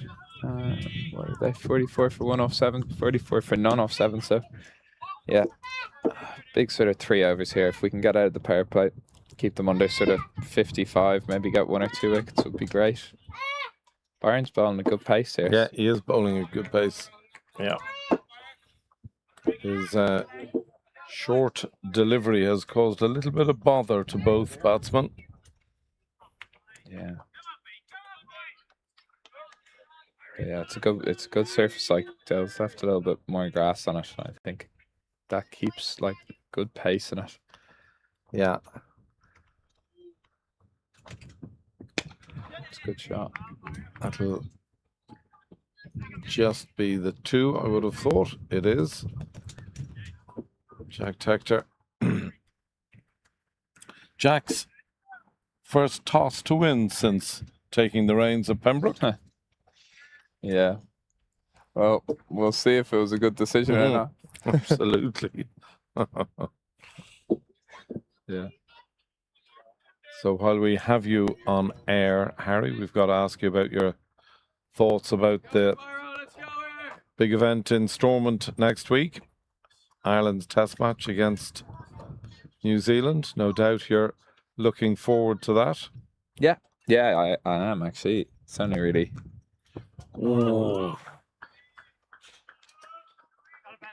Another good short ball, but Yeah. just not quite going to hand.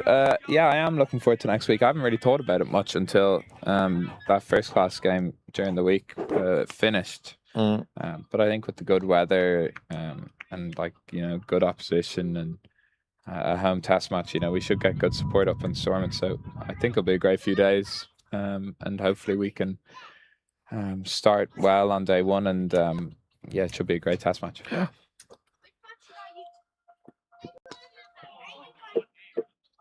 He ain't having much luck, is Byron. No, he's bowling nice rhythm though, isn't Yeah, he? Like, he is very.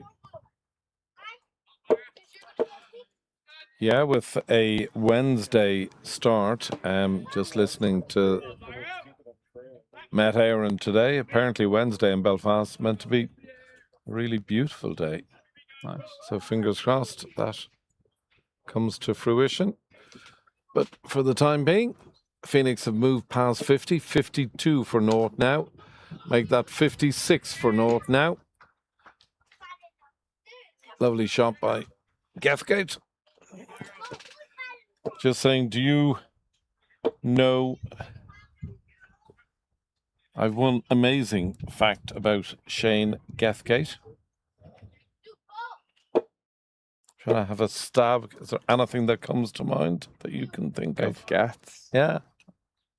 What is it? What, He something is- only he's done? There, I think, and there's 4 more. I think I'm right in saying 3 people have done it, 2 of whom have been Irish.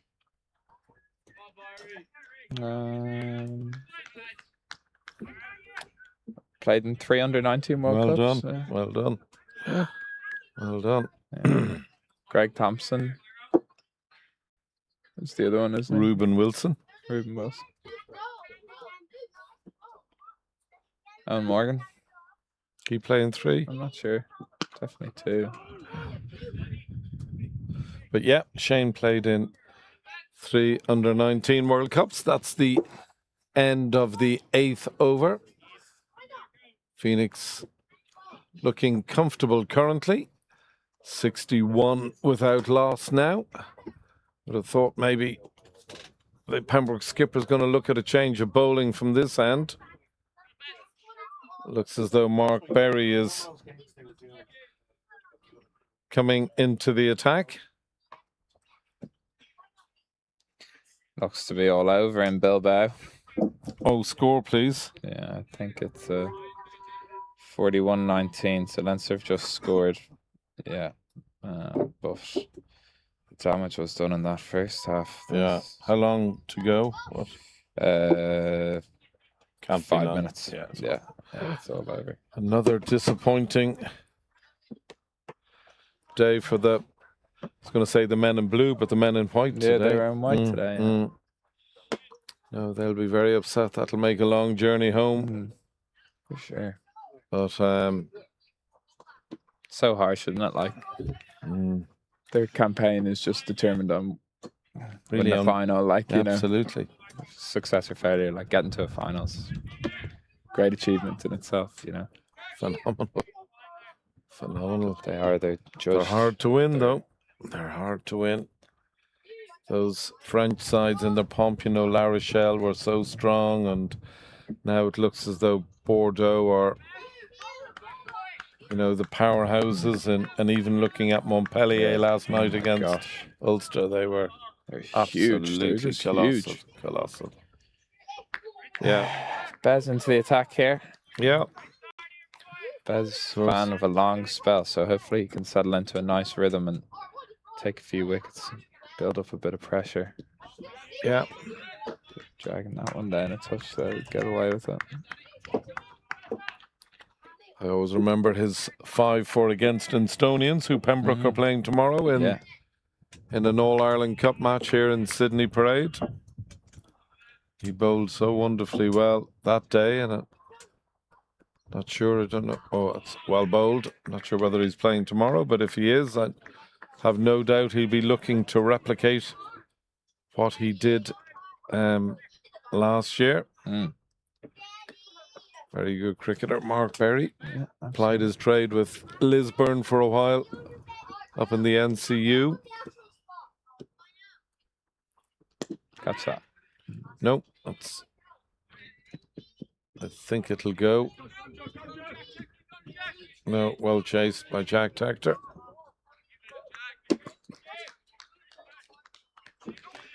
I wonder who'll come from the other end, if it'll be a double change or will Byron get one more?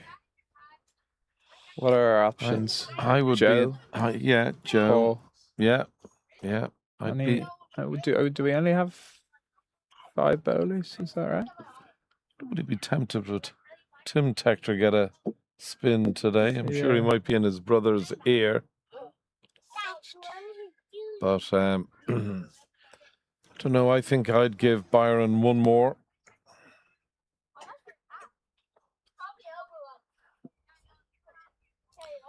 So it's been a while, Harry. Is that another 4? Yes, I would think so. Oh, yeah. Yes, it is. It's been a while since your last test match. Yeah. So that probably whets the appetite even more for what's about to take place this week. Yeah, no, it's exciting. I think it's a good opportunity for us. And, you know, this is only our 3rd ever Test match in Ireland. So, Wow. pretty, Yeah. Pakistan, Zimbabwe, and now New Zealand. Yeah, Yeah. Absolutely. I think the fact that you're going to have 4 uninterrupted days for the most part helps as well. You know, and for sure. You can just focus on the cricket. Hopefully, you know, a good pitch will be produced, which I'm sure it will be by Phil McCormick. And, Yeah. Yeah. No, the last Test match, the Zimbabwean Test match, was a great game. I'm sure you remember that. Yeah. Yeah, last over of the power play here, and who's it look like it's going to be? Is it Paul Lawson? Looks like. Is it Joe? Yeah, it's Joe. Joe, okay, yeah. One of the great Pembroke men is Joe Prendergast. He's been bowling well this year for the seconds. He's had a great start to the year. Fine cricketer. Some good cricket going on in the nets here as well. Oh yeah, well sure you've got some serious cricketers there. See Jake is there and Luke Mbappe. Oh, I see. Luke Mbappe Balburney. Yeah. Hey Lukey. There's Lukey. I like his stance, wide stance. Getting ready to pull that. Yeah. Got a grip like his father's. Yeah. Catch that. Oh, it's another 4. That's 4 more, I'm afraid. We've just ball and foul of just being a little bit short and a little bit wide so far. Yeah. We can try and get them back hitting the ball down the ground. If they hit the 4s through the V, you don't mind that. Don't want to be getting cut and pulled for 4. That's where we did all the damage in the first innings, wasn't it? I thought they had their deep cover too straight for a large part of the day. So many 4s went past point and beat deep cover on his left. Now you're gonna have to pitch that up. That's another 6, is it? It's a great shot. Yes, it is. It's a hell of a good shot. Yeah. Come lads, up with Joe here. Up with Joe here. Come on. Yeah, Pembroke are up against it now. They are, yeah. Up against it. We're gonna need to find a way to break this partnership and build a bit of pressure. Yeah. Just getting back to the Test match, potentially a few new faces coming in as well, which is always exciting, hugely exciting. Yeah, I think they'll have him. They have him. No, it wasn't picked up cleanly. No. Pity. Yeah, well, I think there'll definitely be at least. There has to be at least 1 debut, doesn't there? There's 4 new faces, 4 guys in line. Yeah, so potentially make their debut in a 14-man squad. So there has to be one. But yeah, it's very exciting for them. I think anytime you get new faces in a squad, and I mean, Test cricket is so special. So for the guy or guys who do make their debut next week, it'll be a really proud moment for them and their family. And yeah, absolutely. I think they'll have earned it. Good shot, Luke. Good shot. Here's a chance. Here's a chance.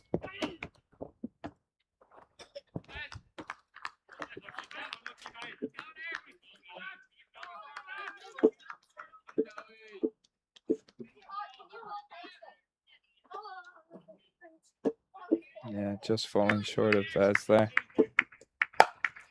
That 3rd man, but the chances are there. They're coming. Just need a bit of luck for them to go to hand. Yeah.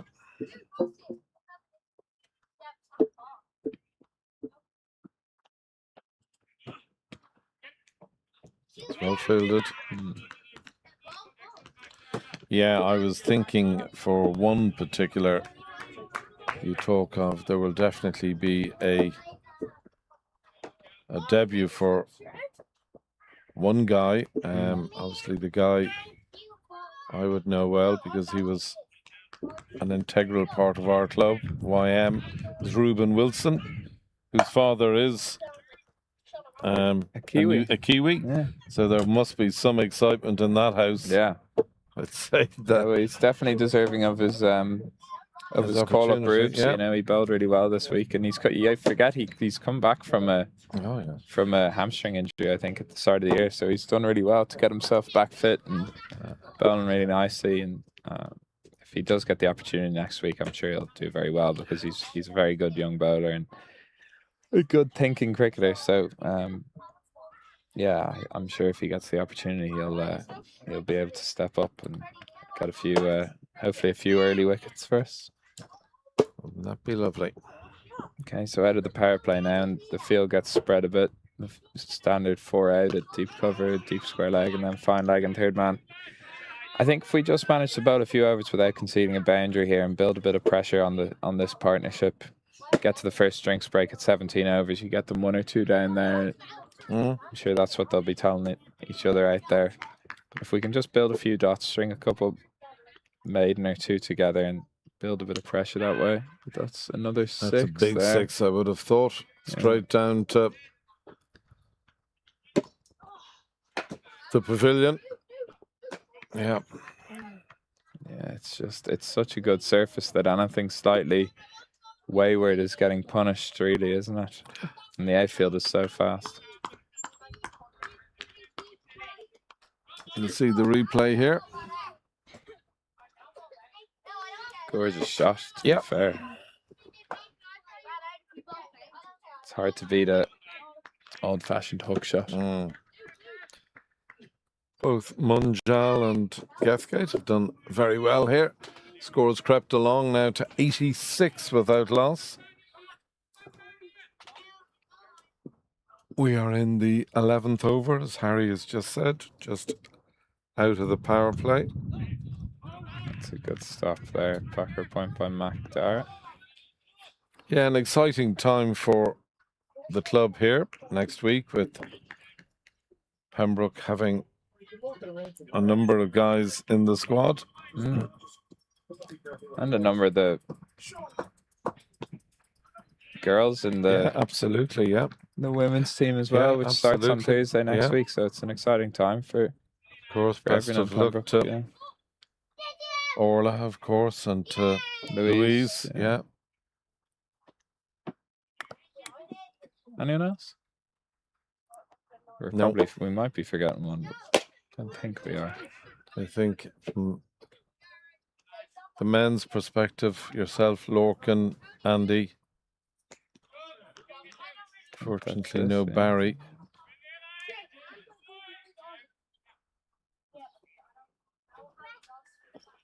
Yeah. I'm gonna love you and leave you now, Dad. Well, I thank you very much for your company, Harry. It's been enjoyable chatting to you. And of course, on behalf of all the cricket fans in Ireland, we wish you the very best of luck next week. Thanks very much. Thank you. Harry Tector there. And glad to have him with us for a few overs. But I'm very glad to call my co-commentator back in. Wow, what about a downgrade? I go. I don't think the ICC rankings would have gone low enough for me to be somewhere in there. Well, good to hear him so upbeat and looking forward to next week. It's great, yeah. Well, it's been decent form so far this season. Yeah. We won't speak about game 1. No, yeah. There's a chance. No, it's not. No, not just carrying. Apart from game 1, season is going so far so good for him. Yeah. No, he's in very good form. Yeah. And I said to him the other day, you got to remember the last time he played New Zealand in a 3-game ODI series, he scored 2 tons. So they're the positives that you must think of. Oh, you can only be positive. The negatives will happen. Yeah. Just keep on thinking of the positives. Yeah. Just slip through the hands there. I see Lorcan Tucker here as well. Oh, the wall. Lorcan is here and Andy is here. I saw him. So Orla is here, and probably Louise Little. So She is, yeah. Yeah, A lot of 5. internationals on the ground. yeah, well, it's a big week next week for the men and the women. Yeah, Huge week. that's good. Good line. I was just saying to Niall off camera, our ever brilliant producer, not a bad time to bring Paul Lawson on. Yeah, yeah. We were just It's out of the power, contemplating that. out of the power play. Yeah. Like they're either going to throw their wickets away to him, but hasn't been enough or as much As there was this morning. yeah, as I'd this agree. morning. Yeah. So, and we saw how well the Phoenix spinners did. I think you want him on early enough with a few runs on the board. Still to get. I would think I'd certainly like to see an over or 2 before drinks now. Yeah, because they are going to take one at 17. Yeah, exactly. That's 4 more. Oh, it's not. Sorry, I Brilliant beg your work from pardon. Hogan. I didn't see Danny out there. It is going to be 2 though. Yeah, but it's a great piece of fielding by Danny. 2 saved. Yeah, oh, definitely 2 saved. Good shot, cut away nicely. A gorgeous shot. But we can see the fine fielding. Oh, brilliant. Yeah.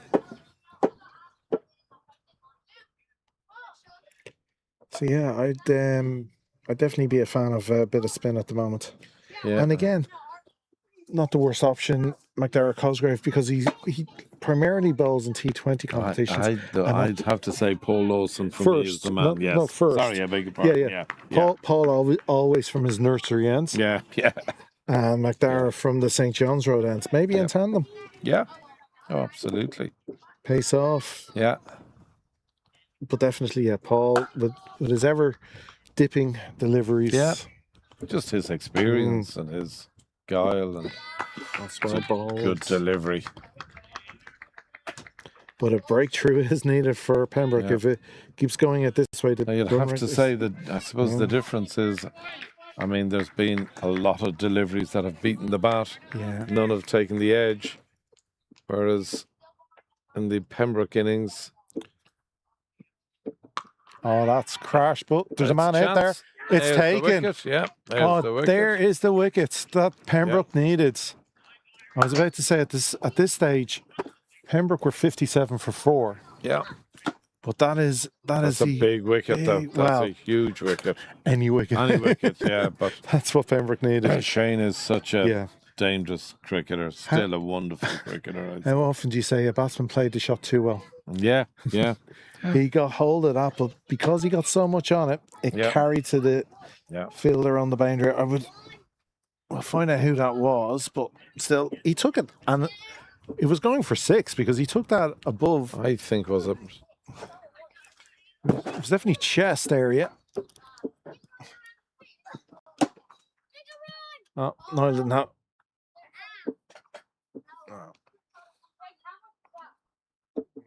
Here we go now. We may see it now. There's a good shot. Now, who is the fielder? Comes in. My money's on McDara Cosgrave. McDara. Yeah. Took the catch very easily. It just shows you how well that ball was hit, that he took it so high. Yeah. Graham, I have to ask you one thing. I presume Leinster Rugby unfortunately went down, did they? It wasn't good. No. Yeah, it's all over. It's all over. Final score 41-19. Well beaten. Yeah, 3 tries. Double scores. Not when you're coming up against those French teams are just so powerful. Yeah, great sides. They buy in the bulk and the power from around the world and then have the flair of the French in the back line. Yeah, that's a really good description. Yeah, they buy the finest of big marauding forwards who are very skillful. And then they have the silkiest of backs, who are just gorgeous to watch. Oh, well, look, being the second best team in Europe is no mean feat. Absolutely not. Absolutely not. Like, I know Irish rugby has a lot of detractors around from England and Europe, but it's not like there's a multi-millionaire just sitting there handing out money. Not at all, and, there'll be a lot of grief thrown Leinster's way, but it's another cup final, Graham. They have the URC to come as well, and hopefully they can get over the line there because they do need a cup. Yeah. So in comes Sidhu, who bowled ever so well, I thought. Yeah, facing his first deliveries to Berry. Yeah. Barry will be pumped after that now. Big wicket.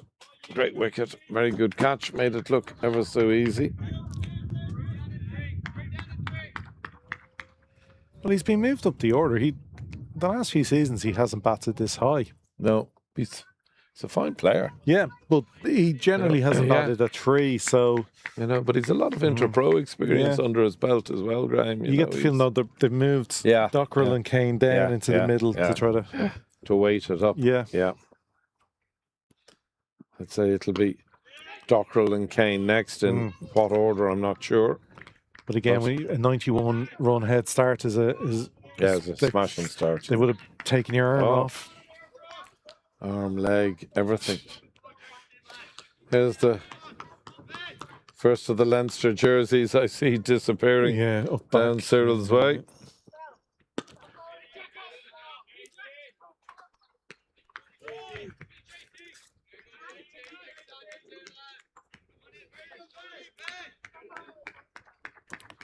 So there is one game over today in the Premier. Clontarf. And no, Balbriggan and North County. Oh, yeah. Balbriggan have won by 4 wickets. Okay. Leinster are 5 down, chasing 160. Still 40 runs to get. They should do it, but... cricket is funny, as we both know. Russia going well across the road, 95 for 2, chasing very 2 well. for 1. Who's at the wicket for Rush? At the moment, it is Isaac Bird and Nathan Maguire. Nathan, very good Yeah, cricketer. very experienced. Very. Marion, 48 for 2. Chasing. 229. That could be slippy. Yeah. John Anderson, though, no better man at the crease for experience. Such a brilliant cricketer. Been a brilliant cricketer for so many years. Yeah. I love watching John bat. Again, earlier on, we were talking about right-handers who look good at the crease. He's the king. Yeah. There's the great Mike Brown from Phoenix Cricket Club. It's in the air. Here's a chance. That's and it. it's a wicket. That's a very good catch. And that's a big wicket. That's both openers gone now. Mundal has thrown his wicket away. A push. That's a seriously good catch, Graham, because that was dipping. I don't know who took it, but it was a hell of a good catch. He knows himself. He can see the batsman is angry because it's really just a push, and he's got under it. I thought it was... And it did dip. I didn't think it was going to carry. I'd like to see that again now, Graham. You can tell me who it was. It's getting on the stumps, but he's just lifted it. It's Jack That's Tector. Jack Tector. You should know him. Good catch. No, like that. It was dipping, so... Do you know what I tell you about that delivery? If you look at this, Graham, a little bit of a way drift. You see that? Yeah. And that's what just lulled the batsman into a false sense of shot, really. But that's 2 wickets in a couple of deliveries. Both openers gone with the score on 91. 2 wickets in 5 balls. Yeah. No runs added to the score. We talked about a couple of wickets prior to drinks, Graham. Well, I'll tell you, 1 or 2 more, and this could get very interesting. Dockrell comes Here to the comes crease. the main man from a Phoenix perspective. He is such a wonderful cricketer. Has been for such a long time. Captain of Leinster Lightning, played a lot of cricket with Somerset. Ireland, one of Ireland's most capped cricketers, 300 plus caps now. Amazing career. Yeah, brilliant career. Absolutely brilliant. Nice, Joey. A little bit of shape again from Prendergast. Yeah, I like it. I like it. Do you know what I love? I love his length. Yeah. You know, his first over, maybe he was a little nervous, you know. Yeah. Probably hasn't bowled in a first team game this year. So, No, this is his first, so, you know, a few tummy nerves there. Ooh, that was... Jesus. But as you were saying earlier with McDonough, he's often going over the top of the stumps. Prendergast's length and height means he's going to be hitting the pads a lot more. Yeah, good point. That will be LBW chances. See that there? He knows himself that could have been a huge moment. Oh. He's gone. Yeah. Sorry, I beg your pardon. No, but Sorry, it is. oh, He's shaping He's it. shaping it, Yeah. it is, yeah. And you know, he's shaping a ball that's nearly 14 overs old, Yeah. Graham. So he's In the hot sun. in the hot sun, yeah, absolutely. This has just got very interesting now. It's a Yeah, it's an tricky little- important 3 or 4 oh, overs. here. very, very. And the other thing is they brought the run rate that was going at 10 and over. Yeah, All of a sudden jumps back. Yeah. There's nothing like wickets to. Yeah.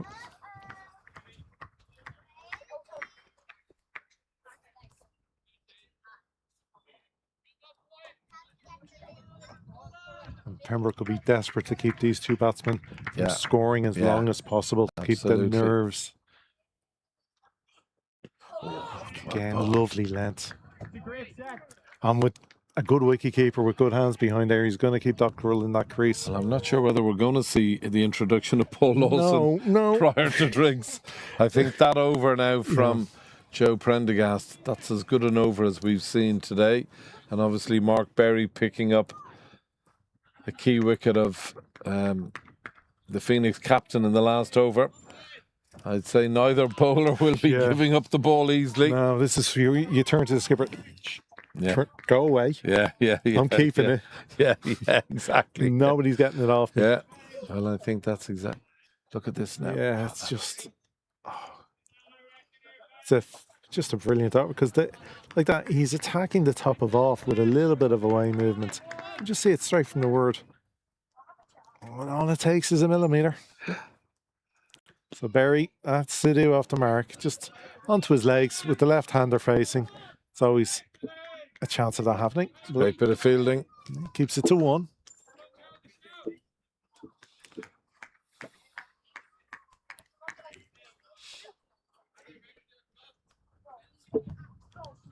Again, we're into the 15th over, so 2.5 deliveries till 2.5 overs to drinks. Yeah. So 1 more wickets, and Cat is definitely among the pigeons. 1 more wicket now would certainly make things extremely interesting. Well, Berry just slightly adjusting his field here, pulling his mid off just a little, his mid on, should I say, a little straighter. And just play down to third man for an easy 1. It's good batting. Well, again, I'd like to see with 2 new batsmen, Graham, just slightly fuller length. That ball is and attack the batsman as well. Like they've the same feel pretty much as when the 2 set batsmen were. Yeah. You've 2 new batsmen to you saw Phoenix attacking with the spinners with us bringing a slip in. Yeah. In the last 10 overs because there was new batsmen at the crease. Yeah. Slip in. Oh, but he's beaten the man at points, but will be 1. Hogan comes around. Cleaned up by Danny Hogan, who's had such a great day with the bat in hand. Sure, not an easy day because again, he does have strapping on his wrist. Danny does he? Yeah. Okay, yeah. Hardly injured it during the week at work. Okay. Oh, slight movement of the sight screen. Yeah. And Pembroke will take any wicket, but I'm sure this is the one they really want. Yeah, there's no doubt about it. Dockrell is the... If they get him, they can work around the others. Yeah.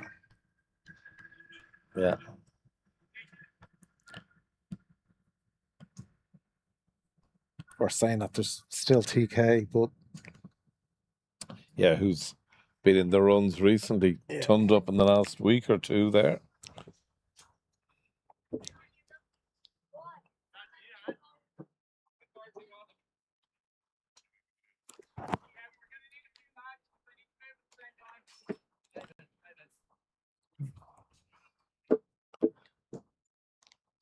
So just going quickly around the grounds. Well, they moved the side screen. Civil Service are 37 for 3, chasing 309. So that should be a pretty... That's a Malahide win. Full points. Marion are 71 for 2 down in Cork, chasing 229. Who's at the And wicket? Anderson and Destra. Okay. So two in the fine players, the yeah. balance. Yeah. Balbriggan have beaten North County by 4 wickets, chasing 130 inside 20 overs, as you'd expect at that ground. And Leinster are 132 for 5, chasing 160 in turf. You would think that's a win for Leinster. Yeah. And Railway have made some breakthroughs. They have rushed 98 for 4. Okay. So, again, Railway were one of my outside dark horses for the top 6. In comes Barry. They were a very good. They were a very young side, with a lot of talent. Yeah, they are a very young side. So when they click, and there is our test team captain walking by, donning his cap. Is that not a job for 12th man? That's going to be 4. You won't stop that, I'm afraid. Very well played from Dockrell. Just really just lent on that, didn't he? You know, there was no. Sorry, our cameras are a bit off at the moment. Well, our excellent producer will. Yeah, I don't. I'm afraid to touch the buttons. No, I wouldn't. We'll go radio commentary. Yeah. So in comes Barry. Dockrell with that unique stance of his, and that's for more. No, it's not. McDowell's out there. I beg your pardon. Again, though, leans into it just so beautifully. Yeah. And it's an easy stroke. Yeah. Well, there isn't a finer hitter straight in Ireland than George Dockrell. He probably learnt everything in the back garden from his dad. Except he was a left-hander. Yeah, my old mate and pal, Derek, of course, we played together for 30 years in YM. Great guy to play against. Oh, yeah. Well, best caller of a single I ever came across. Oh. You knew where you stood with Derek. Great guy to play against when he wasn't at the crease. He's a fine cricketer himself. Yeah. Gutsy.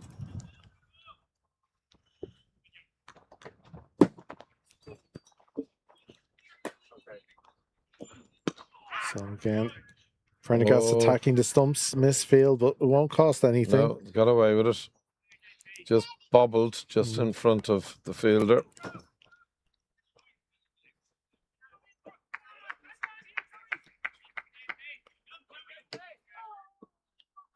Just the sun has gone in, Graham, and a little dip in temperature. Yeah, but I'm just thinking, you know, with that cloud cover, will it help the seamers at all?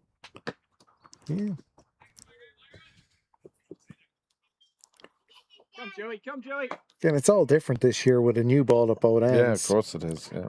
So the balls are even younger. Yeah. Yeah.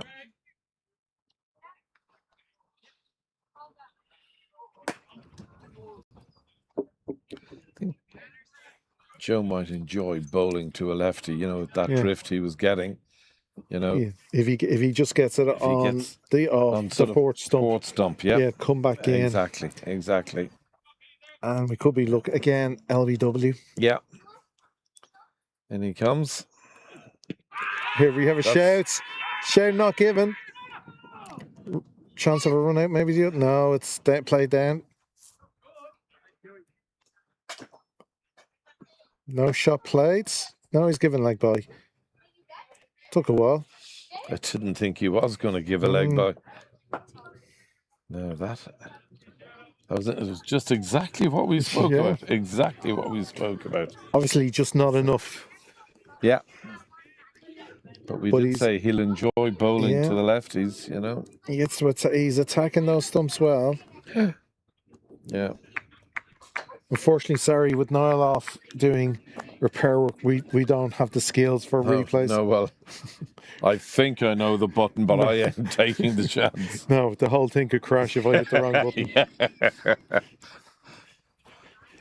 I think nuclear weapons could launch from somewhere. Yeah.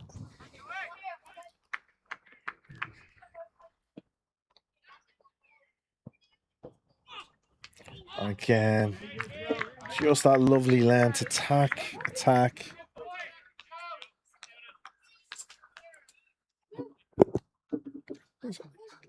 No,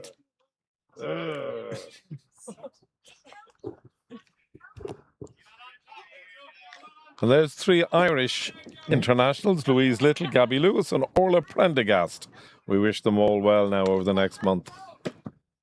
That's a beautiful shot. Again, beautifully fielded by Danny Hogan. keeps it to 1. Yeah, smashing. So it's a pity we don't have it. Well, anyone on YouTube can go back and have a look. Joe still asking the umpire probably, what more do I have to do? Yeah. Please, sir, tell me.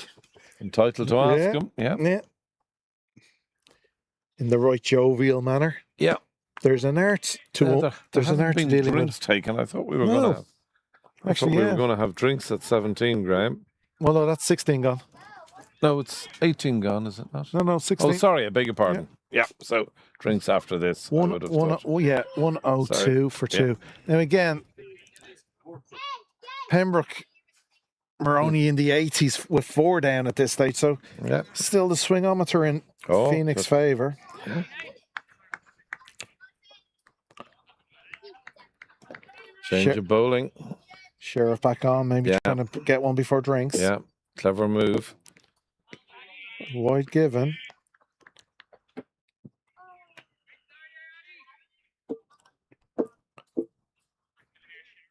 Do you think the big moment will be the introduction of spin? Yeah, I agree with you. And I'd say we could see it immediately after drinks. Yeah, I'd agree with you. But I like this move. Again, bit of shape again from the Sheriff. Little away movements. Dock roll watchful. Again, no run rate pressure on Phoenix whatsoever, thanks to that opening salvo from Mundal and Getke. Yeah. Both of whom batted very well.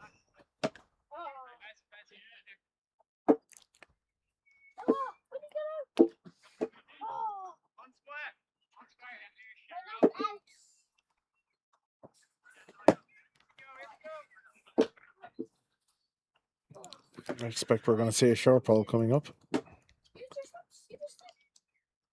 Danny Hogan. Oh, he's got him. He's got him. It hasn't been given. It's not being given. It's not being given. Oh, this. Oh.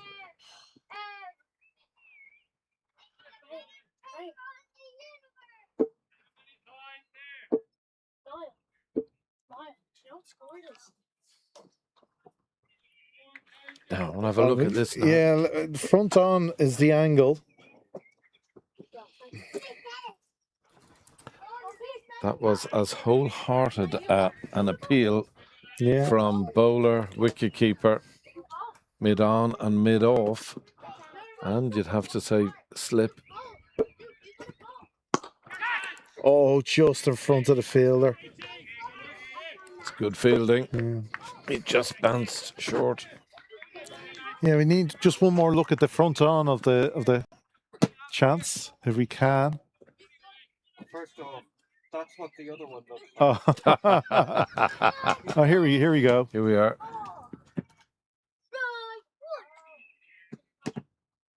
Oh, you'd need to zoom, but they certainly heard something out there. No doubt about that.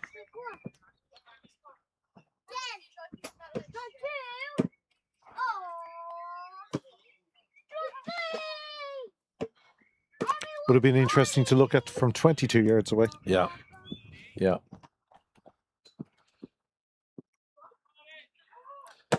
They're Certainly not sure I heard or saw Oh, anything, but with the headphones on, I yeah, can't hear yeah, a thing. yeah.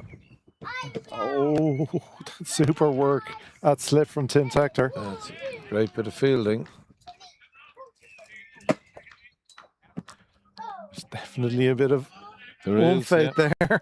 There is, yeah. But that's the nature. Both sides want to win this game. Yeah.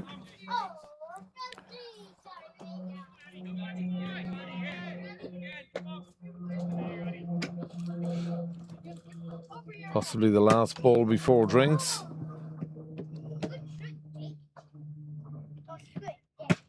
He'll just push single into the leg side. That's the 17th over. Sheriff speaking to the... Yeah. Obviously not happy with something from the batters.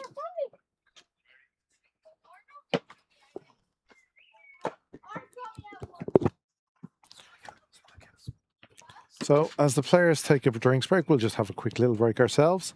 Score 104 for 2. Definitely the Phoenix in the has the better half of that part of the game, especially compared to Pembroke's first innings.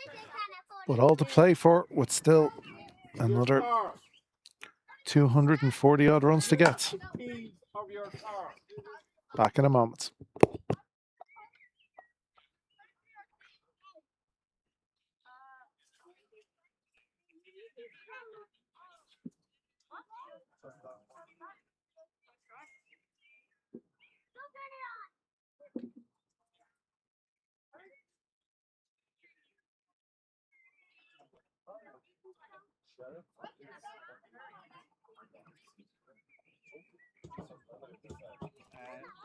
Fights are still on.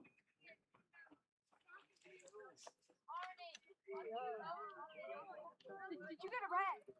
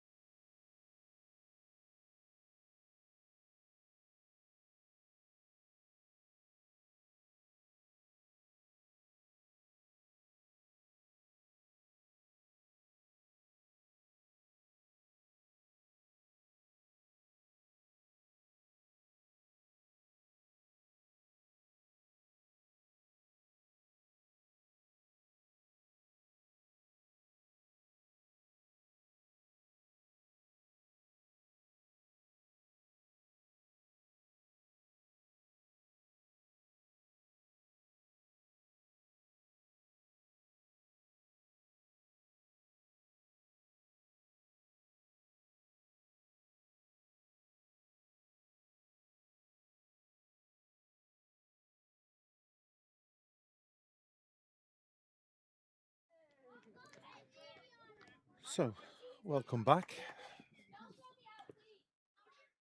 Prendergast to continue. Dockwell facing. Hopefully both sides well refreshed.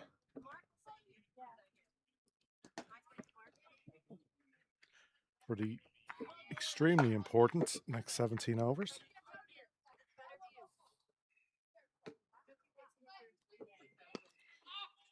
Again, Prendergast just attacking those stumps.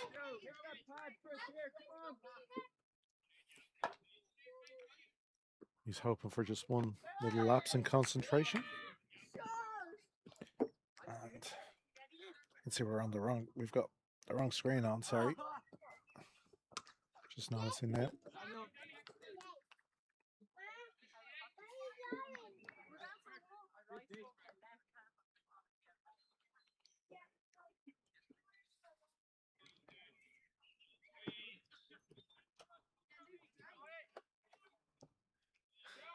Niles just stepped away, and he knows how to get the stuff down off the screen. Sorry, folks.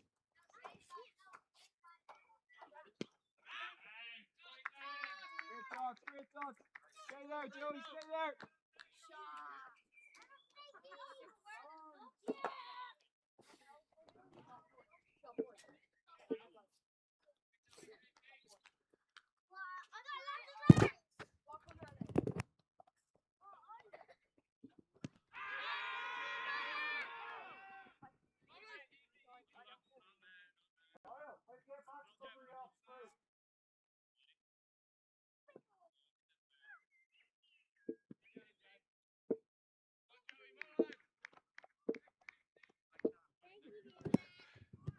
There we go. That's all good. So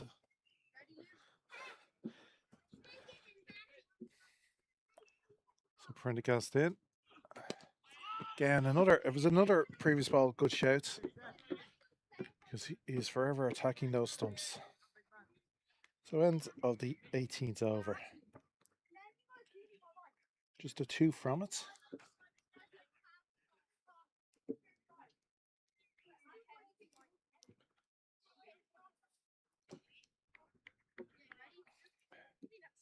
Sheriff to continue from the St. John's Road end. City on strike.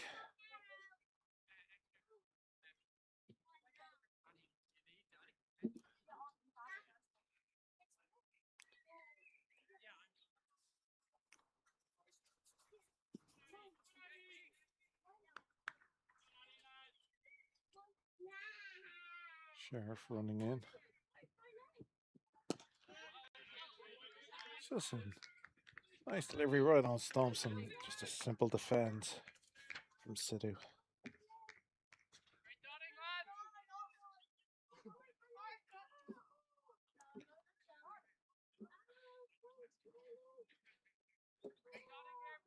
Jimmy figured out how to change the camera.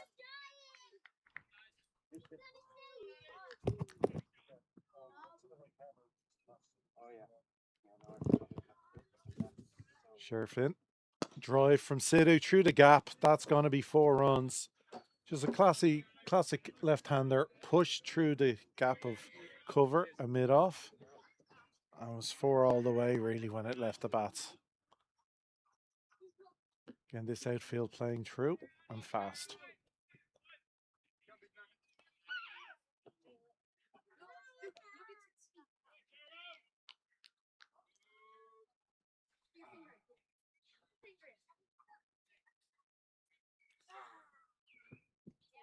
There's an edge. That should be gone and is.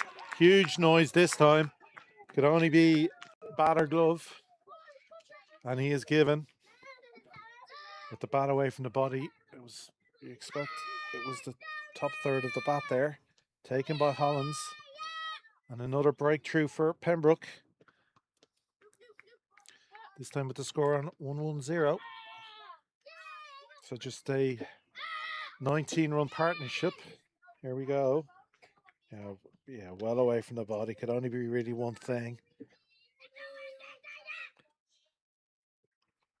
You often wonder the batsman looking at the umpire like that.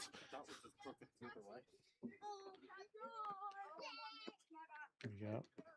The bowler is always in the way, but yeah, good take from Hollands.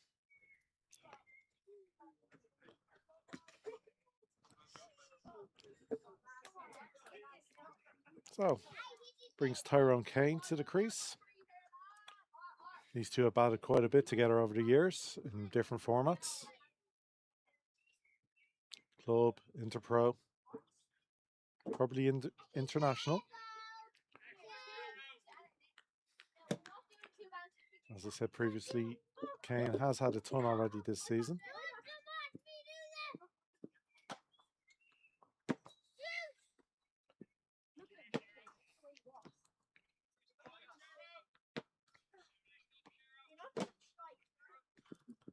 So, in runs Sheriff. Straight down the leg side, big wide, but brilliantly taken, or well, stopped by Hollands to keep it to just one extra. I had 5 wides written all over it in Division 10.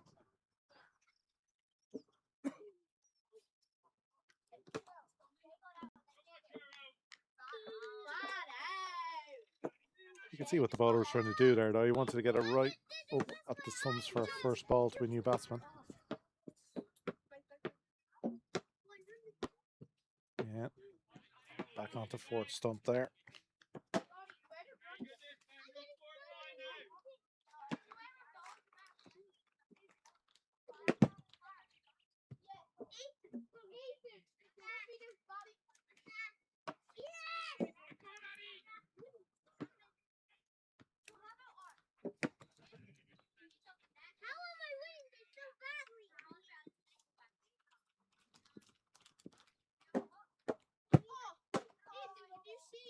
Sheriff in and straight through to the keeper. A good lead from Kane.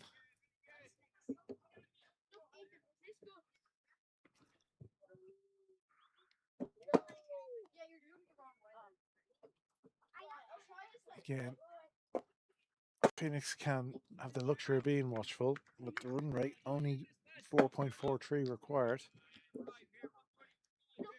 With plenty of overs to go.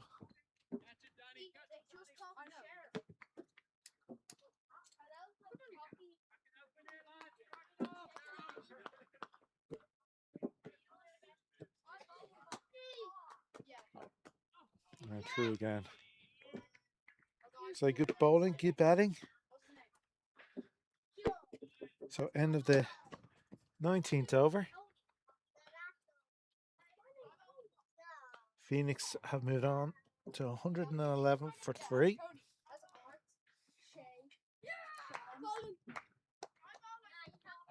So still on the dreaded Nelsons. Looks like we're going to have Prendergast continue from the nursery end. And he's bowled 5 overs so far, 1 for 19. He's been unlucky on a few. Little tap into the leg side.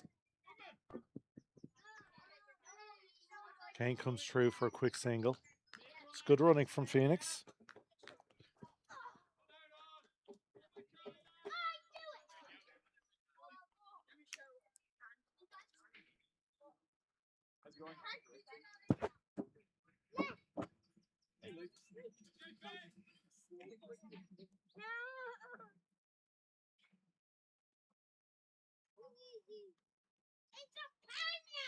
Oh, well bowled again. Good bowling. Come on, dude. You're holding your snake.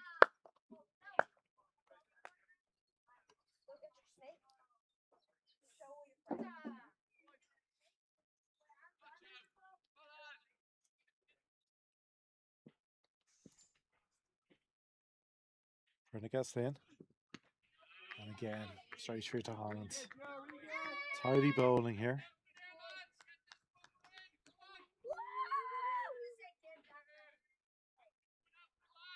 One more, Joey, one more.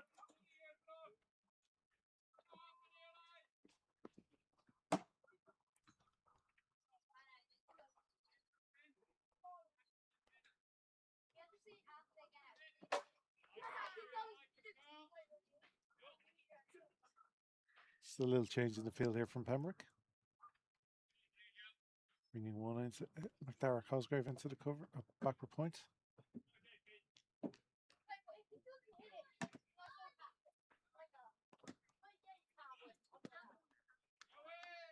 Again, just Nice, Joe. Stay there. full, just in that corridor. Little swipe from Kane.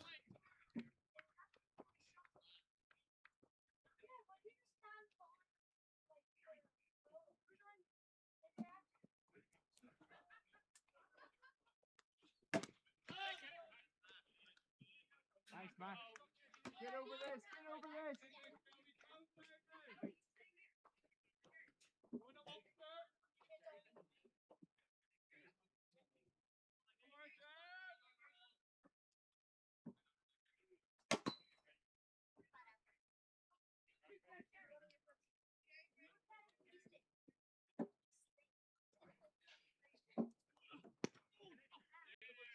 Right on the money from Prendergast.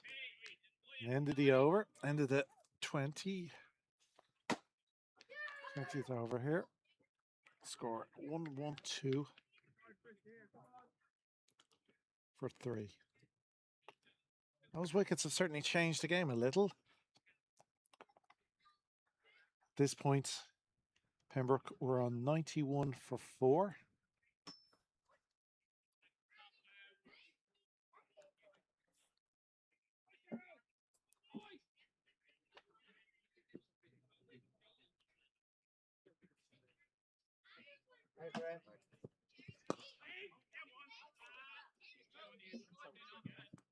Should just be a single there, Sheriff in. I think he likes to be. He doesn't like to be not good at something.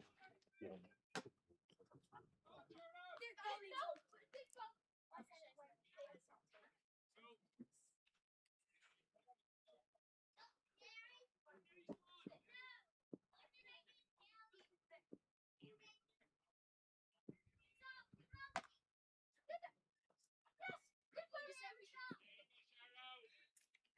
And Kane happy to let that one go through to the keeper. Nothing drastic needed at this stage for Phoenix.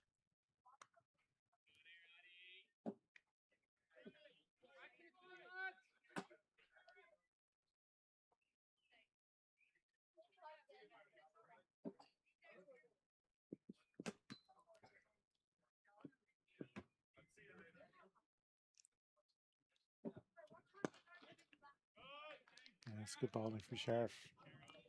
And good batting.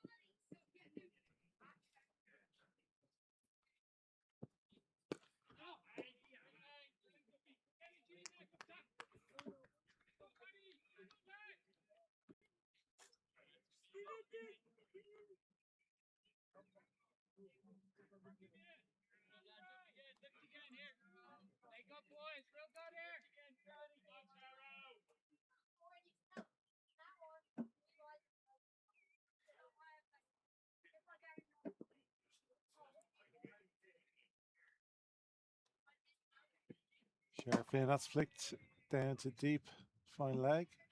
Should just be a single, easy fielding for Lawson down there. It's just a 1.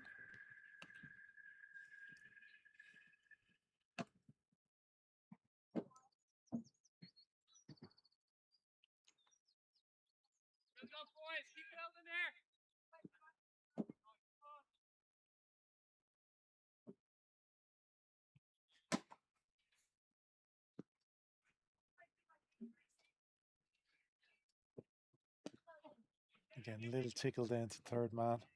It's well played from Dockrell. So ended the 21st. 3 runs from the over. Phoenix have moved to 1-1-5 for 3.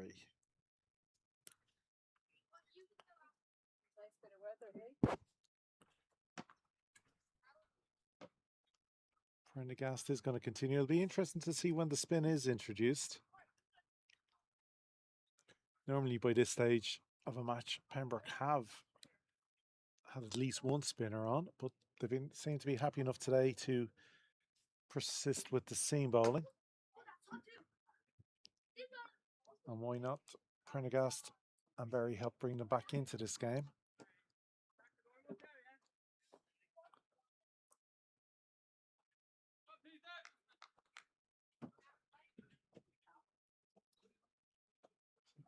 Prendergast, though. Yeah. He's just consistently making the batsman play at everything.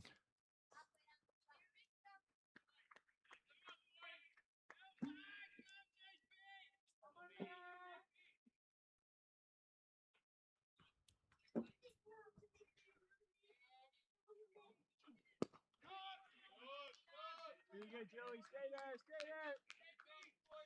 It's a really simple game, really. Bowl, little push into the leg side, straight to a fielder, back to the bowler.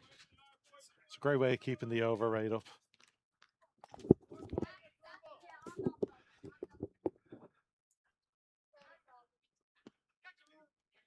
And a wide given.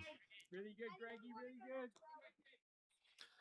So, just saying, when will spin be seen? Yeah. It's strange. Yeah. Because that would be a real telling I'm moment. going to ask Niall, could I turn the volume up in my headphones a little bit, please, Niall? Please. One. How's that? Any better? A little bit more, if possible. Yeah, lovely. It's that one. Lovely. Thanks, Niall. Yeah. Thank you. Yeah, I mean, it's a very good question you ask, but I suppose Joe has looked threatening now.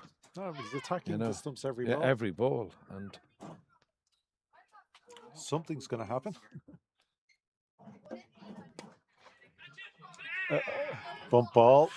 Was a bump ball? Yeah.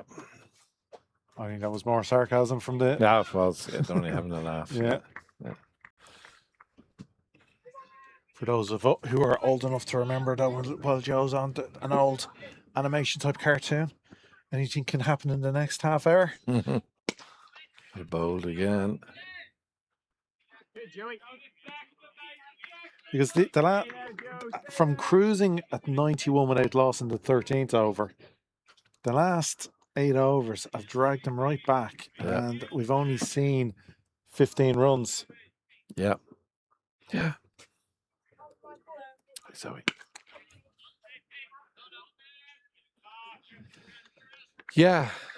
And that's the end of the 22nd. I mean, if you look, Tyrone Kane has scored 1 off 15, which is un-Tyrone Kane-like. But look, that's the... If you get in, though... Yeah, of course. Oh, absolutely. Yeah. Maybe they're worried of what's to come. Yeah. What possibly, how long the tail could be, yeah, who knows? Of course, of course. I think there's no doubt about it that this partnership is a huge partnership for Phoenix. Well, certainly if these two batsmen go. Yeah. Byron coming on. Yeah, not a bad move. Yeah, no, good move. Very good move. He's bowled just the 4 overs. Now, he'll be disappointed, but like it's very un-Byron, like 33 runs. Well, it was interesting just when I was away there for a few minutes, all of the chat emanating from Phoenix was how good Byron is. They weren't expecting it. No, it's funny. He did bowl well, and he still went for 33. Yeah. It's strange. Yeah. Well, there was a number of 5 wides. Yeah. You know, which... And the no balls. And the no balls, yeah, absolutely, yeah. That was hit for 4 and then... Yeah. So in comes McDonough. That's the start he wanted. Yeah. Bowlers absolutely love starting with a dot. Yeah. When I was younger, I used to always, I'd look at how many of my deliveries went into the wicketkeeper's hands. Yeah.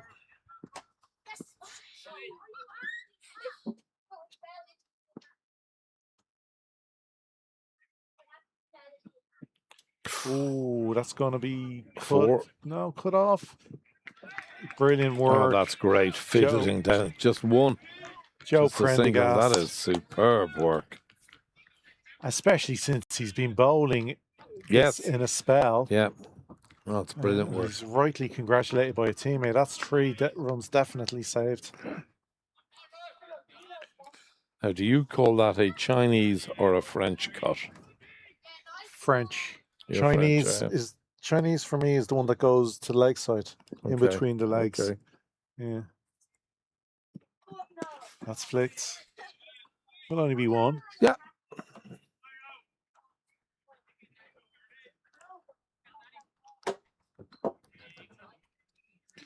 I would just like to see spin because the batsmen look as if they're just trying to settle. Yeah. And at least with a slow bowler, there's more of a chance. I think you're going to see it now. Yeah. I would think. But I like the idea of bringing Byron back for an over to see can he eke something out. Yeah.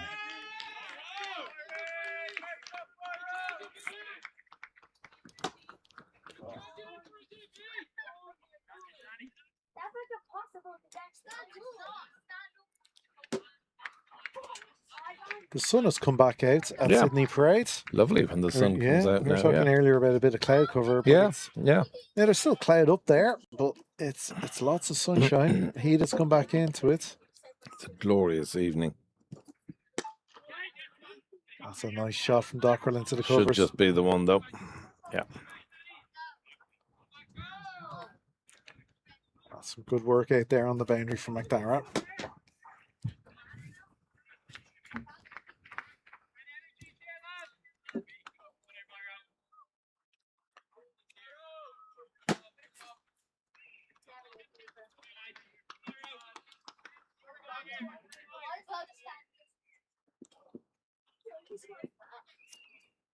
McDonough in. And they'll just, soft hands from Kane. A little bit of lift there. Yeah. Well, I wouldn't say controlled, but soft hands allowed him just to drop it into the leg side for 1. Yeah. So, end of the 23rd. Score has moved to 1-2-1 for 3. Yeah, again, the wickets is the telling story of the day. Pembroke at this stage had succumbed to 1-1-4 for 5. It's an interesting game, this, Graham. Yeah. Oh, it's fun. We're on the. It's like what the old Egyptian god measuring your heart against a feather at the moment. Yeah. Good description. Yeah. Prendergast continuing with his very economical spell. Osprey's balls. He has been very unlucky today. He could have easily picked up 2 or 3 more. With a tiny bit more luck. I didn't see the 3rd wicket. Yeah. I had to.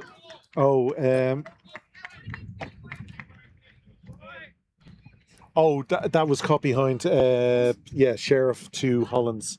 Sidhu played away from his body. Okay, just cut it behind. Yeah. Cut it to Hollands. Easy decision. Okay.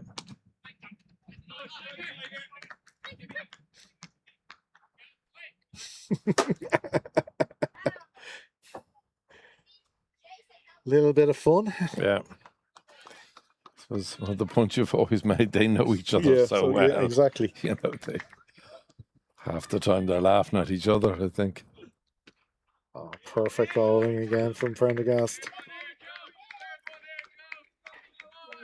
The call from the field is he deserves 1. Some would say he deserves more. It's been a brilliant spell by Prendergast, this. But it's helped drag Phoenix back. Yeah.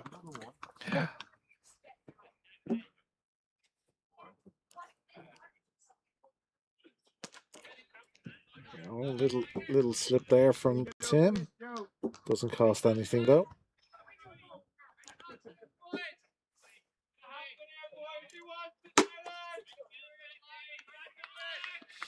It's lovely now when the sun comes out, isn't it? It's a perfect day for sitting out. Yeah, lovely. Having a chat and watching some good cricket. Oh, you'd say that's a loose shot from Kane. Looking to pull one from outside off. totally played over the top of that. I'm not sure how far away from hitting Here we timber that go. was. Look at this. Oh, the shape again would have saved them because Prendergast is getting that I away think that missed that off bail by that, Graham. Yeah. Not the most convincing of shots. No, far from it. But again, this is good from Prendergast because again, with his pace, he just needs to keep that full on off. Yeah. You see, TK is on 3 off 22, so you know you do feel a little bit of pressure. Yeah.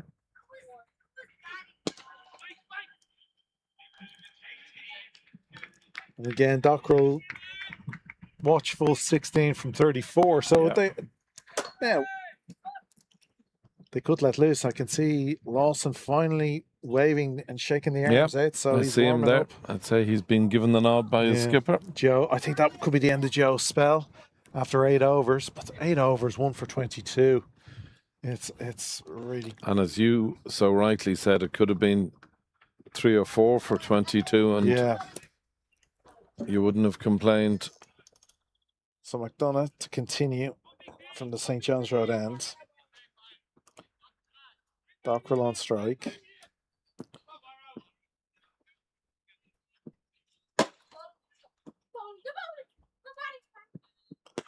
That's a nice shot, but it will only be 1. Cosgrave patrolling that boundary really well. Such a good arm. I'd need a taxi to get it in from that distance, but they're 1 bounce in from these youngsters. That's what they practice, Graham. Yeah. To put my glasses back on, a little bit of glare there. Again. It's lovely. Short. Wasn't convincing again from Kane. Top half of the bat really, and just able to play it to mid on. No run. Yeah. You just feel his timing isn't quite there yet. But he's a sort of cricketer. Oh, he where, can go bang, bang, bang. Bang, bang, bang. You know, a 4 now, a 6. Yeah. You know, that's out. No drops. That would have been a cracker.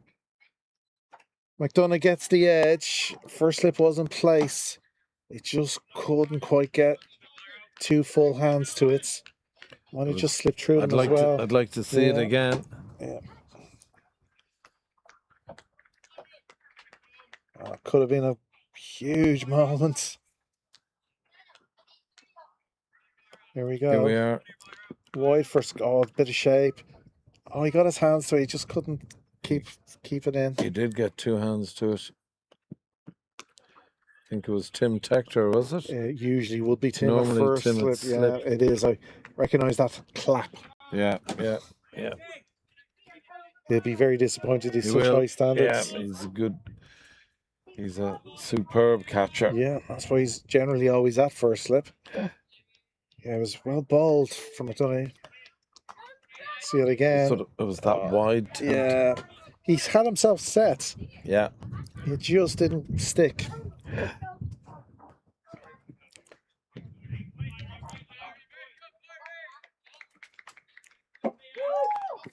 These are the moments that try bowlers' hearts. Absolutely. Yeah.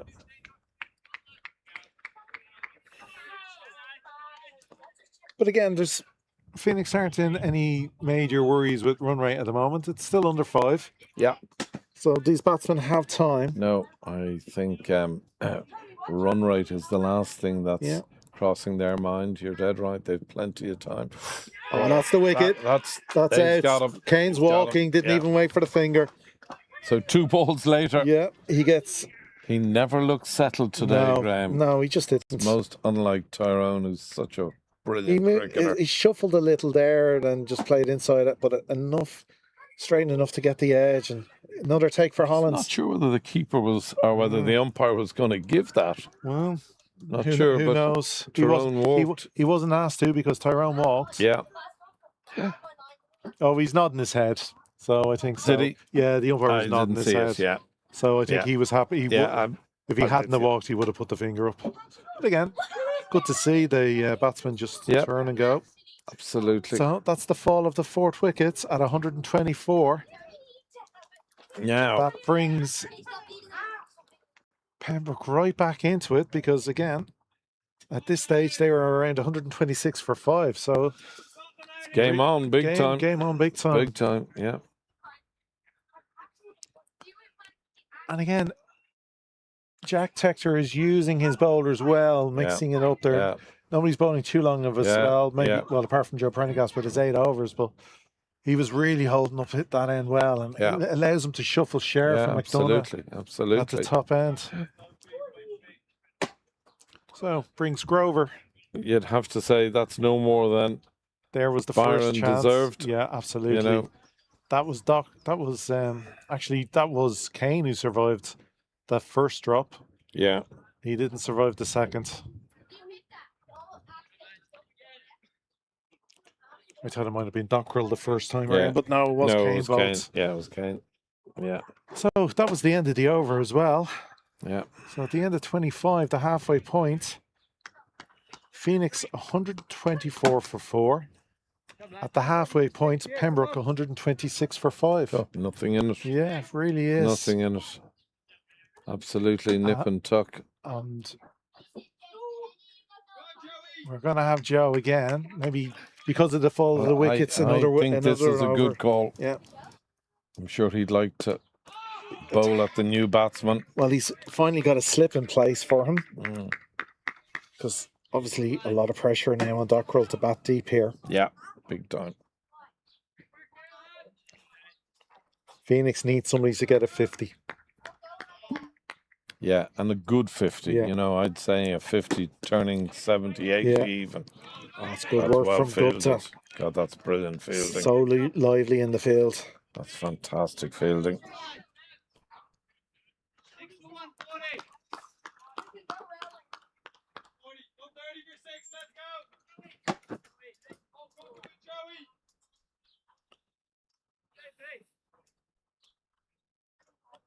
Prendergast in.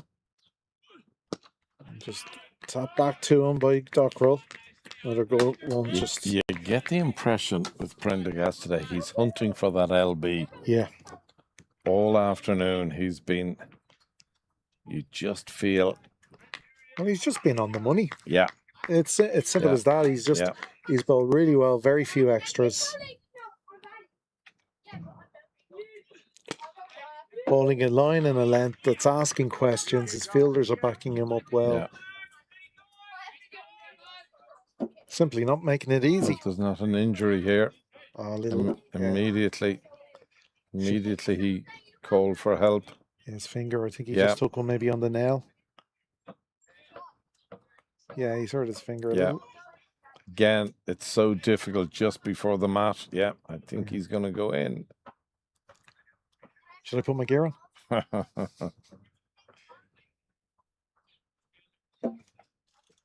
Going to get a subfielder, I hear. Yeah. Now, who is the question? Was it your registered player? Harry. He has to be below the line. No, Harry's all right. No. Oh, yeah, Harry. It's first team. Sorry, yeah, Harry. I don't think Cricket Ireland would appreciate Harry Tector stepping on the subfield. Dale McDonough would be my call. I would.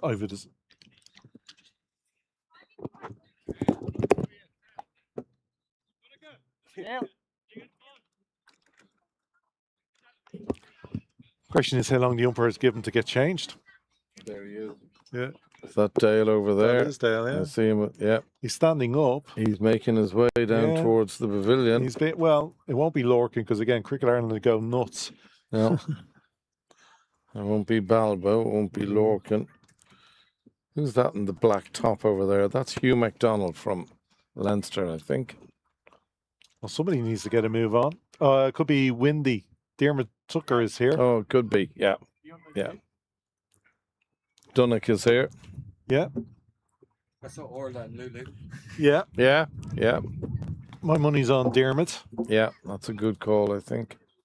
He was unlucky. It's difficult fielding just because it popped and immediately you could see he was in trouble. Question is how long the umpires give them to do this. And not just say, bowl with 10. Yeah.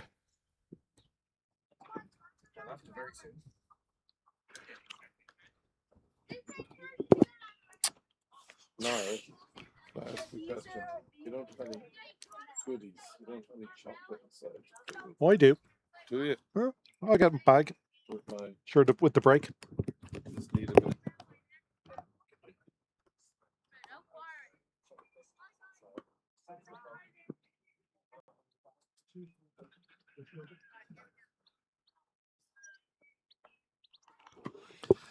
And so just if you're wondering what the break in play is, it looks as though Sunil Gupta has injured his finger. He was fielding at sort of short extra, just at the matted area, and I think a ball popped on the mat, and whether it hit the top of his finger or his thumb, I'm not sure. But anyway, he has gone in to the dressing room area, and I would imagine very shortly we'll see someone replace Sunil. There's a little bit of activity going on there, so we'll wait and see what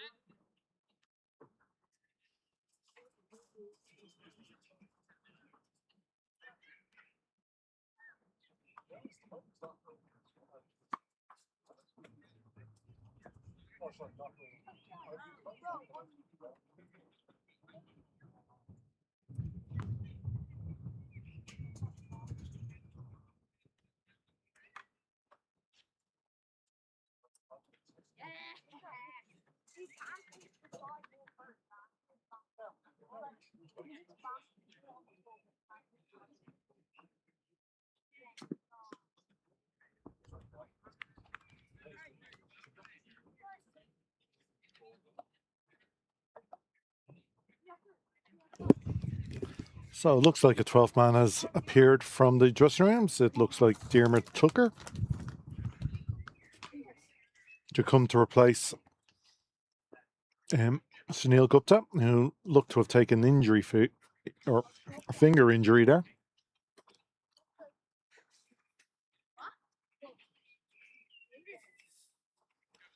Which is not good. Well, I haven't seen the team for yesterday, but we don't need another player then.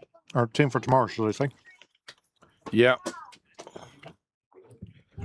I'm sure that's immediately what the skipper was thinking. Yeah. The last thing we need now is another injury. Especially finger as well. Oh, Yeah, it Dermot Tucker. Dermot Tucker. Not like he hasn't played at this level. Oh. Played lots of it. Very good cricketer, Dermot. Very good fielder. Mm. Super arm. He usually patrols the boundary when he plays. So, So play resumes after that little break, and Prendergast continuing with his spell. 2 balls to go in the over. 4 dots so far.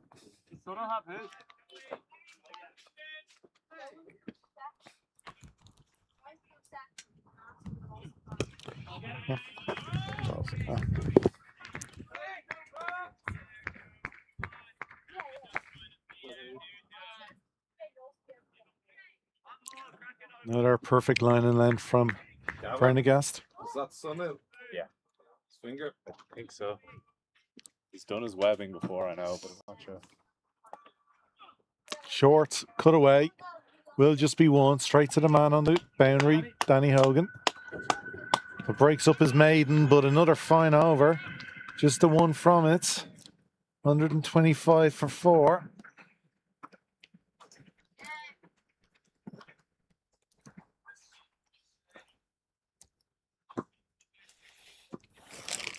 I'm going to keep nibbling at your cola bottles, Graham. I'm afraid I'll have to. It's half the bag. It's out.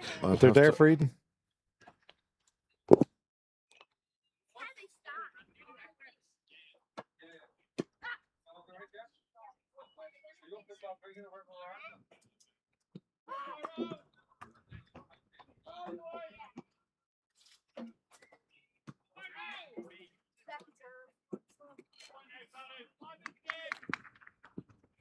So, McDonough to continue from the St. John's Road end.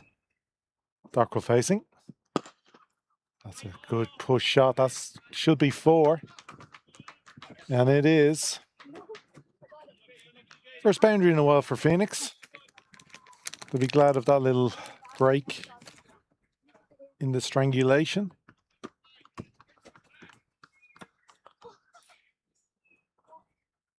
But this has to be the main man today for Phoenix. A lot of pressure on him now to go long, deep into this innings and be the backbone.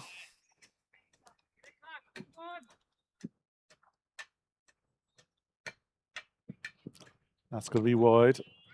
Well taken by Hollands. Gives it to just one extra. I have to say, I don't think I've ever seen Pembroke go this long into a game without spin.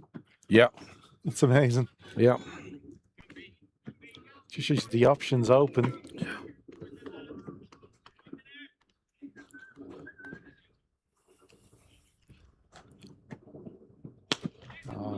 Nice looking shot for no runs. You can definitely see Lawson though getting his shoulder and arm warmed up there. You would think it's only a matter. Many overs has Prendergast bowled. He's bowled 9. He's bowled 9. Yeah, so they'll give him a 10th.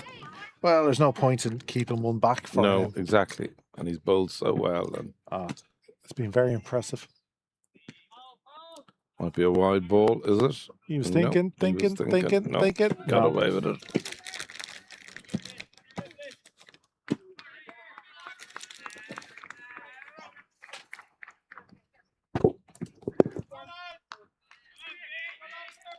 So yeah, Joe has 1 left. He's bowled 1 for 23 with 2 maidens today so far.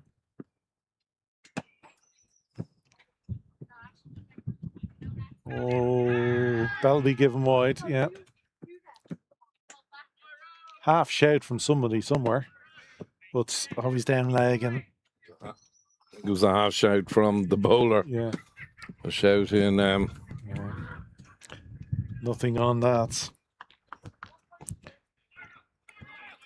Another chastening day for Pearl Civil Service today. They're 81 for 8 against Malahide, who got 308. So long day for them. But it's great to see them up here trying at this level. That's true. Died a little on Holland, so he did well.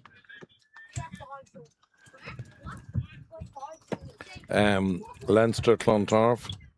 Leinster Clontarf. Leinster have won that game by 5 wickets. They won easy in the end. They got a 6 off. They got a 6 to win it. Okay. Scores were tied. And yeah, they got to 165.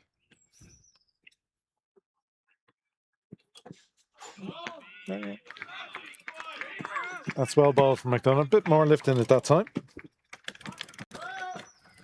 Very well bowled. Umpire signals just the one for the over.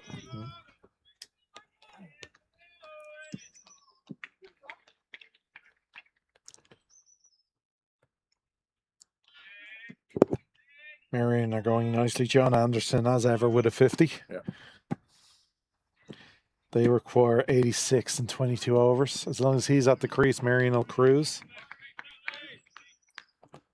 Rush, though, are looking like they're going to lose across the roads. They're 132 for 8. Game over, I'm afraid. Again, that'll be another fine victory for Railway. Yeah. So that was the end of the over. Score has moved after 27 overs to 131 for 4. Again, no real issue with run rate. Still below, as long as it's below 5.5, 6, you should be no pressure. Just tick along nicely. Singles and twos. As we thought, Prendergast will bowl his 10th over, which makes sense. Yeah. If he's in a rhythm. Yeah. And again, he actually... And he hasn't bowled at the new batter. Literally going to say that. Yeah, okay. Brilliant. Great minds and all. Mm. But yeah, he'll be happy to get the ball at the new batter. Oh, not when he does that though. He'll be disappointed with that. 5 wides.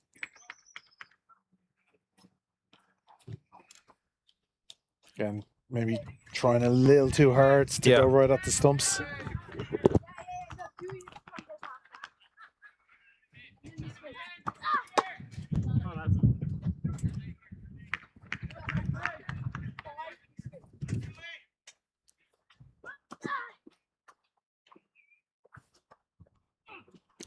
Again, that's wide. Just missing the line. He's done so well with in his first 9 overs. So this is a good over for Phoenix so far. 6 runs and we've yet to have a legal delivery. Well, that's better from Prendergast.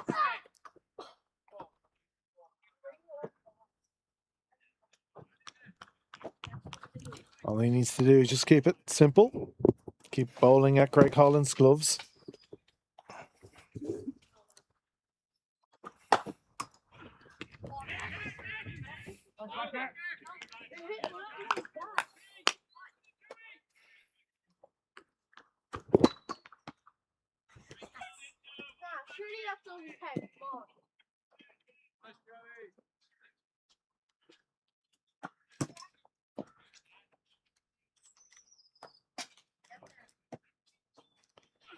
Prendergast in. Little push, that as well, fielded a point.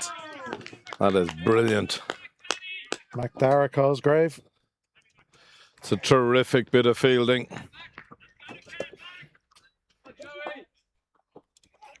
Gets great support from his teammates, and rightly so too. Run saved, pressure still on, keeping the new batsman on strike. Prendergast drifts onto the legs. It's tucked away nicely. Will be 2. Should be no more than 2. Will they risk the 3? No. They had a look. But again, it's a good arm. Tim Tector with the chase there from first slip. All the way around to fine leg.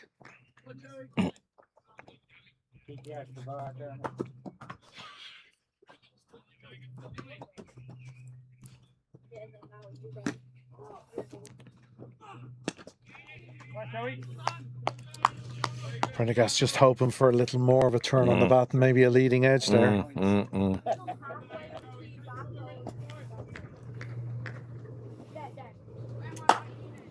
Bit like the Greg Holland's dismissal. Yeah, just a missed time. Yeah, pops up. Yeah.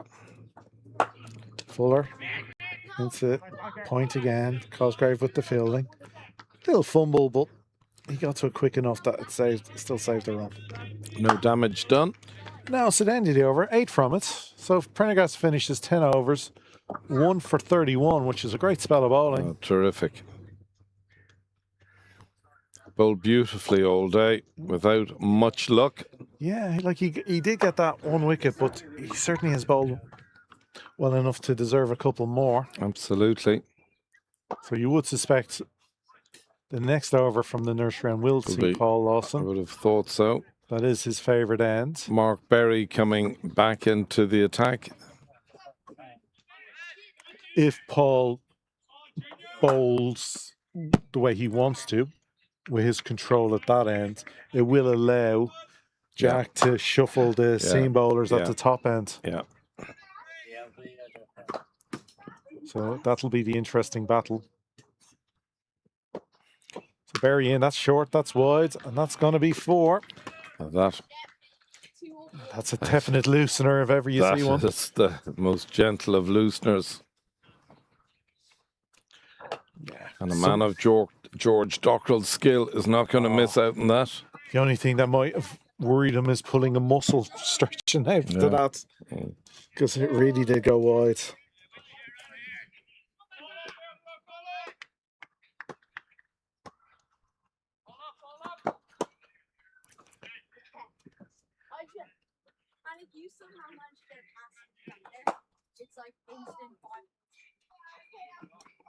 That's better from Berry, but that is still a single. I think at this stage, though, I suppose Pembroke wouldn't be too happy or unhappy bowling at the new batter. No. As much as possible. No. I think Dockrell has now faced 50 deliveries.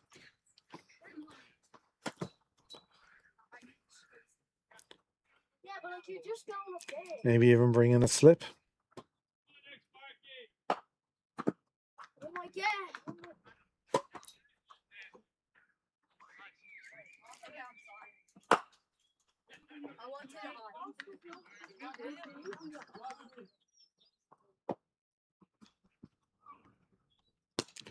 Oh, a lot of bottom hand there from Grover. very nearly carried. Yeah. Like, especially that's the first ball he's faced of Berry. And he just nearly mistimed that. But it's a dot. All watchful this time. Of course, he would have come from a lot of playing on the magic carpet. Absolutely. Which is a totally different surface. Yep. And speed.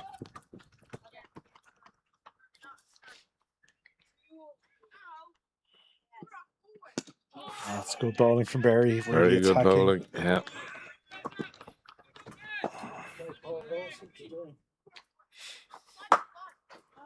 Next.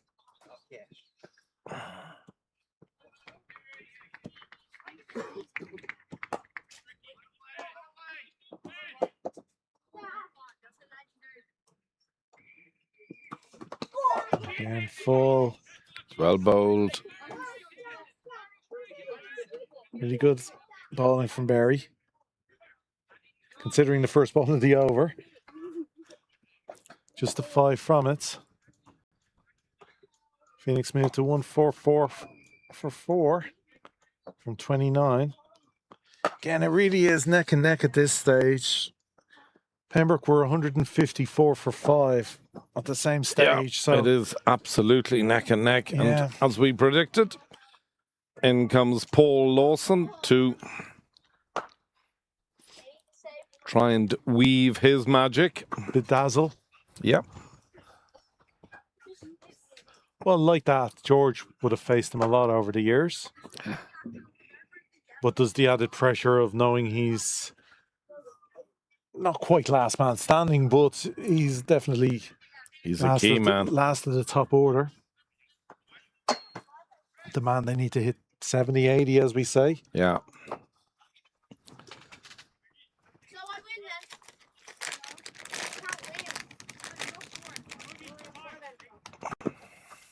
unfortunately for Paul, he doesn't have his ever-present JJ Gart at that little mid-wicket position that they team up so well at. JJ not here, say, with an injury.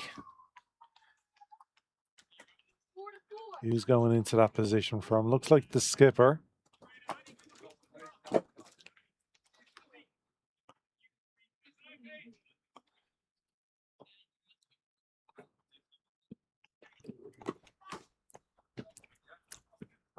An important spell this. In comes Lawson to Dockrell.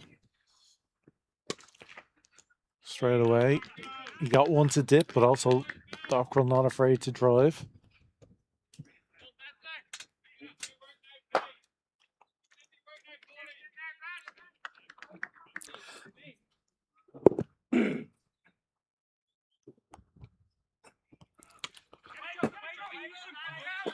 Little misfield, but because he got to the ball again so quickly, he put it down in the batsman's mind, and they didn't come through for a single.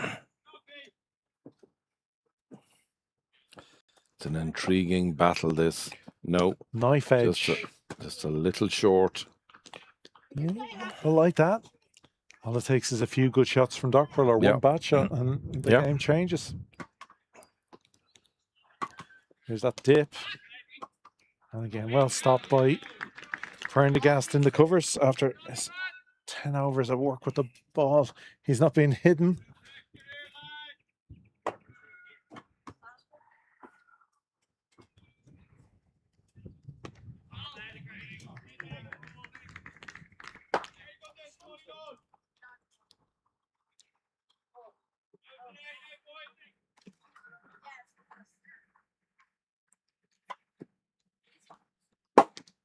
And there will be a single this time. Dockrell nicely pushes it just wide of Prendergast out into the covers where Hogan fields it. He gets a stare from his wicket keeper. Rightly so too. He knows that was a poor throw, and Hollins gives him the death stare. So end of the 30th over.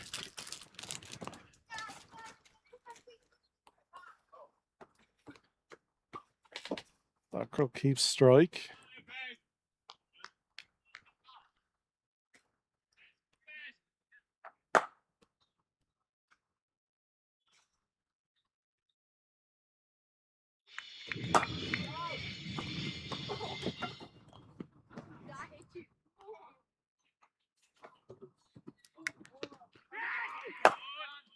Quick call of no. Rightly.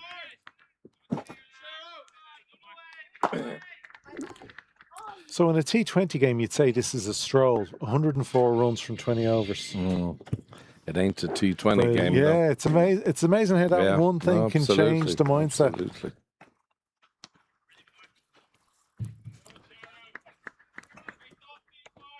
You just feel, the knife edge that this game is on.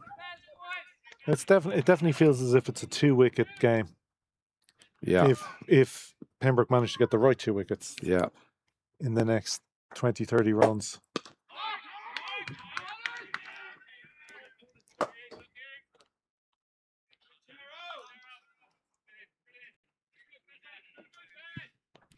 Dockrell just trying to tell Grover to calm down. Again, wealth of experience there.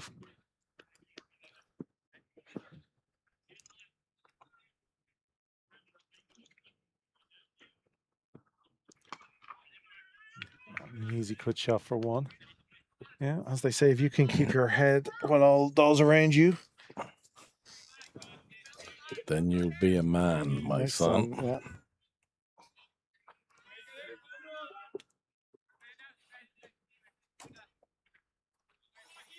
Oh, to pick the coach's brain right now.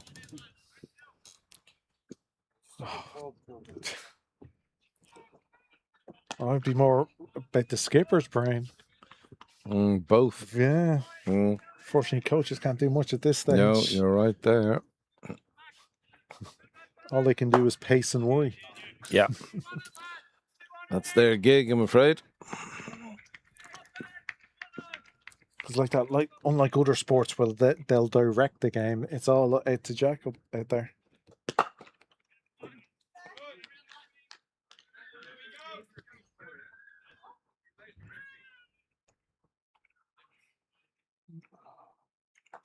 I wonder if there'll be a twist in the Marion game down in Cork. Anderson is out with still 70 runs needed.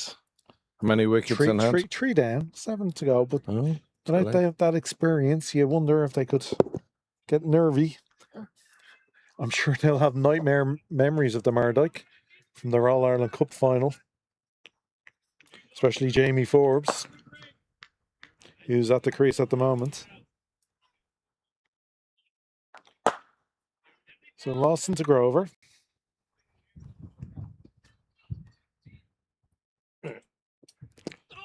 Nice little tickle into the onside for one. Nicely bowled. Just pulled it back ever so slightly. Kept him interested. Yeah. You know, Lawson playing all his experience at this stage now. again, oh, there's that little extra dip. So the question, obviously Dockrell will know how to play this game, but the question is Grover can keep his cool. Keep the head, yeah. That's in the air. That's a chance. That has a chance. Just doesn't carry. Just not quite enough on it from a Pembroke point of view. It would have been a difficult catch even if it was carrying, because I was always dying on the fielder. Well short of them in the end.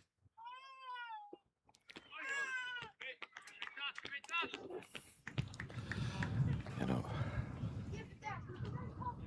I like the way Lawson has bowled immediately as he's come into the attack.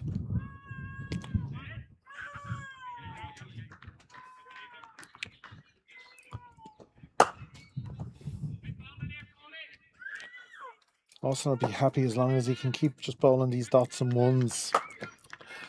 Well, he and his captain and his teammates will be happy. Good batting now from Dockrell.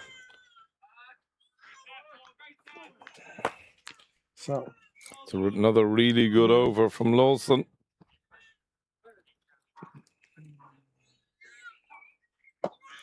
Scores 151 for 4. Again, slightly behind the score that Pembroke were at this stage, but more importantly, though, they've less wickets. Yeah. So there's loads of time. Yeah. No scoreboard pressure at the moment. I wonder, could those 13 balls come back to haunt you? Well, we say it every week. If you don't bat your 50 overs, you're leaving runs on the table. Oh, it's a good shot. Hogan won't get to that.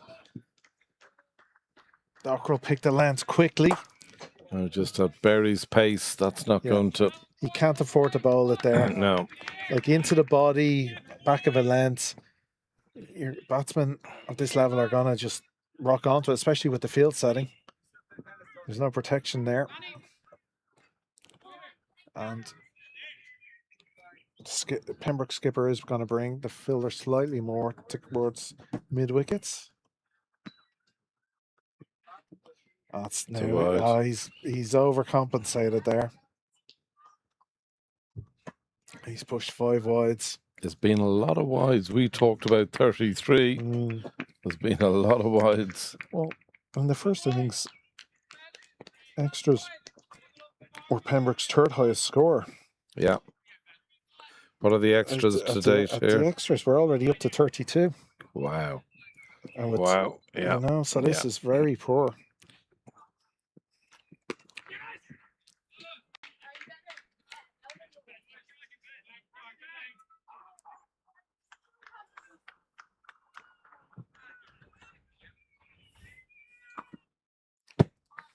I think at this stage you'd have to say if Pembroke don't get out Dockrell, it will be Phoenix's game. Yeah, 100%.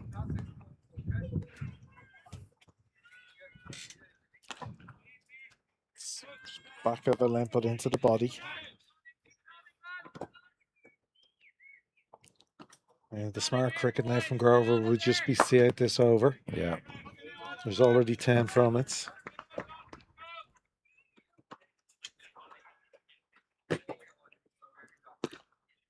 That's not good batting. Make it 11.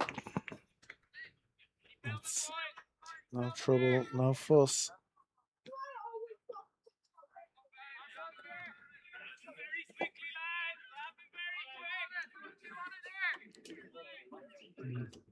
Personally, I wouldn't mind to see a little bit of off spin from Cosgrave. It's well bowled. It's well bowled. Just into the legs allows Dockrell just to leave a bit of bat on it, just to play it down to third or fine leg.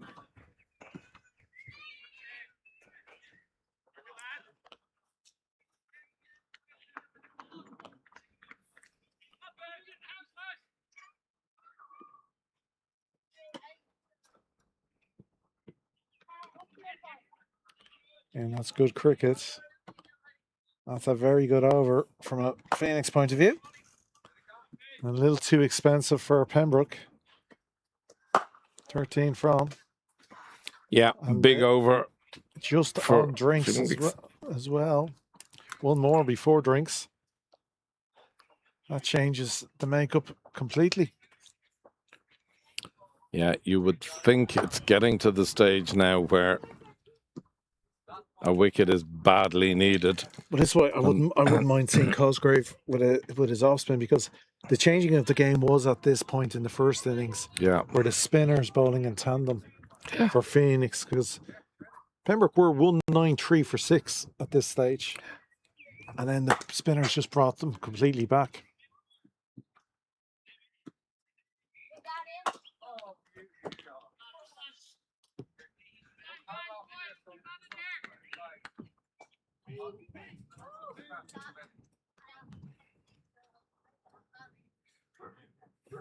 Oh, nobody close to the bats.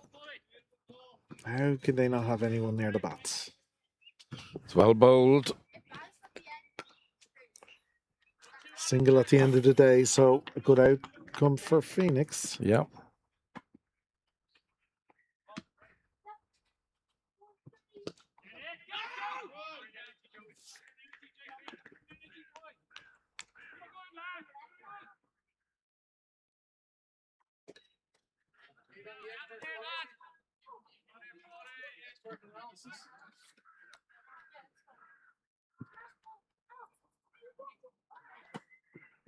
Oh, chance here. He's gone. He's got him. He's got him. He's got him. Lawson gets his man. That's a big wicket. Dermot Tucker caught subfielder. That's a big wicket. It's not the wicket of Dockrell, which is important for Phoenix, but it is a wicket. Pembroke will take it. Just keep chipping away at the other end. Breaks the partnership. That was a 42-run partnership for Phoenix, so it was important. He just chased the wide one. Not convincing. And gets the leading edge straight to backward point. And subfielder takes the catch, and that will be drinks. So a very, very important breakthrough for Pembroke. You wonder what, again, there was no pressure on run rate, so he'll be disappointed with himself chasing that. Yeah, very. So a quick little break with drinks on the board. We'll take a break, and when we come back, we look forward to bringing you the closing stages of this enthralling game of cricket between Pembroke and Phoenix. Currently, Phoenix 166 for 5.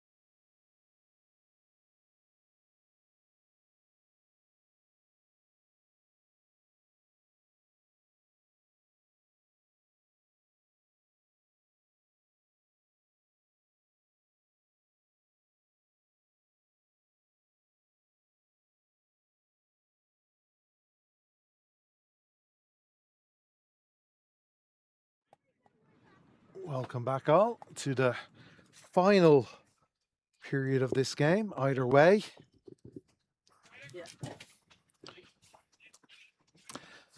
Yeah, I look forward to this very much. I think this game is right in the balance. That wicket prior to drinks is... Well, we'll have 2 balls left in the over. Now, here's a batsman I know very little about. Andrew John. Yeah, Not a name I'm familiar with. He's played a good bit on their 2s. Okay. Big occasion for him now coming out here. I don't know how about much on the 1s, but I've seen his name quite a bit on their 2s. So, Okay. Yeah, anyone's guess. Yeah, well, good luck to him now. Come at the hour. Yeah, absolutely.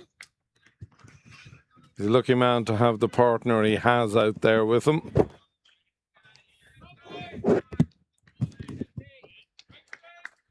Yeah, I'm sure he'll be in his ear.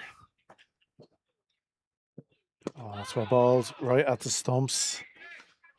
Paul, of course, doesn't like bowling to left-handers. Loves it. Loves it.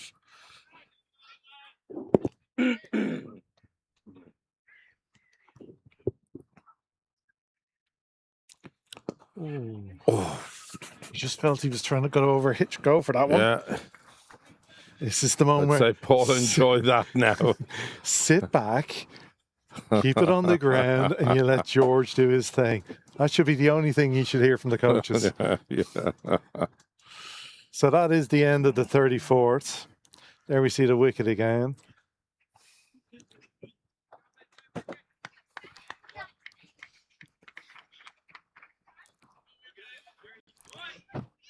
I'm surprised Louis isn't on the text from the wedding to go. Just do what George says. I'm sure he is. Yeah, do what George says.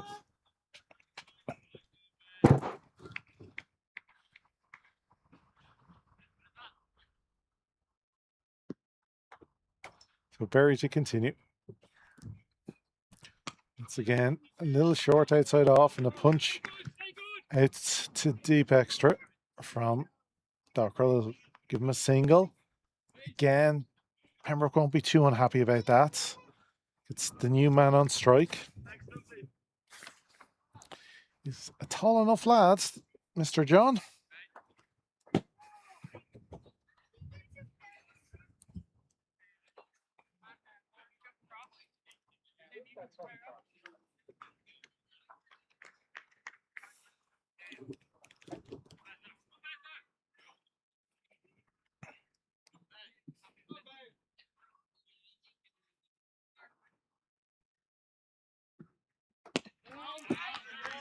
That's good bowling from Barry. Making him play. Always important to new batters.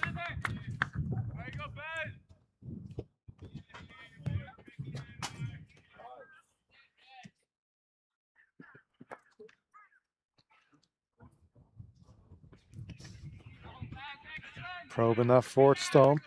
Batsman hoping for a wide, but umpire not interested.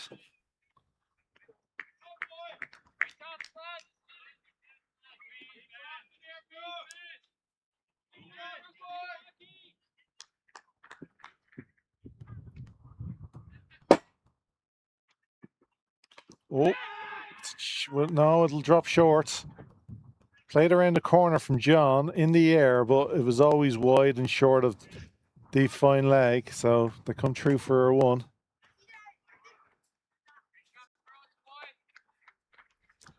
Not fully convincing, but in the end safe.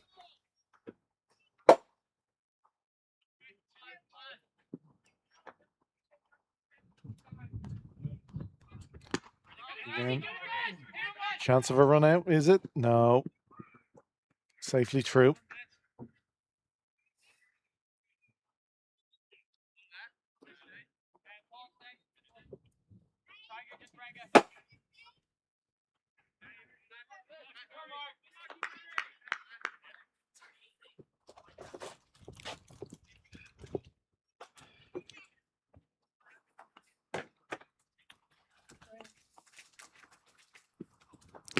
That's a nice looking shot, but straight to point.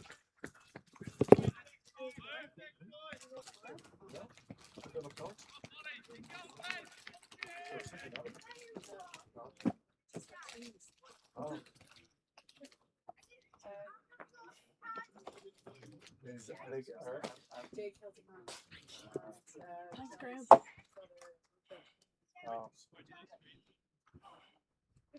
Bye, guys. See you guys. So, the end of the 35th sees Phoenix move to 1-6-9 for 5. That was the over. Pembroke brought their 200 up. But again, it was all about the last 7 overs from a Phoenix perspective, where they drew Pembroke right back, taking wickets and keeping the runs down.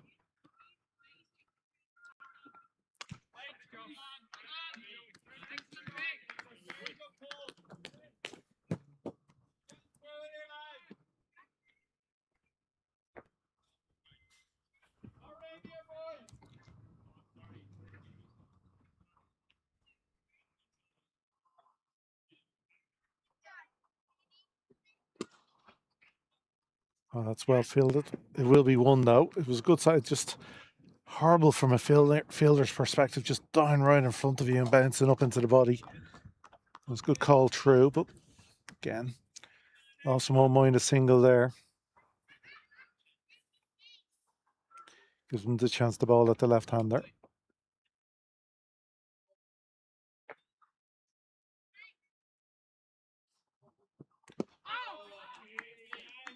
He has a slip in place, short extra. Nobody deep behind him. He's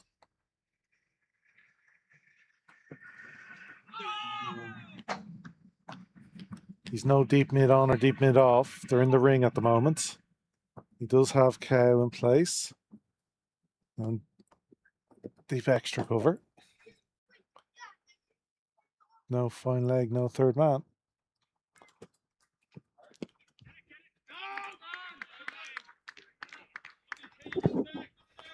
That's another fine over from Lawson. Just again, Lawson has been really superb since he came into the attack, picking up a key wicket just before drinks. Another really good over. just one from it. He's bowled 4 overs, 1 for 8. Saying earlier, if he's holding control from one end, it does allow Jack Tector to mix and match the seamers from the St. John Road end. So, Berry to continue. Oh, that's a great shot from Dockrell. That's 6 of the best. He just leaned again, back. it's like the first ball in the last over. Too You short. just can't do it. At Mark's pace, you know, No. He'll just milk you. Really, all he should be trying to do is just bowl full. Full, that's it, nothing else. And if Dockrell gets a single, Good luck happy to him. day. Yeah. Happy day, and bowl as many as you can at the tail nearly. Well, but again, that starts the over off brilliantly for Phoenix. 6 runs, first ball.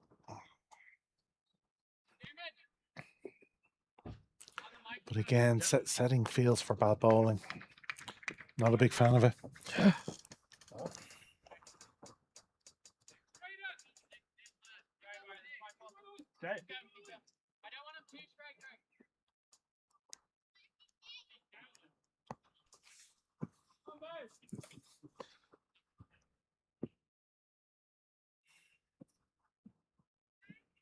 That's better, but it has drifted down leg for a wide. So it's 7 off, no deliveries. Or 1 delivery. Or 1 delivery, sorry. But it's similar again. Great start Lovely. to the previous over. Yeah.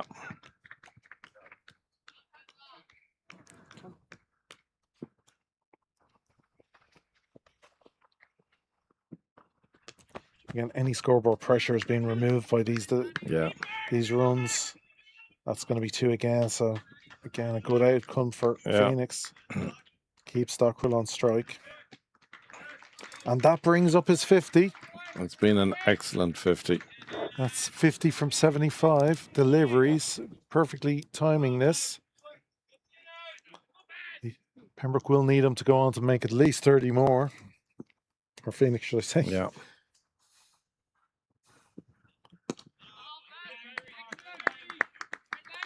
But he's controlling it really well. Yeah. He has looked in total control to me. One drop just short. Yeah. Down towards the pavilion. Yeah, And well, you wouldn't really call no, it a not chance. at all. But that's No. the only Yeah, sort of blemish. or That's again too short. got away with that. Yeah.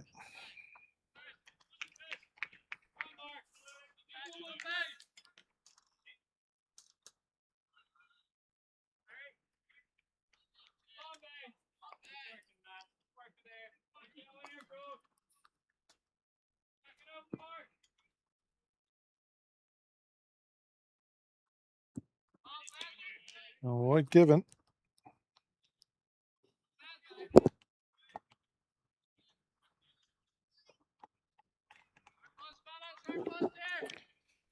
This is Berry's 9th over. He's gone for 55 runs. Would you give him a 10th? It's a good question. Like, it's not a terrible economy rate, really. No, it's not. But in the the context of the game, it's one more really bad over. Yeah.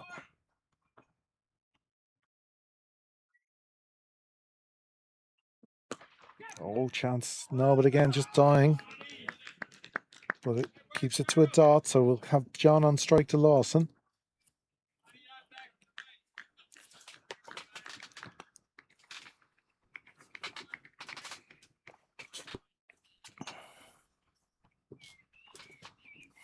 So the score is 180 for 5, 10 from the over.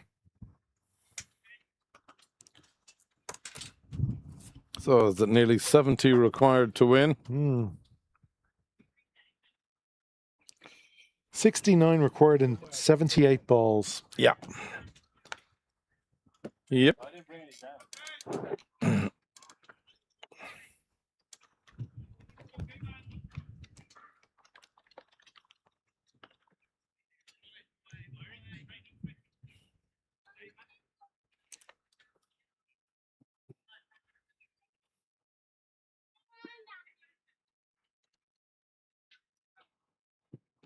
It's in the air. It is out. It's out. He's pushed that one sillily. And that is Lawson at his best again, though, Graham. Yes, he just drags people forward playing bottom hand shots. And John has fallen for it. He's pushed that one. He didn't need to. Just straight to the man in the cover. You see it here. He just comes forward, not at the pitch, wide of him. Pushes. That's a simple catch. And the wicket falls at 180.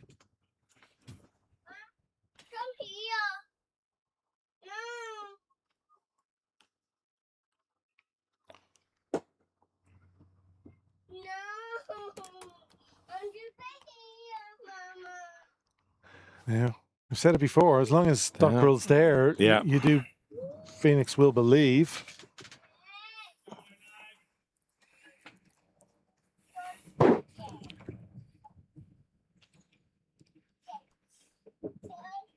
So that was McDara Cosgrave again, a very safe pair of hands. Yeah, he's had a very good day in the field. Yeah, he's been excellent. He generally does. Yeah, great fielder. So this is a really fantastic spell from Paul Lawson. And Paul will be cock-a-hoop with his beloved Arsenal, of course. So he came into this game in the best of form. Yeah. All as he can think of is PSG next Saturday night now. Hopefully he's thinking about also Instonians tomorrow. Yeah, and finishing and this game. Yeah. There's no point in thinking how PSG are going to score 10. Yeah. Steady. Okay, 8. New batter is James McGuinness. Not sure whether his mum or dad, Michelle or Alan, are following. I think both may be away at present, but if they are, I'll say hello to them both. Alan, of course, one of my very best pals. Nail biting time, mum and dad. Nail biting. Again, that's a nice shot. It's a very good shot. Lovely shot. 4-1. But again, if it was I would be like, there's no pressure on me because George is going to do it. All I have to do is stay here. Yeah. The run rate is fine. All I have to do is block out good balls and take a nice little single hit every now and again. And as long as George is there, no pressure. So this is the match. It will be George Dockrell's wickets.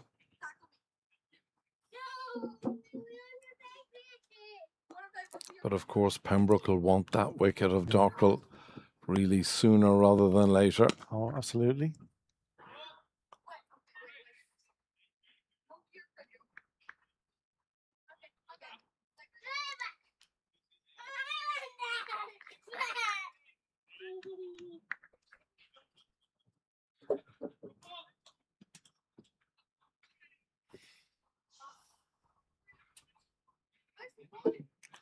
It's well bowled.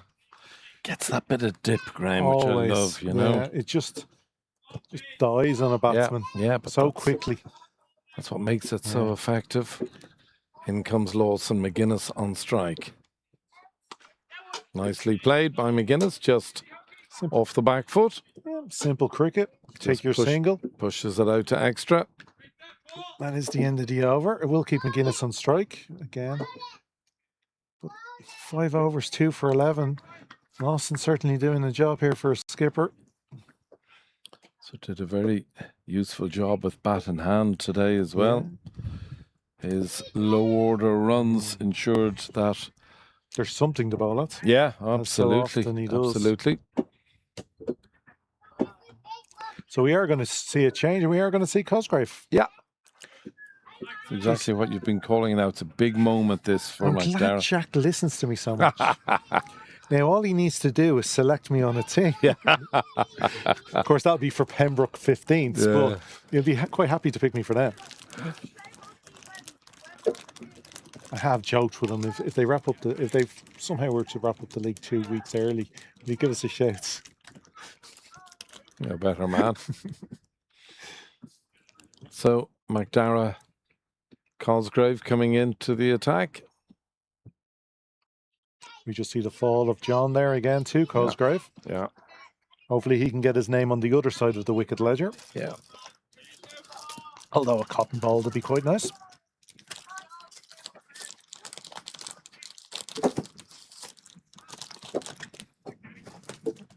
You don't have to replenish your goodie bag, Graham. Oh, Aldi's finest. Like I said, the men's twos need a lot of sugar in their life.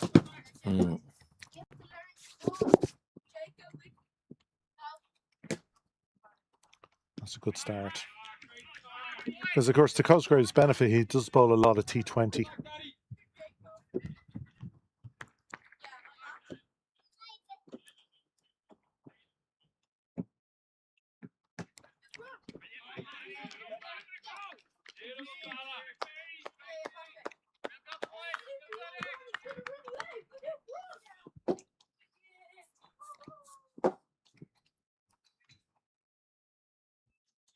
Oh, in the air, but over the heads. That will be one. Just tantalisingly. You would have needed somebody about 6'10" there.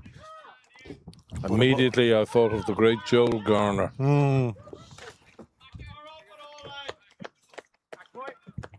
But of course, in the air. So Pembroke will like to see that. That's a good shot. It's just the single, though.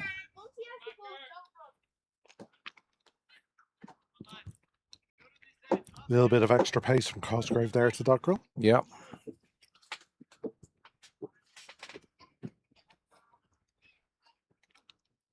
Oh, well bowled. Beautifully bowled.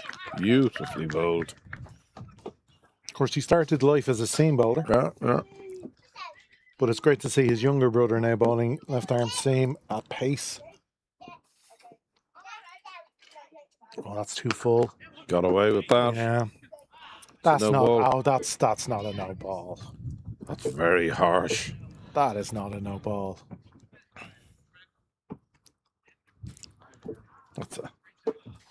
It's a harsh decision. I'd like to see that again.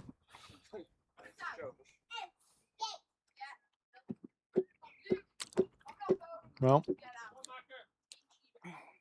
To be fair, dipping. Yeah.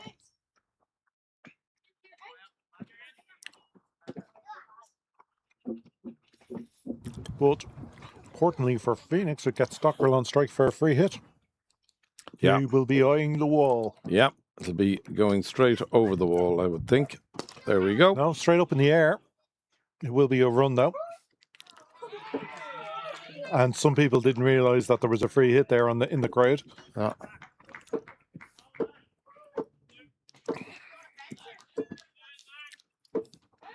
But one run from a free hit isn't the worst worst outcome. Really good over from McDara.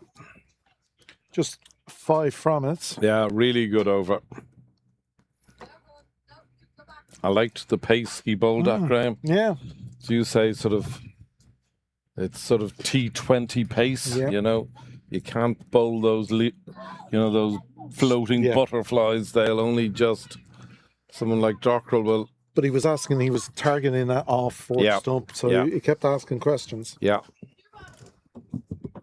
Brings Lawson back onto bowl to Dockrell. Yep. In comes Lawson. Dockrell. Down again, the little push into the leg side. Lawson will be thinking it only takes one misjudgment. Yeah. There's no man I know who enjoys a scrap like this more than Paul Lawson. Oh, that super. Is brilliant bowling. Dot ball, though. If you're the batsman, just say dot ball, move on.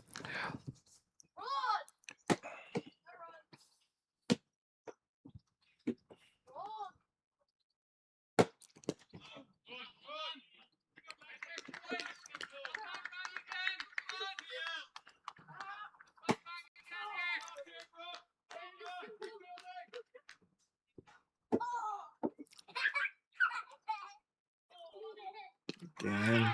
Beautifully bowled. He varies pace so well. Oh, sure, that's what he does. Every ball, it seems to be a different pace. Yeah.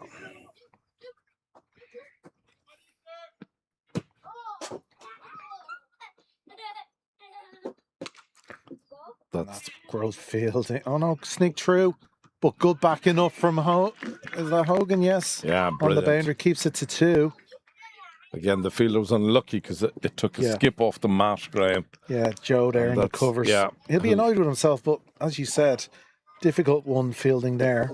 But it was good awareness. It's nearly the first loose ball that Paul has bowled. I'm back on it. Oh, then nearly another push. Beautifully bowled. That's what he's looking for. Just the 2 runs. Yeah, terrific over. That is the end of the 40th, so we got move into the last 10 over spell. Lawson's bowled 6 overs, 2 for 13, so really, really good bowling from him. Pembroke just hoping somebody from the other end can back him up. Well, get that 1 or 2 wickets. McDara had a very good opening over. So what runs are required, Graham? There is 50...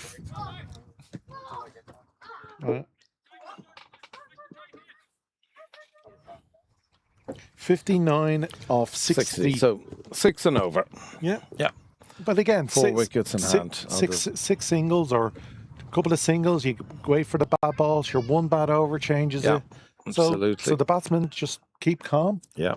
Carry on. Yeah. Quite frankly, with that and another extra, this is not helping Pembroke. Quite simply, if Phoenix bat 50 overs, they win the game. Win the game, yeah. And that's all that should be in their mind. In my opinion, if they bat 47 overs, they'll go close to winning the game. Yeah, exactly.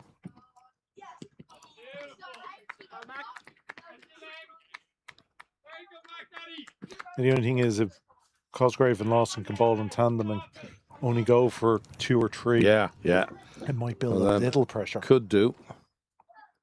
Too short. No. Got away with it. McDara, that's your 1 for the over. That's your 1 for the over. Yeah, got away with that.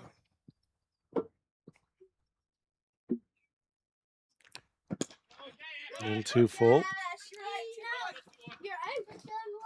Turned it into a low full toss. Yeah. McGuinness pushes it to the covers for 1.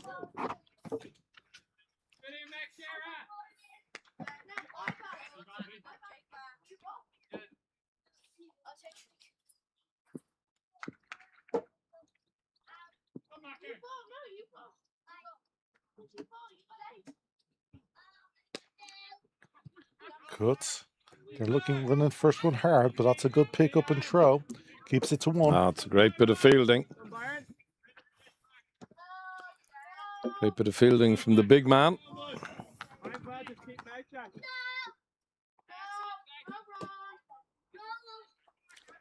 Now, I'd love to see Cosgrave just bowl a slow turner here to the new batter. No. But quick into the ground. That just allows him to play it like a seamer.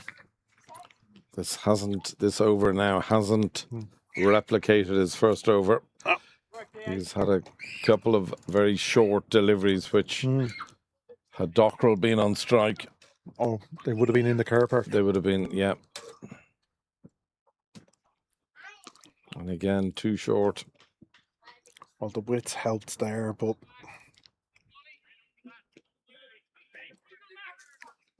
good over for Phoenix. 5 from it. Yep. 195 for 6.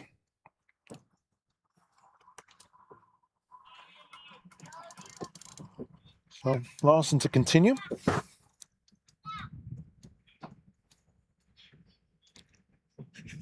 I'm not sure how long that was.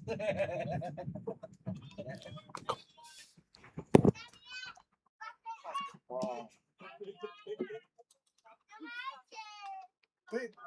This is as Ted Lasso as I get. So Paul Lawson to continue with his excellent spell.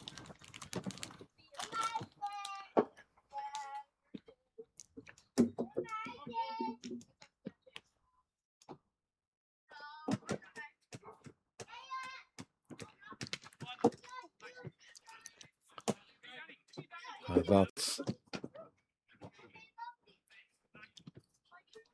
pushed out into the cover. It's just a single. Brings James McGuinness on strike.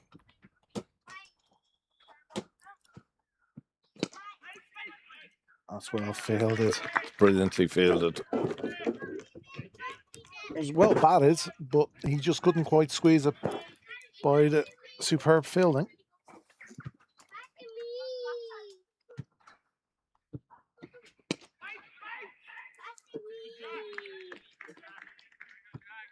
Skipper leading by example there.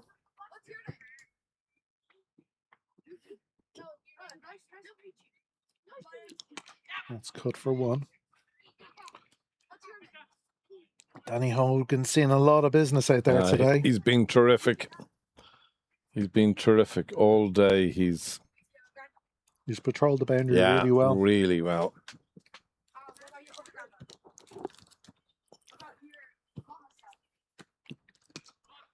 And again, this is really sensible batting. Yeah.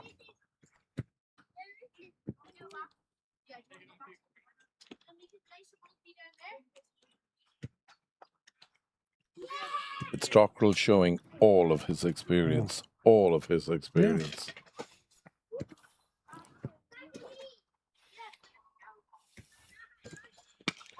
Got to remember, Dockrell has moved into what I would describe as the pantheon of greats of Irish cricket. Any man that's got 300 caps for his country has been doing a lot right for a long period of time. I tell you, you're a hard taskmaster. I would have said at 200 caps he was doing okay. Yeah, yeah. That's why I move him. That's why I push him into the pantheon of greats. Yeah, He is sipping ambrosia with the gods of Olympus. Yeah, absolutely. So the scores moved to 199 for 6 from 42. Good call this to bring Byron back. Yeah, they need, look, Pembroke need 4 wickets. It's a simple equation. I'm sure Jack knows that they can't really see out the 8 overs. No, well, the run rate is only around 6.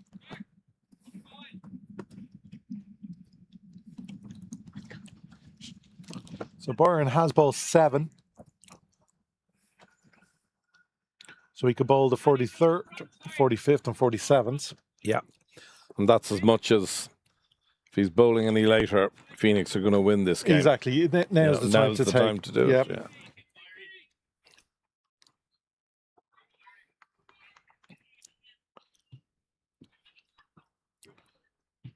Sheriff has 3 left as well. I would assume they will let Lawson bowl his 3 as long as he keeps going as he's going. Yeah.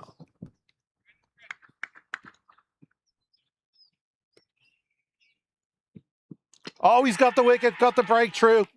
Great. That's a great change of bowling. Just clean. Just no doubt. Base of the off stump, off the middle. Just beat him for pace there. That's what that was. He just played over the top of it. Buy the skipper a drink. Yeah. He's changed the bowling. He's managed his bowlers well today. Here we see Very it. well. Look. Just didn't get the bat down quick enough. Just full, straight. Maybe going from the slow spin to Byron. He just wasn't quite ready for it. But you couldn't ask for more. Just bowl it off stump. So it was a 19-run partnership and they were going well. Yeah.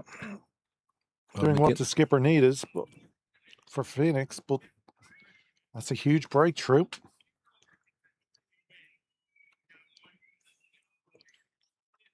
That'll definitely make Dockrell think he has to farm the strike here as much as possible. She's going to put an extra little bit of pressure on him.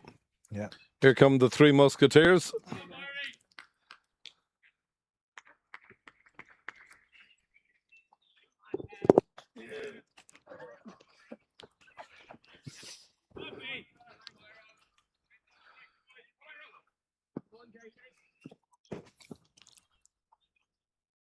So Ben White. Oh, straight away. He's got him. No, it's half an appeal. Only really the bowler interested. Wicketkeeper, not really. Shave from somewhere. Why not? Here we see it. It was bat on ground. I think that's what kept them interested. I think you're right. Bat on ground. Bit of noise, but no bat involved with the ball. Straight away, they're asking for a change in the side screen, which will keep our producer very annoyed. You can see it clearly, bat on ground. Then,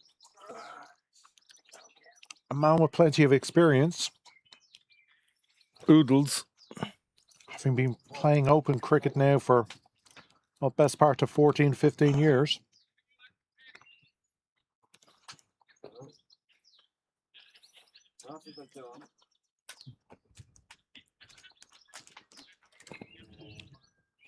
I haven't seen Jackie today. No.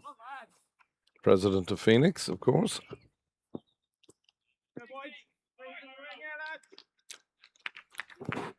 Maybe on a work trip. Yep, yep.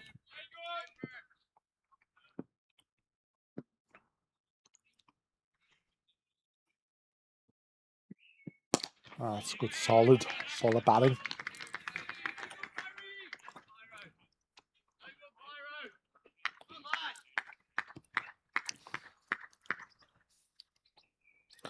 I know Ben's dad is watching because he's been annoying me with texts, but I can remind him how annoying it was to captain Ben when he was a teenager.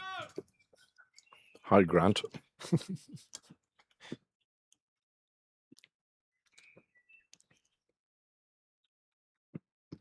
Oh, that's what falls. Very well played, though. Right into the body. Got himself right into line. I like the sound of the bat. Yeah, it wasn't. That's the second time it sounded.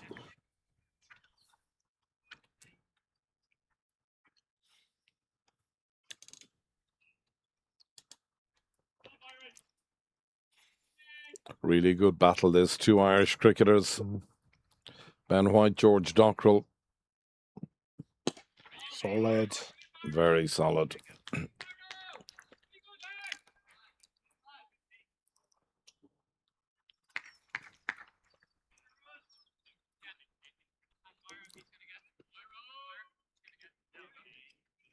As we were saying earlier, it is games like these that really should drill into players' heads the importance of batting your overs. Yeah. And the importance of reducing the extras.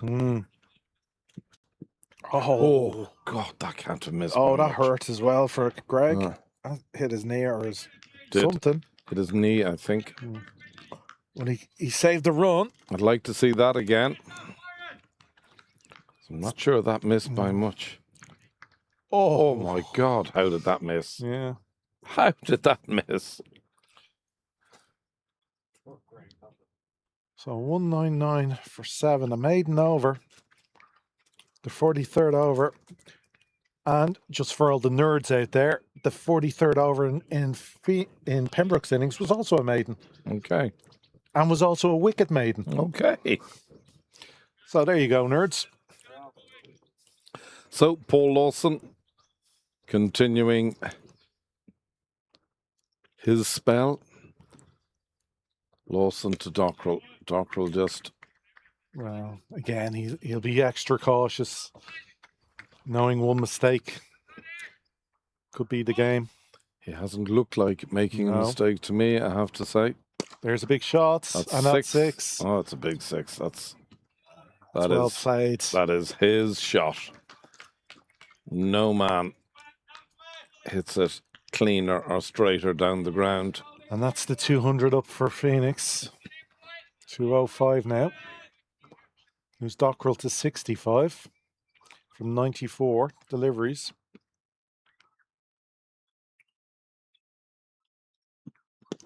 And then after a big 6, a sensible 1.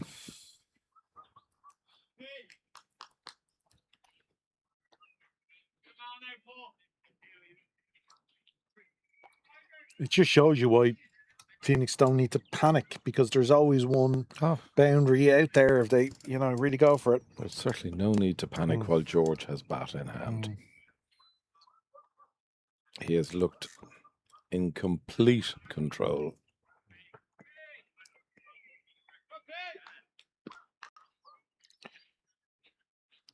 You think that number 10 or 11 are nervous in there? Yes, flanking it.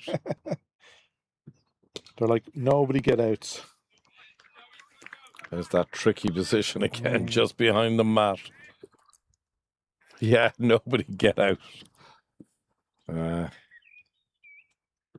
Lawson. Again, that's all White needs to do. 7 from the over. Yeah. Block, and Dockrell is already on strike now for the next over.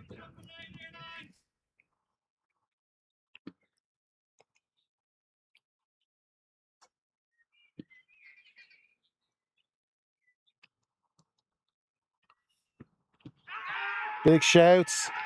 Umpire not interested, thinking it's going down leg. Sorry again, producer's away from the replay button. Doesn't matter anyway, because it was not out. Yeah.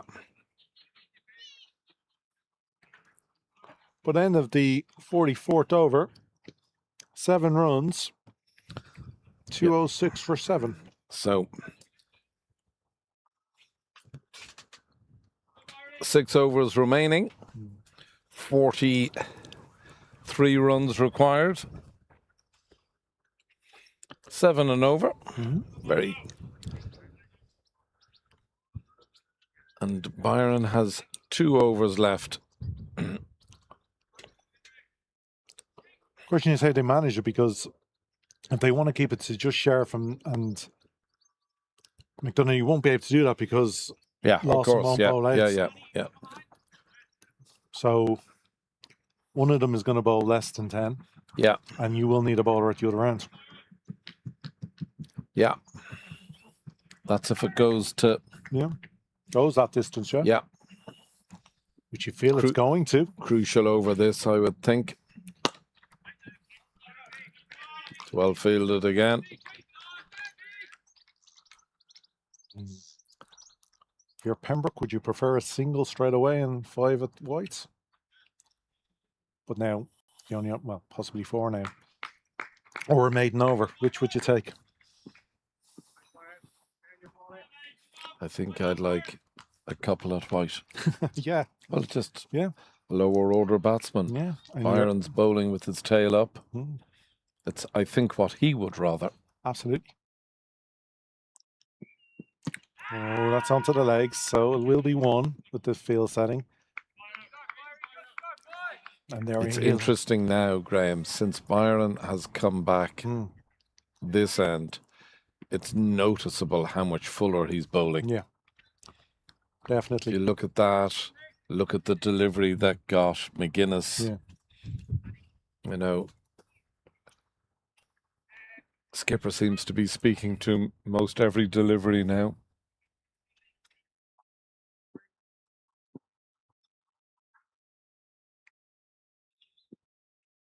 Yeah, he has his wish. He's got possibly 4 deliveries. Yeah. At whites. Yeah. He'll be hoping he needs just 1. Yeah.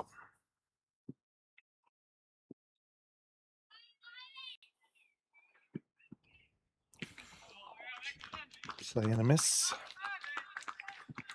I think I'd like to see third man just a little finer, Graham, towards the side screen. telegraph pole. The other side of it. Yes, yeah, I would. Yeah. Just to negate that little edge for 4. Exactly. You just feel with the tail ender, it's more likely to be an edge than a played down to third. Yeah, exactly. Oh, that's well tucked away. Should be just 1 though. Hogan again. It's very good cricket. It's well bowled. It's well played by Ben.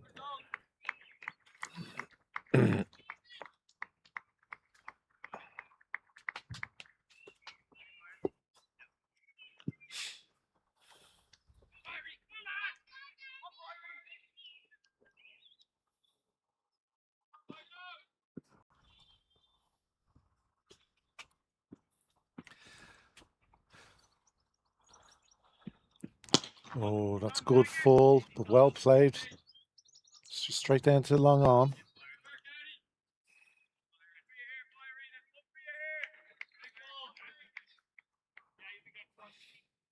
Yeah, it is one of those games where you smell the tension. Every ball now is crucial. Every run is crucial. People on the edge of the bench along the wall. There's silence even, you know, the silence is deafening. Oh, there's a chance. Oh, he got the edge, got the leading edge, but it flew. They take 2. Just wide of backward points. It's a huge moment. Just that little bit of luck for the batsman. Here we are. You can see just completely got the edge. And that just flew.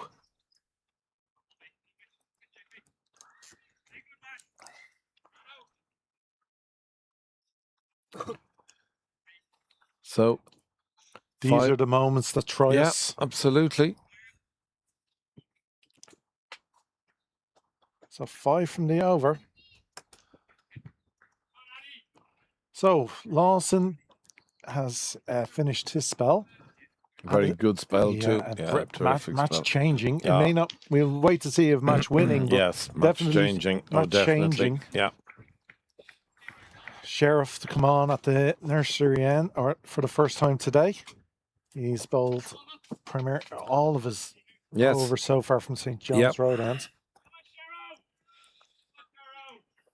But he can finish out. He can bowl 46, 48 and 50 if required. Yeah. But the question would be, who would bowl the 49th if it came to that? Exactly. Because I don't know, won't be able to. Yeah.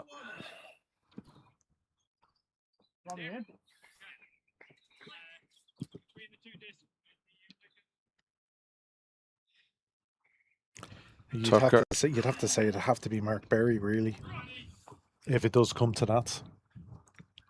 Like Prendergast is bowled out. Would you try a spinner at that stage? No. That's going That's to 6 be more. 6. That's a good hit. Very strong. Tector could finish this game Yeah, very quickly. very quickly. You know. But again, he's a T20 Supremo, so of course he can. And again, he starts an over with a huge shot. Yeah. Which he's done so often. And again, today's the first spell I've seen from Addison where he hasn't been as consistent. Yeah. Again, 1 ball. That's what Pembroke will keep on saying to themselves. 1 ball.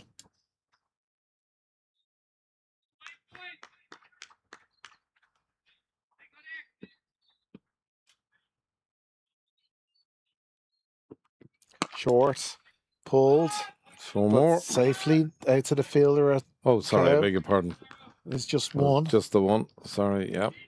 But again, you start the over with 7. White can just see this out if necessary. Play it nice and simple and then take the odd single. Yeah.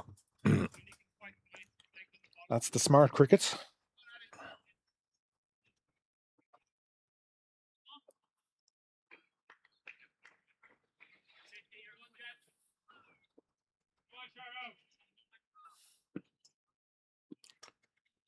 Sheriff into White. Oh, just beats the edge. It's a cracking delivery. It was a nicer length. Yeah, that's exactly what it was. And that's what we haven't quite seen enough of today. Again. Really was a just 3 more like that. Peach of a delivery.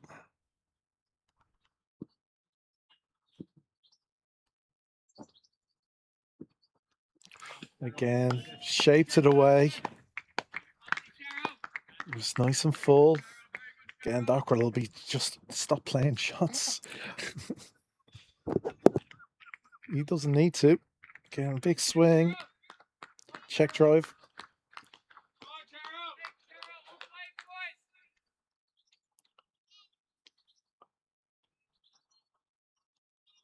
Two dots are fine from a Phoenix point of view.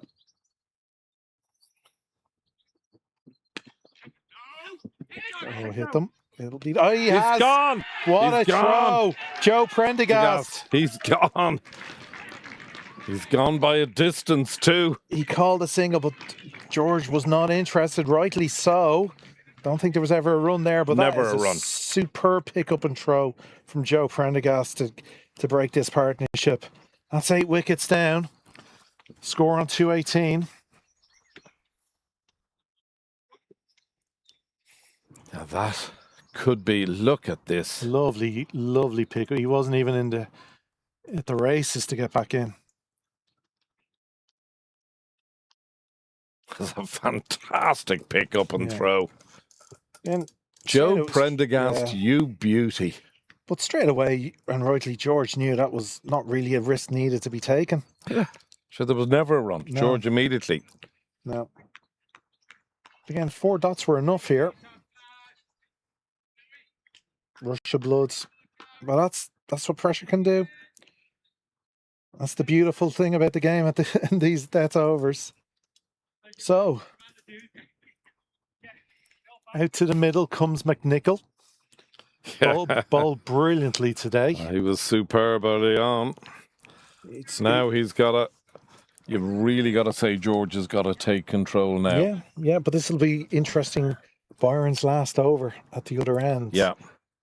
If he tries to take him on or just I'd play him out. Play him out, yeah. Play him out, yeah. Because the 49th over, it could be the winning of the game. Of course. But I'm sure George is saying, just block it. Again, all that hard work in the morning, warming up. Yeah, all pays off. Yeah. What's that for? It's the clap of. I think they were clapping Joe. He's just gone down to the boundary. All right, yeah. Well deserved. Yeah. He's gone down to the chapel corner. Yeah.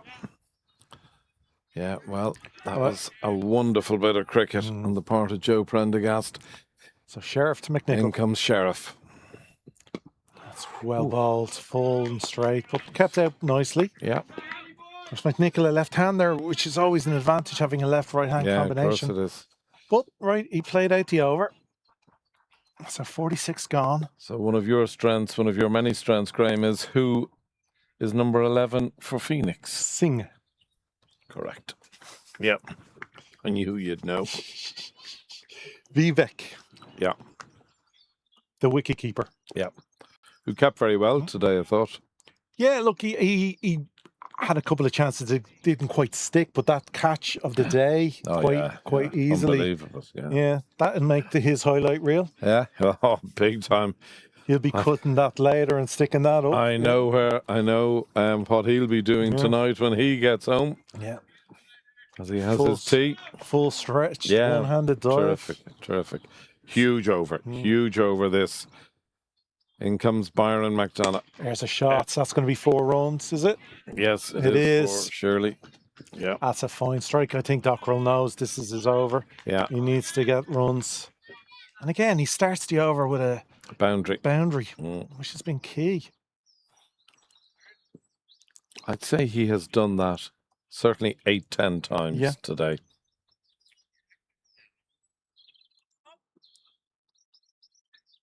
So 2-2-2, double Nelson. Yep. Richie Beno, a.k.a. Johnny Bell. Yeah. 2-2-2. 2-2-2. Yeah. 2-2-2. Big 5 balls coming up. That's going to be out, is it? It is. It's taken. Out, yes. That's the big one. That is the big one. And Byron has done the damage when he came back. Yep. He'll have 4 deliveries at number 11. That's a huge catch. Who's taking that? That's Joe Prendergast again. It's not, is it, It's Joe Prendergast. What a day he's had. Brilliant 10 overs with the ball. He's right in at these last 2 overs. He's been fantastic. And that ball would have been spinning because it came off the outside of the bats. It was like a topper wheel, you know. Terrific knock from George Dockrell. This is where the Pembroke players need to just take a breath. Here we go. Here we see it. Off the side. Top half of the bats. Byron celebrating. And there we go. There's it taken. You'd hate to have if that had been dropped. Look at him. Oh, great reaction. Here we go. You can see it better here. Spinning, spinning, spinning. Oh, he's never left the ball. And he takes it. Huge moment. So, a lot of pressure. Here we go.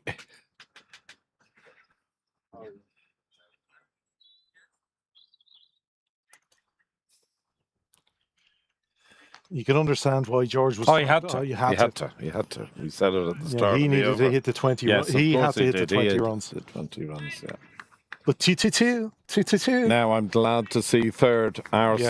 Finer. Correct. Yeah. It's more likely to be an edge than a played shot. Yeah. The work of our producer is never done. He is a legend. There is only one Niall Walsh. Here we go. Oh. Little dabble. Now, what Byron has got to try and do is off stumps. Yeah, off stump. Got a ball at the stumps. Got to hit the stumps. You've got a chance of LB with his pace to the tail ender. You got to make him play just at the stumps.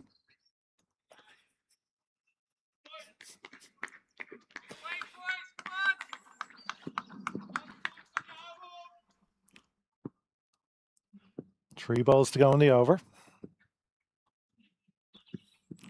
Oh, big sheds. Big sheds. Got him. Got him. That's game, set, and match. What a comeback by Pembroke. Yeah, Byron, he did. Unlucky for Phoenix. They were so close. What a knock from Dockrell today to get them there. But what a second spell from McDonough. Yeah. You can see that's hitting middle. That's out. Yeah, that's hitting middle.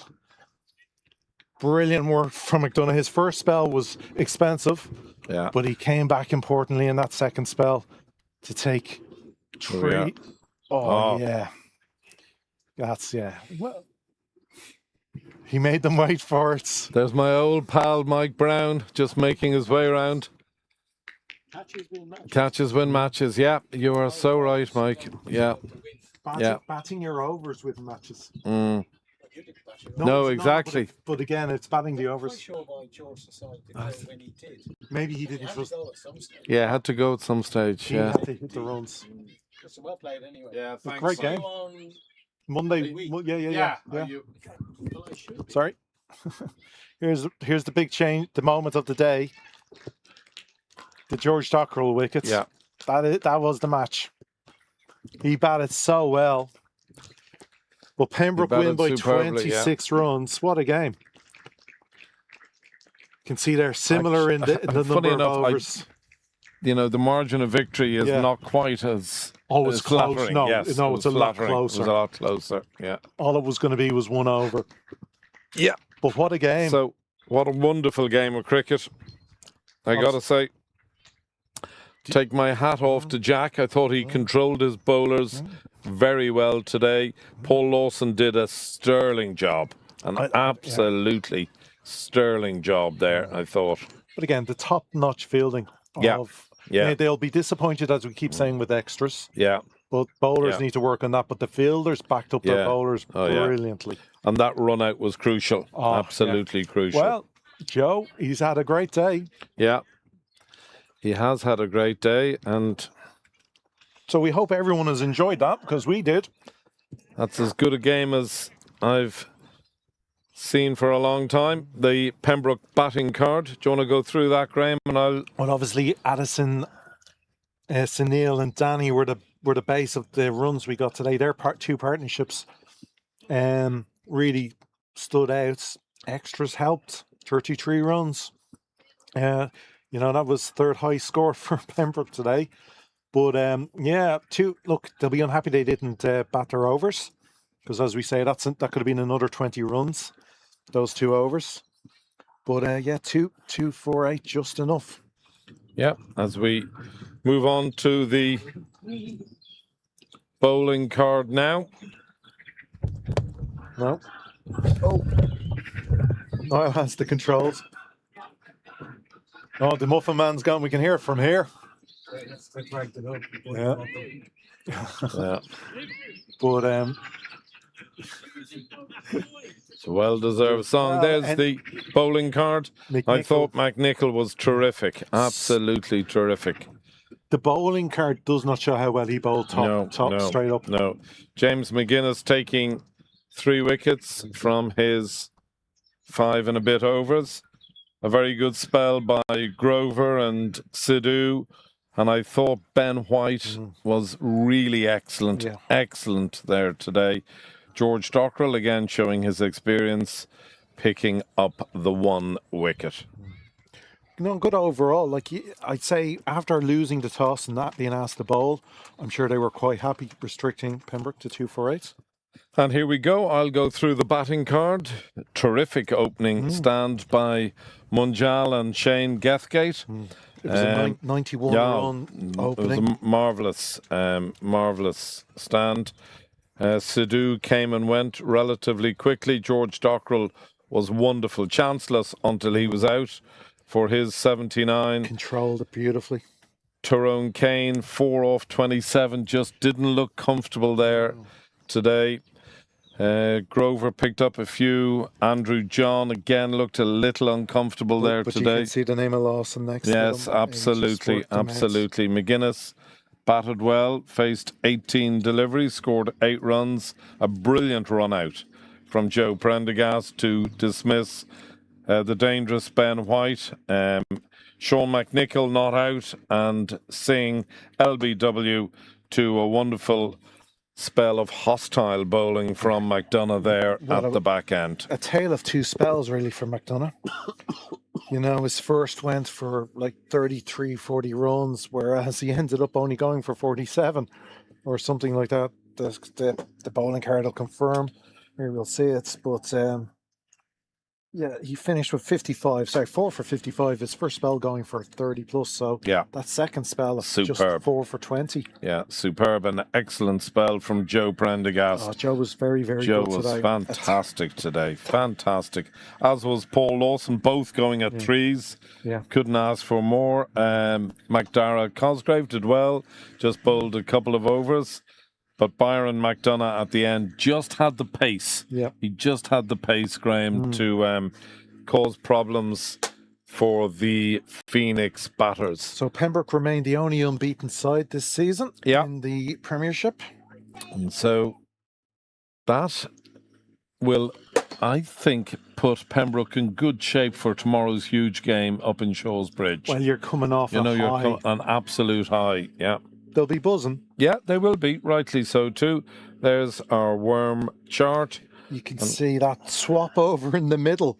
It's just Pembroke or Phoenix were keeping up, and then that one little swap over in the middle changed it, and at the end those just quick dropping wickets. You can see the Manhattan. There was really very little in it between very both similar sides. Very similar. Cracking game of cricket. They had the big overs up front. Yeah, you exactly. You have to say that opening part, the two losing the two openers. Yeah, for the it was a tale of two matches in terms of the Pembroke openers being dismissed early, but the middlemen doing well. Yes. And the opening batters for Phoenix doing ever so well. And with the exception of George, the middlemen not really contributing. There's the match summary. And in the end, it's a slightly flattering scorecard. Pembroke winning. Here is the all-important wicket. That ball was spinning like a spinning top, and you wouldn't have liked to have dropped that the way Byron was already celebrating. No, here we go again. No, it's not. This is I think the winning final. wicket. Yeah, you can. That's hitting top of middle and off. You can, he just. I don't know how much Singh has played at this level, and coming at 11, a wicketkeeper, would suggest it's probably not what he's used to, and especially the pace of McDonough. Yeah, so that concludes the end of a thrilling day's cricket here in Sydney Parade. My thanks to Niall, who of course produces and just does so much, so brilliantly. And we thank you for everything that you do. Graham, you are a star as always. Your contribution throughout the day was just fantastic. And for that, we thank you very much. I like to say I was getting abused by both sets of supporters, so I obviously was doing something right. That sounds like a good job to me, and I made nobody happy. The match summary you can see there. We thank you all very much for your company here in Sydney Parade. It's been a wonderful day's cricket. Let's hope the sun continues to shine in the coming weeks and months, and we get lots more thrilling cricket as we've had today. From the entire team of Pembroke Live here in Sydney Parade, we thank you for your company, and we look forward to bringing you more cricket in the very near future.